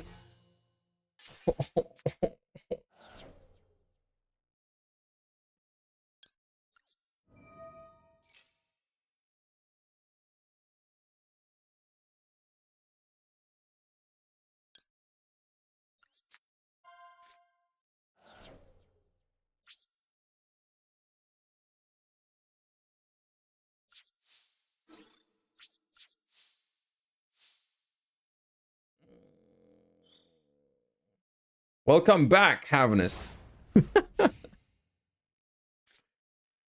Get semi-limited Kagari.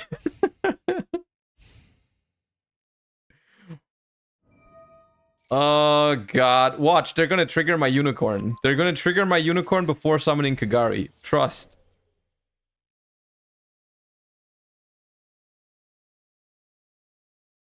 Bro, if we didn't mill our own birth, we were gonna be fine. If we did not mill our own birth, we were gonna be absolutely fine. It was gonna be glorious even. Because then birth, revive, ogre would have gone very hard. Unfortunately, we did not do that. Thank you, Anthony Hanzo. Appreciate that. Thank you for the 5 months as well. Appreciate the prime. What about adding shufflers? You see, I think there's a way to play this deck. And I think it's by taking out the Tearlaments. I think that's what you need to do.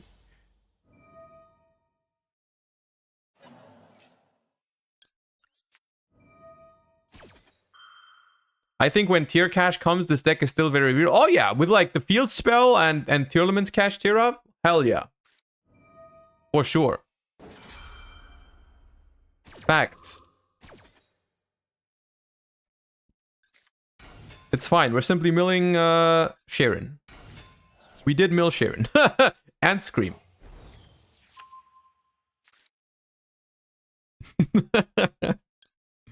My body is Reggie. Thank you for the 13 months.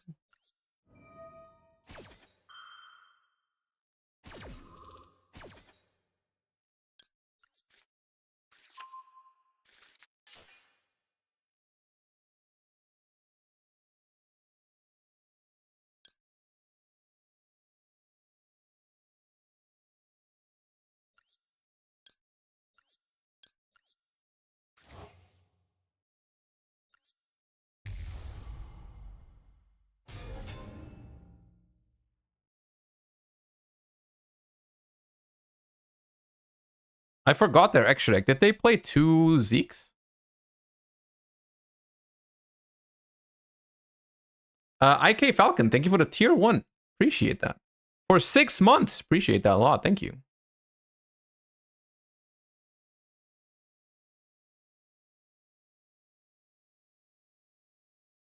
They play Azalea instead. Well, they can't make Azalea right now. I swear, every time I say Azalea, I use a different pronunciation, I feel like. Every single time. It'd be funny if I did it on purpose, but I'm not doing that.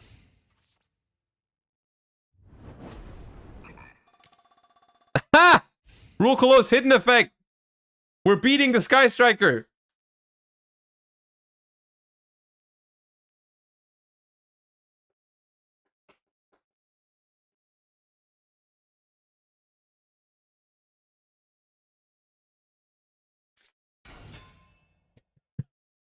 The squad is here! The whole squad is here. What are you doing? Dark Charmer.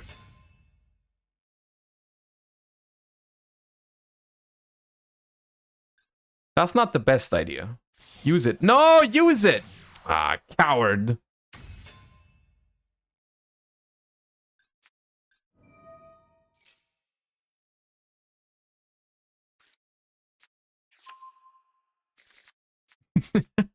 What the hell is this game?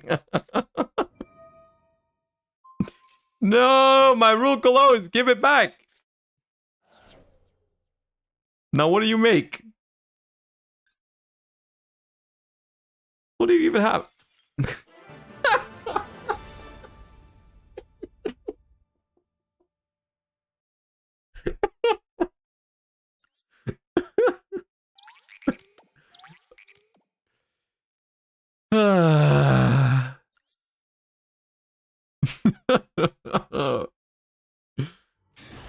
All right. All right, then. Have we won every single coin flip with this deck? I think so. Striker needs Avarice. Striker is unironically one of the few decks where Pot of Avarice could still see play in 2023. All right.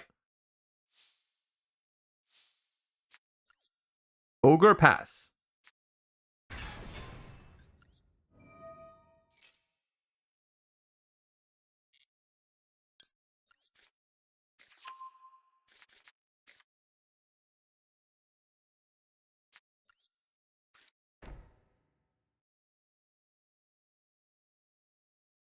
Not pass. Grief summon. Oh! Oh!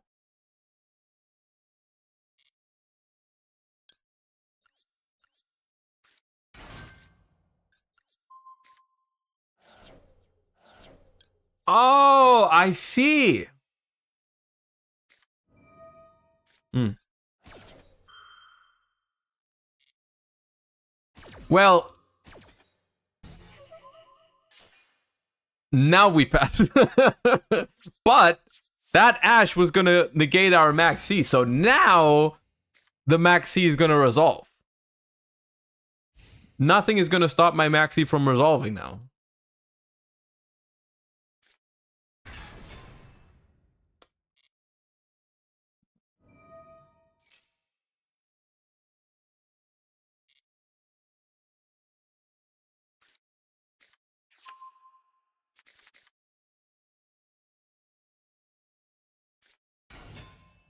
Oh no, they're on the same technology. That's not fair. Not the same technology.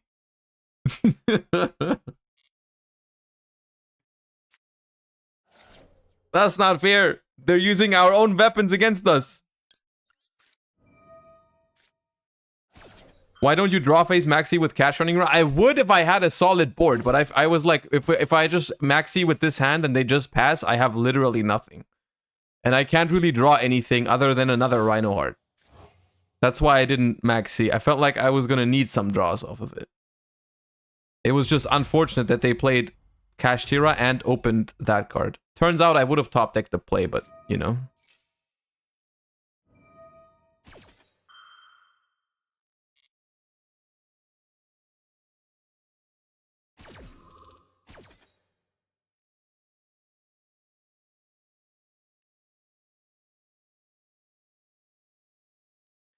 What do you say about the fact that Nivska now wants to stream in English as well? Fine decision, I think. I mean, I've made that decision in the very beginning when I started streaming to stream in English because I just feel like it reaches more people. I think it's a different kind of decision when you've built a community already. But, I mean, people in chat won't know who you're talking about because he's only been streaming in German pretty much, right? Like, so English speakers, you won't know who they're talking about. But I don't know. I can imagine that when you speak only in when you stream only in German, at some point you reach a threshold where you can't really grow much bigger. If you're putting yourself into a niche like Yu-Gi-Oh, and then also only in German, it might just not be possible to grow big enough. I'm not sure. Maybe that's why. Maybe they've just streamed for a couple of weeks or months and haven't seen any more growth. That could be.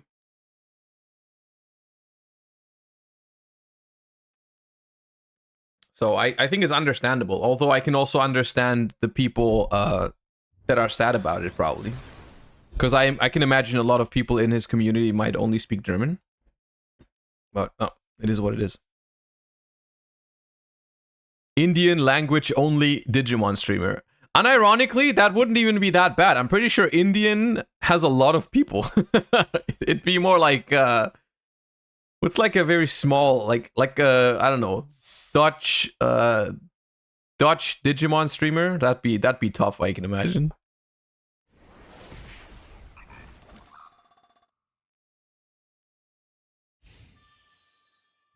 India has a lot of people.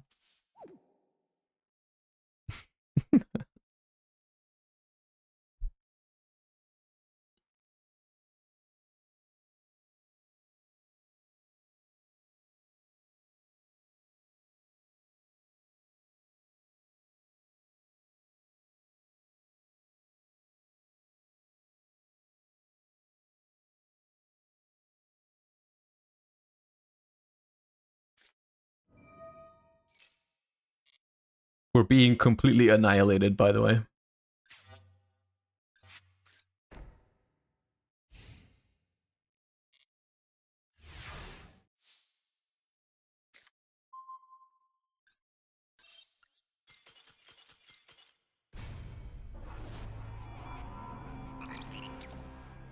What was their technology? Oh. It was just Tearlaments, but they played 2 Unicorns, 2 Fenrir, 2 Birth, 1 Rice Heart. I see.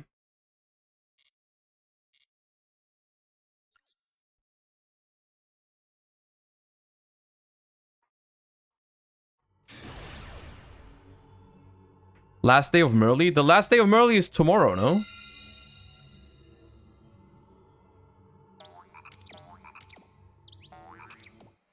August is 31 days, right?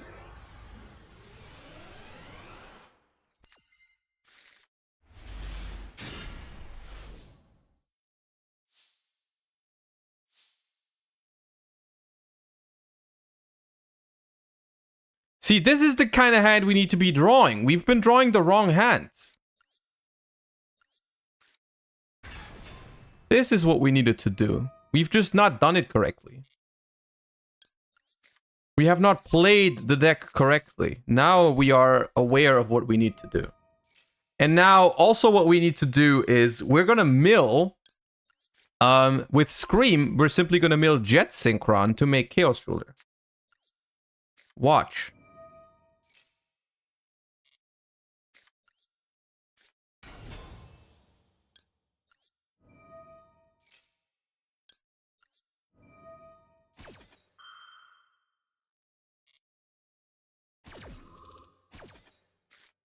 I lied. We only got Snow and we milled targets for Birth. I lied a little bit. A little bit of lying. We only milled Snow, Kashtira Ogre, and Kashtira Fenrir. A little bit of lying, but it's fine. Forgive me.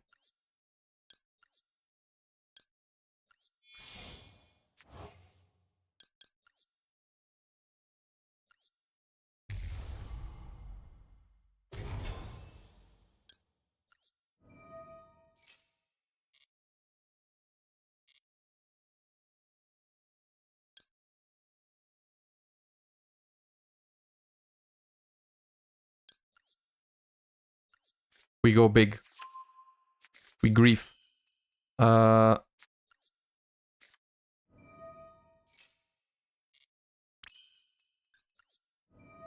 think with only 3 names in the deck, you should use Rhino Chainlink 2 to have more chance to mill Jet Synchron. So I was just thinking about that when I activated it that way around. Yeah, you're probably right.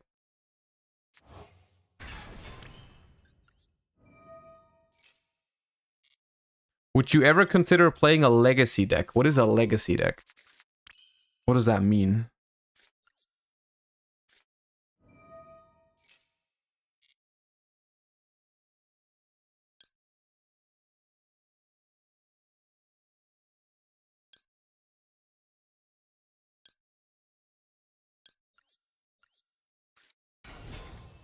No, what did I do? Oh, I wanted to send Kid Close to the graveyard. Oh, I'm an idiot.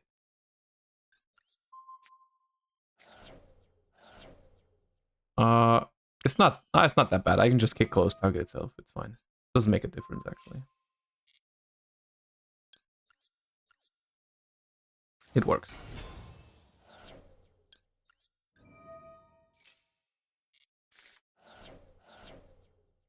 We've milled our water spirits, but no jet synchron, sadly.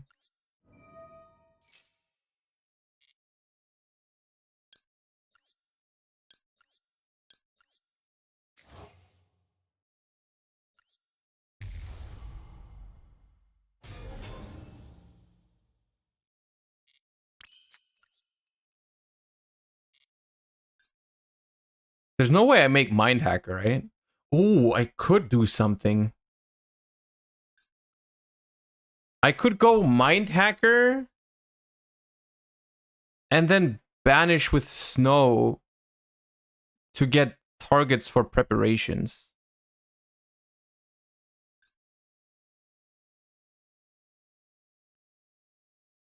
Let's do that. That sounds fun.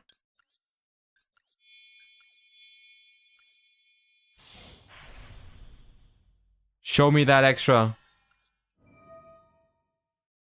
Show me that extra.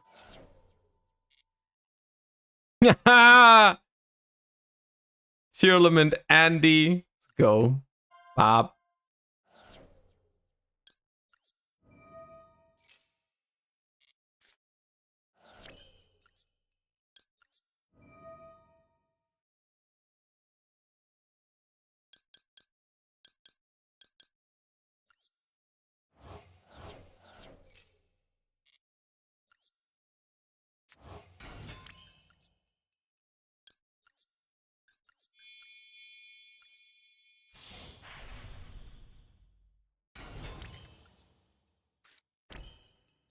Hoggers.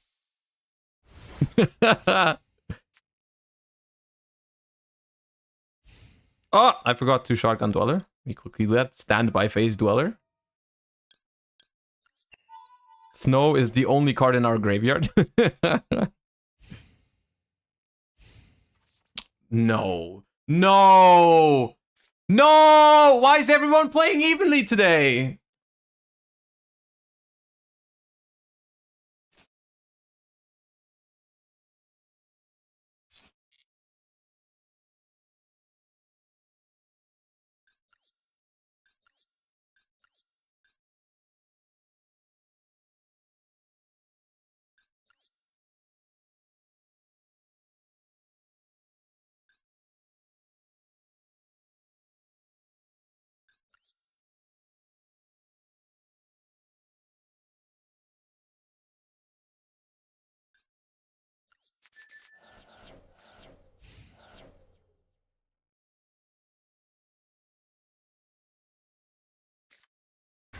Oh.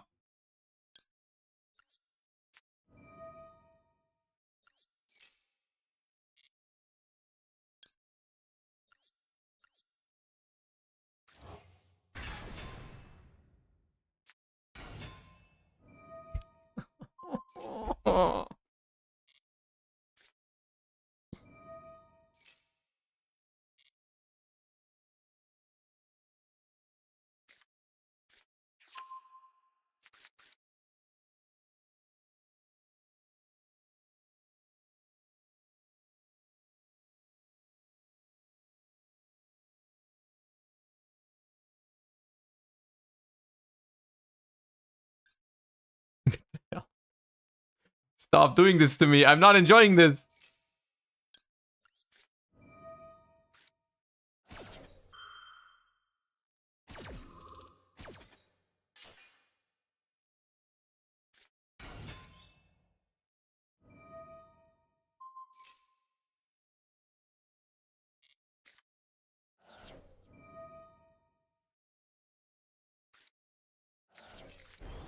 Bro, they milled both of my Tearlament traps. Both are gone. That's the only two I play.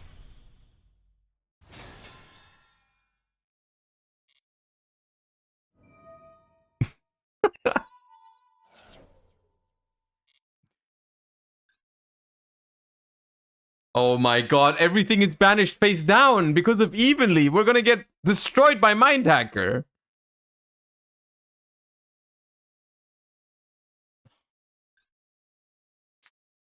No, not my Kickalos. Oh my god, how many? Oh god, we have 8 cards left. Oh no, dude. Fenrir has no more targets. I don't think Fenrir has a target. Oh my god, stop. Draw 2. No.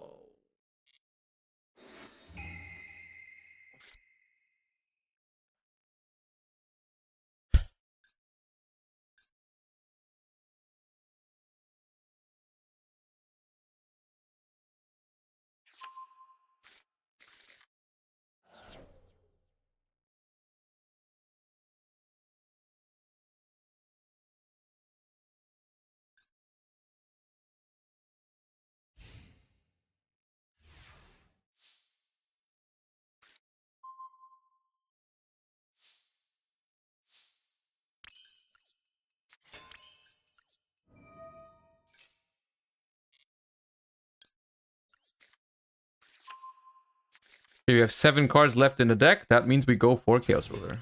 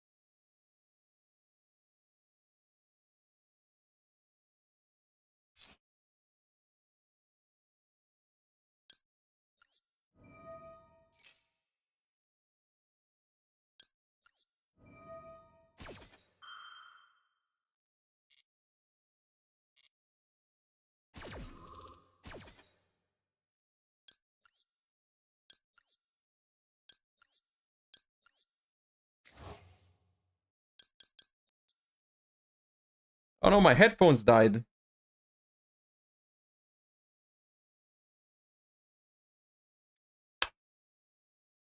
Well, no sound for me.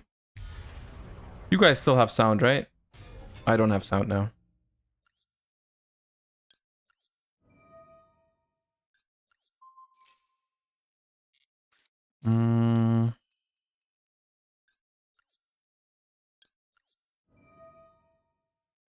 Do I have light and dark in the graveyard?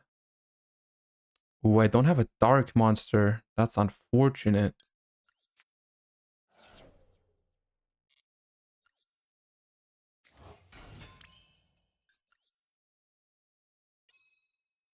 Uh, this.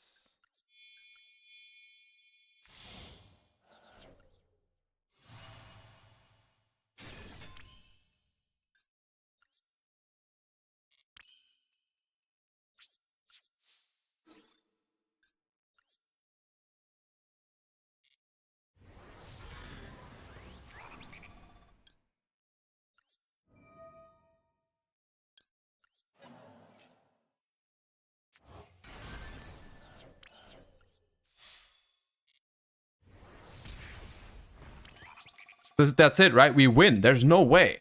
We have 5 cards left in the deck, dude. Dark.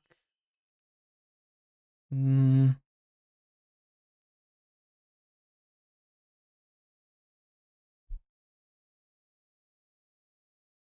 mean, Ash, Veiler, Hot Red. Surely that's enough.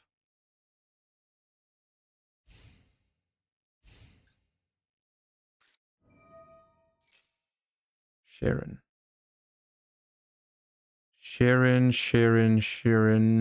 Ash. I cut Zeraboros. Yeah, I don't have Zeraboros. It would have been nice though. Yeah, you're right. It would have been nice.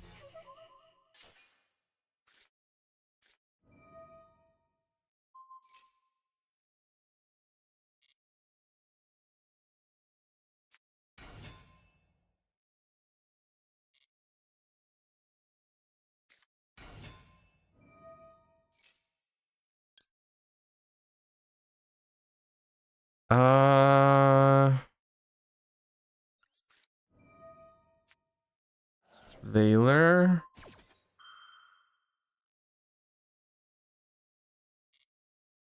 Do I need to... Do I need to snow now? No. I can let them Baguska. Zeus on this doesn't do much. Dweller doesn't do shit.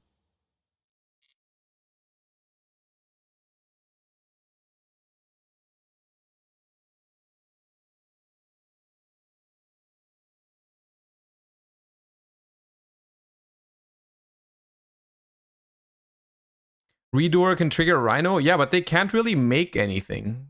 Because their Kid Kalos is also banished, remember? So the Rhino Heart pitches... it doesn't matter, it's over now.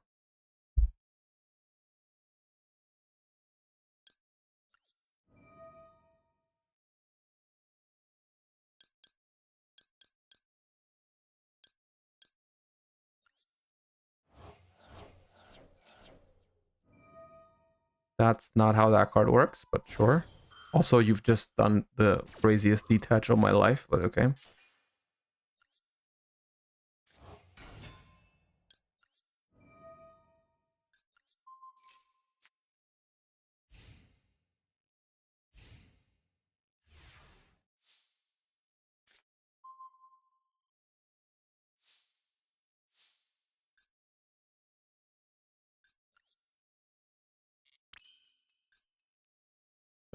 I don't think we have game, do we?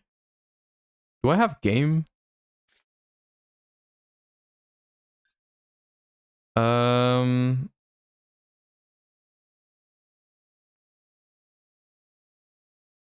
I don't have enough. I have one card in my graveyard, chat. I have one card in my graveyard.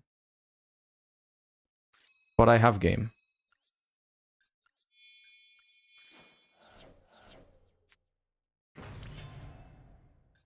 Wait, I don't play Baron! I don't play Baron. I thought it was game. Oh, there's no Baron.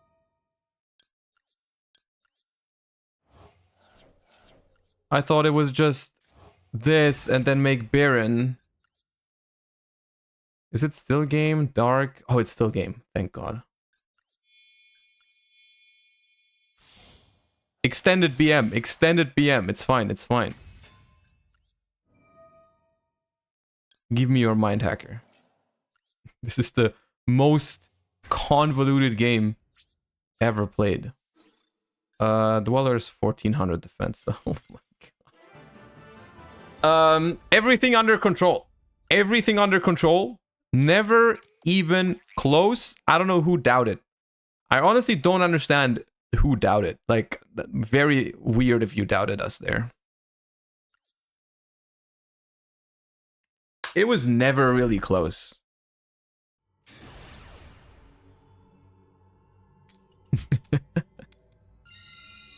Baron the Fleur should probably be here somewhere.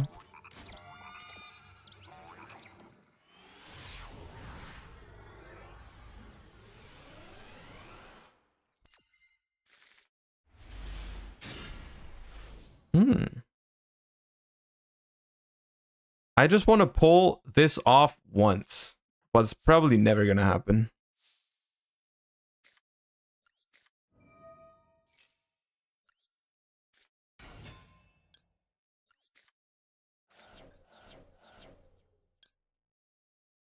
Poggers, Milled Reinhardt, like a boss.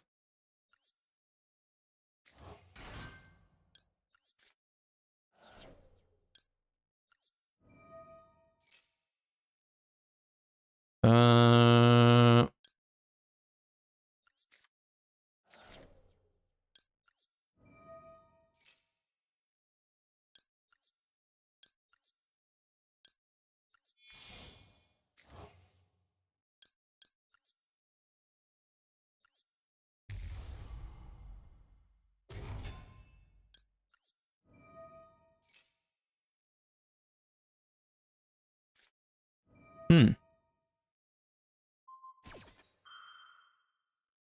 This is post ban list. Yeah.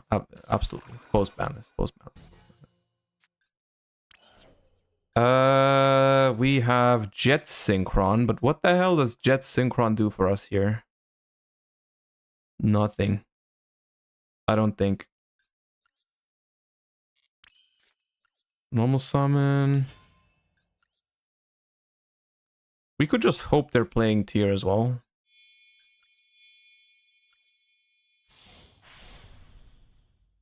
Normal summon Snow make Trish? There's no way. Surely it's just Tearlament, right?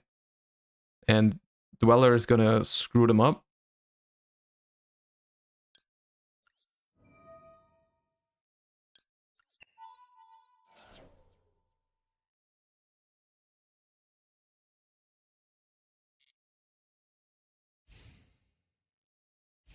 I think that's what's going on.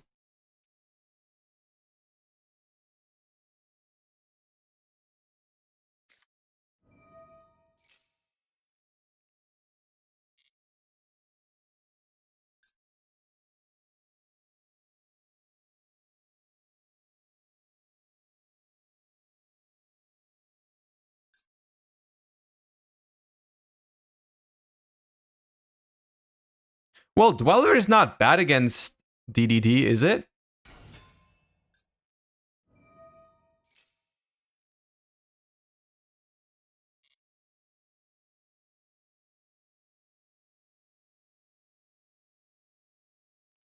Why is there a water spirit in your hand? No, no questions. No questions. Only answers.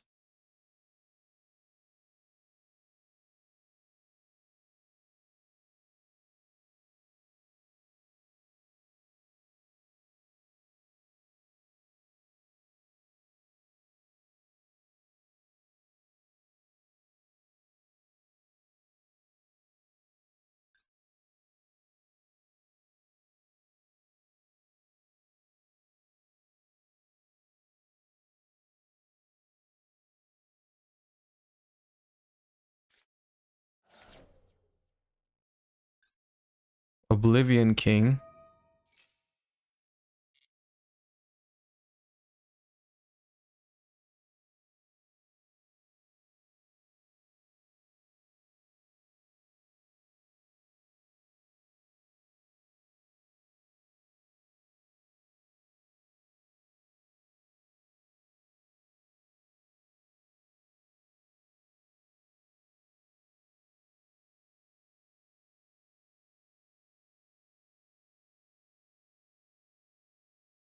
Have we...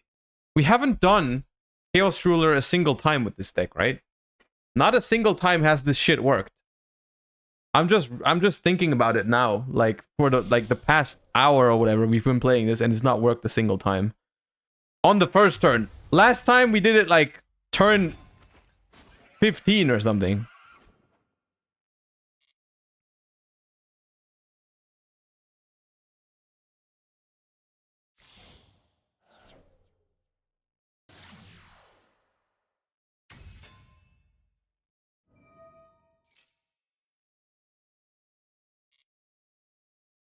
All right.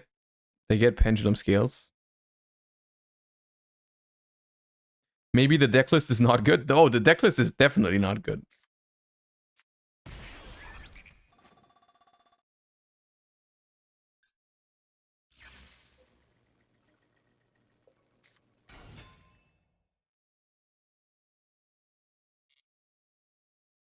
But what are they cooking right now?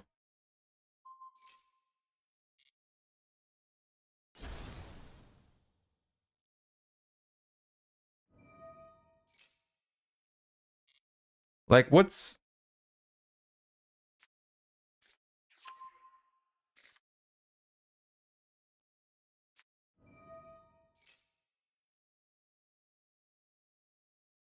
Macam, thank you for the 13 months. Appreciate that.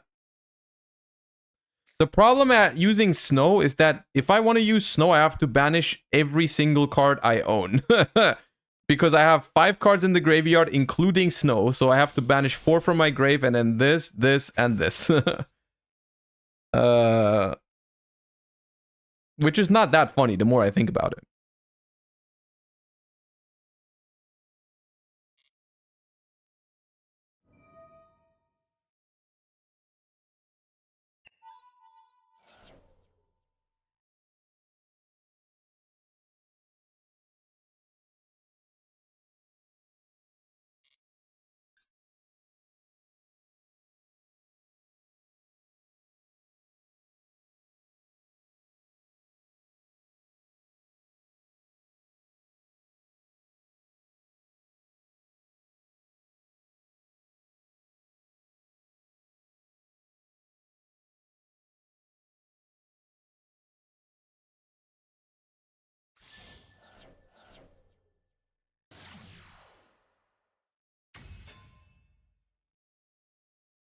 Now,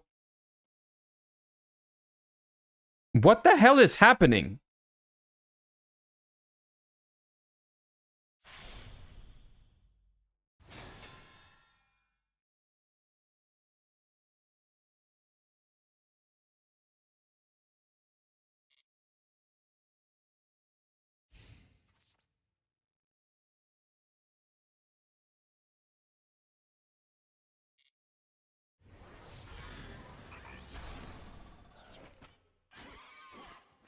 How is that it?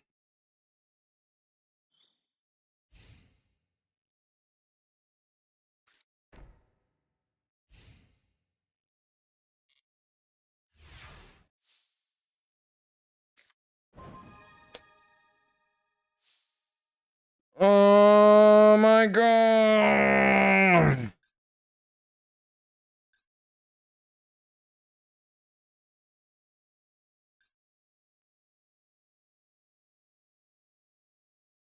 Hmm.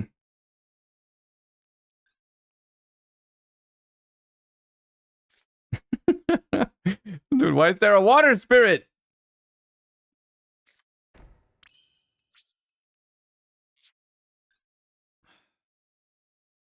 Wait.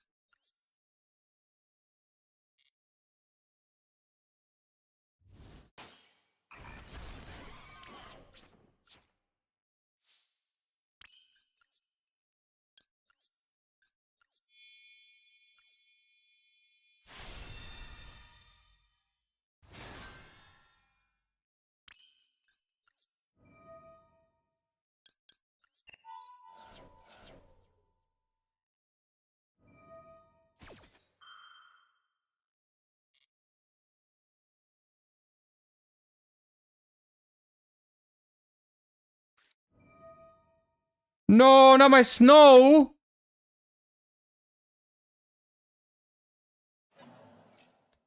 They targeted kick close.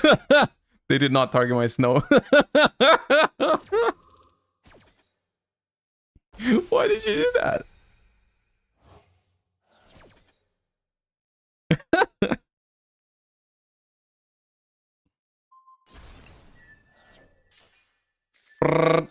Bro, cards went everywhere.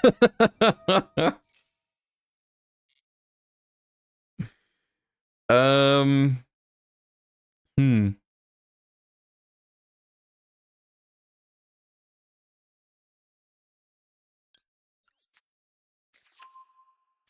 This is why we play Water Spirit, by the way. Wasn't it crazy? Wasn't Water Spirit just insane right there? Hard carry. Not Rhino Heart? I cannot really fuse with Rhino Heart next turn. Because I have no more Kiklos, this doesn't do much. Havness plus Snow plus Jet Synchron is Chaos Ruler. That's why I went for Havness. Oh, god damn it.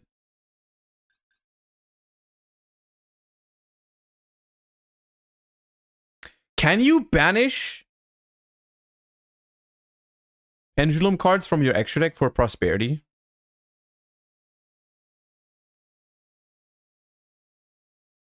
You can? That's so funny. That's never come up to me. That's never happened to me. That's so funny that you can do that. Oh, they only went for 3. Coward.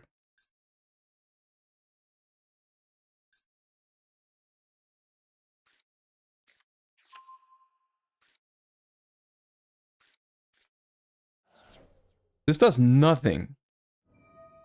Oh, wait. Okay, they...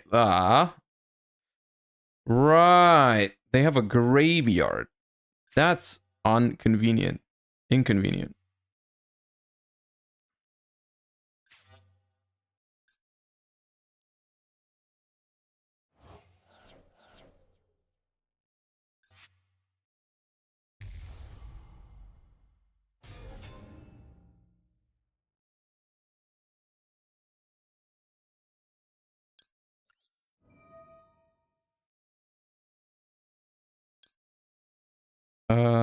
This.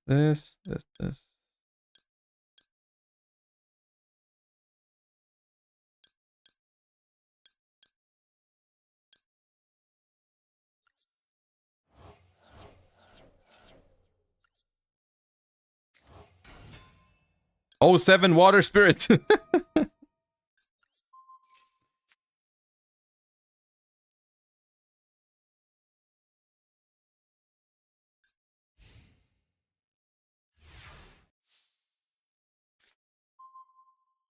Top deck Rhinoheart anyways. Cool, chill, phenomenal. Oh! I'm going to Trishula.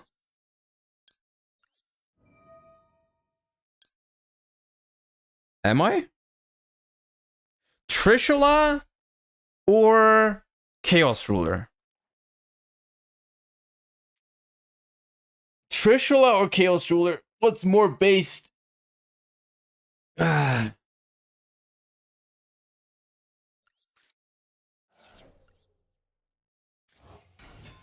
Chaos Ruler is probably better.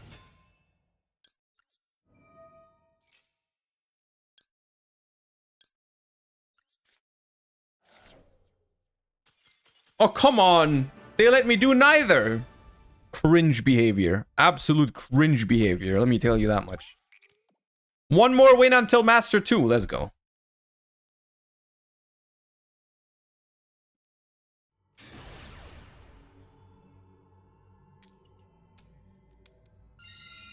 Come on. Unicorn.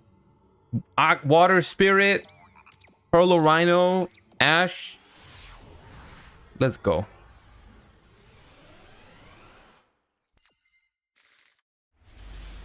Almost.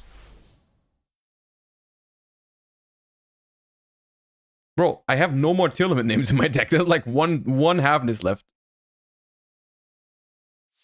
How is this deck winning? Do not question the ways of this deck. Ah.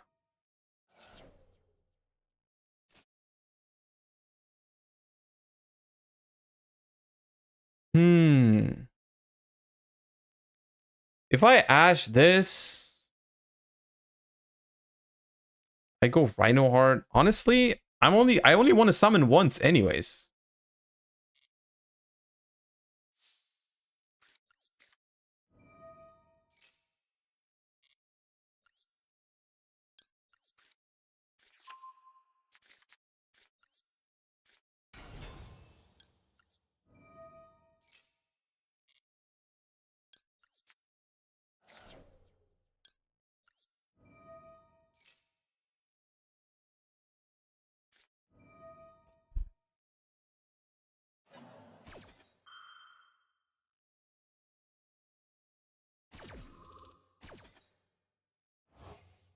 Bro, that's my only Tearlament name in my deck.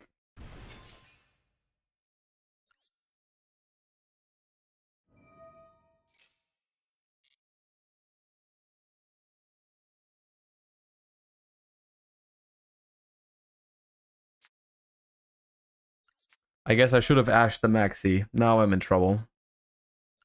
That was the only scenario where ashing the Maxi was correct. Oh, I milled Water Spirit.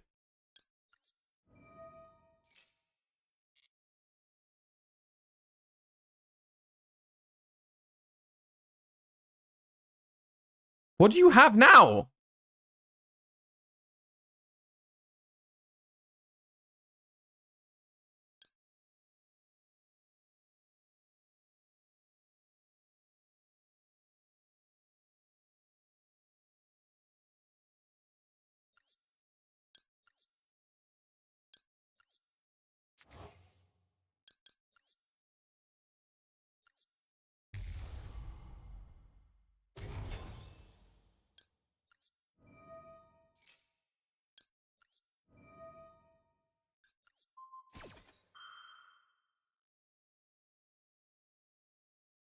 You have another Bestial?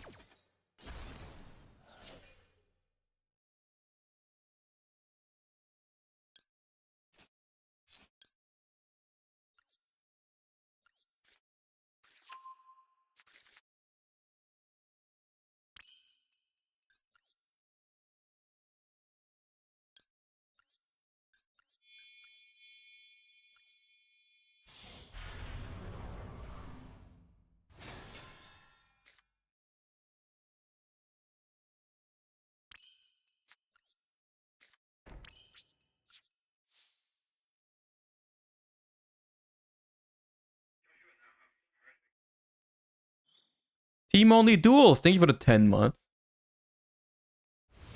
They did not add with Magnamut.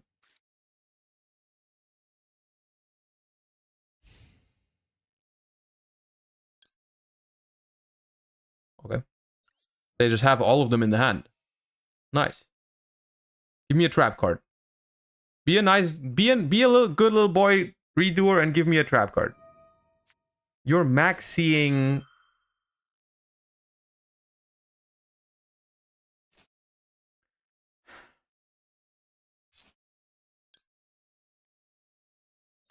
I'm gonna ash it. Because I'm summoning like 2 or 3 times in this turn.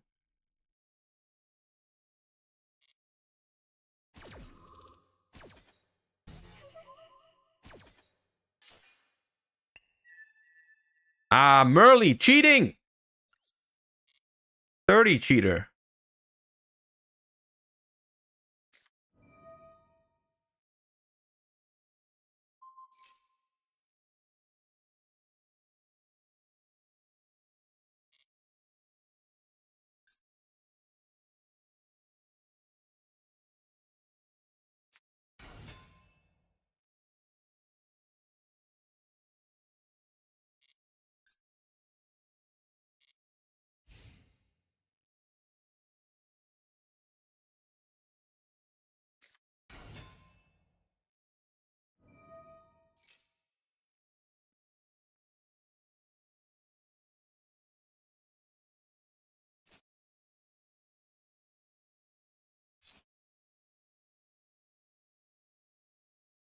Well, they have Druid Worm in hand. We know that, right?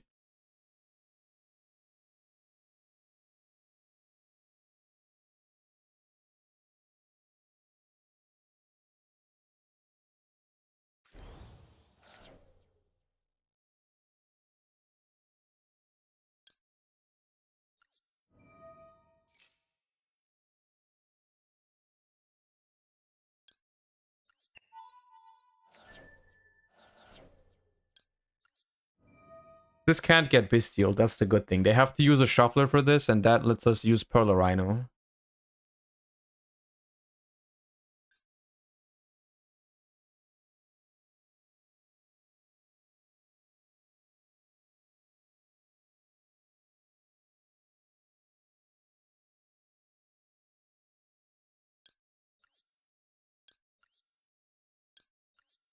Or they do something very questionable, which is nothing.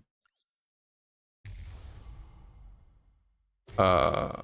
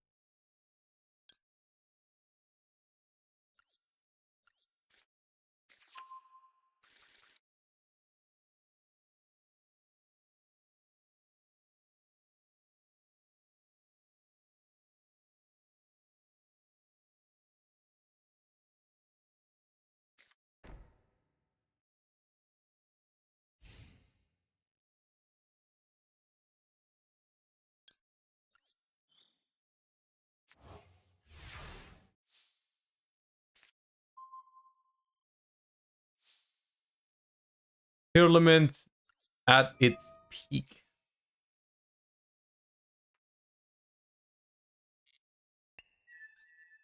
King of the Swamp. Ah, we're getting the more and more good stuff. Phenomenal. Love that for us. Love that for us. Okay. Right.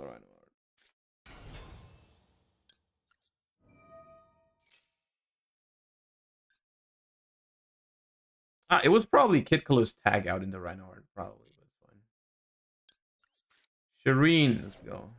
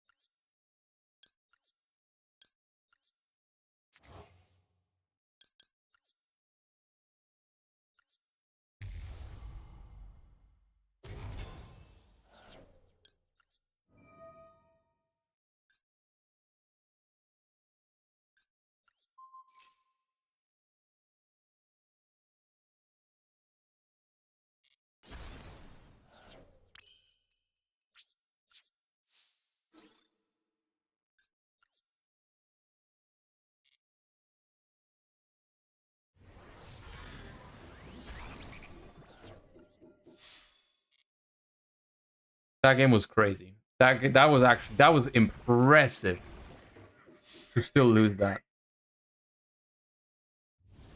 I don't think I could have done that. I'm gonna say it right now. I think they did something that I could not have done. I'll say it.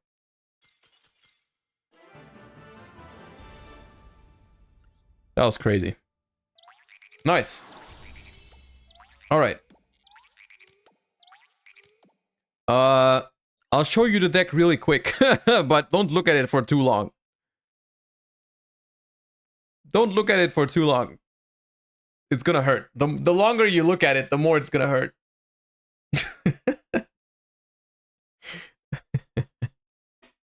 Stufix, thank you so much for the 4 months. Appreciate the support. All right, everybody, we are in Master 2. We only need 5 more wins for Master 1. That should be something we can do tomorrow. That should be easily doable tomorrow. We're gonna do that tomorrow.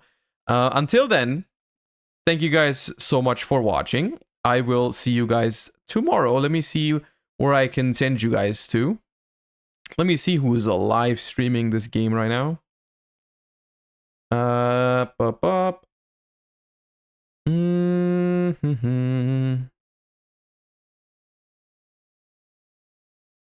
Tin openings. No tin openings today. No tin openings. I'll send you guys to Nifroth. All right. I'll send you guys to Nifroth. I hope you have a wonderful rest of your day. As always, thank you for watching. Thank you for all the follows. Thank you for all the subs. I hope you enjoyed the stream. I hope to see you guys again tomorrow live. There's not going to be a ban list. If there's going to be a ban list today, then I'm going to be back live later. But I don't think there's going to be a ban list before the Mega Tins drop. But maybe I'm wrong. Konami, prove me wrong, please. Anyways. Yeah, have a nice day, everybody.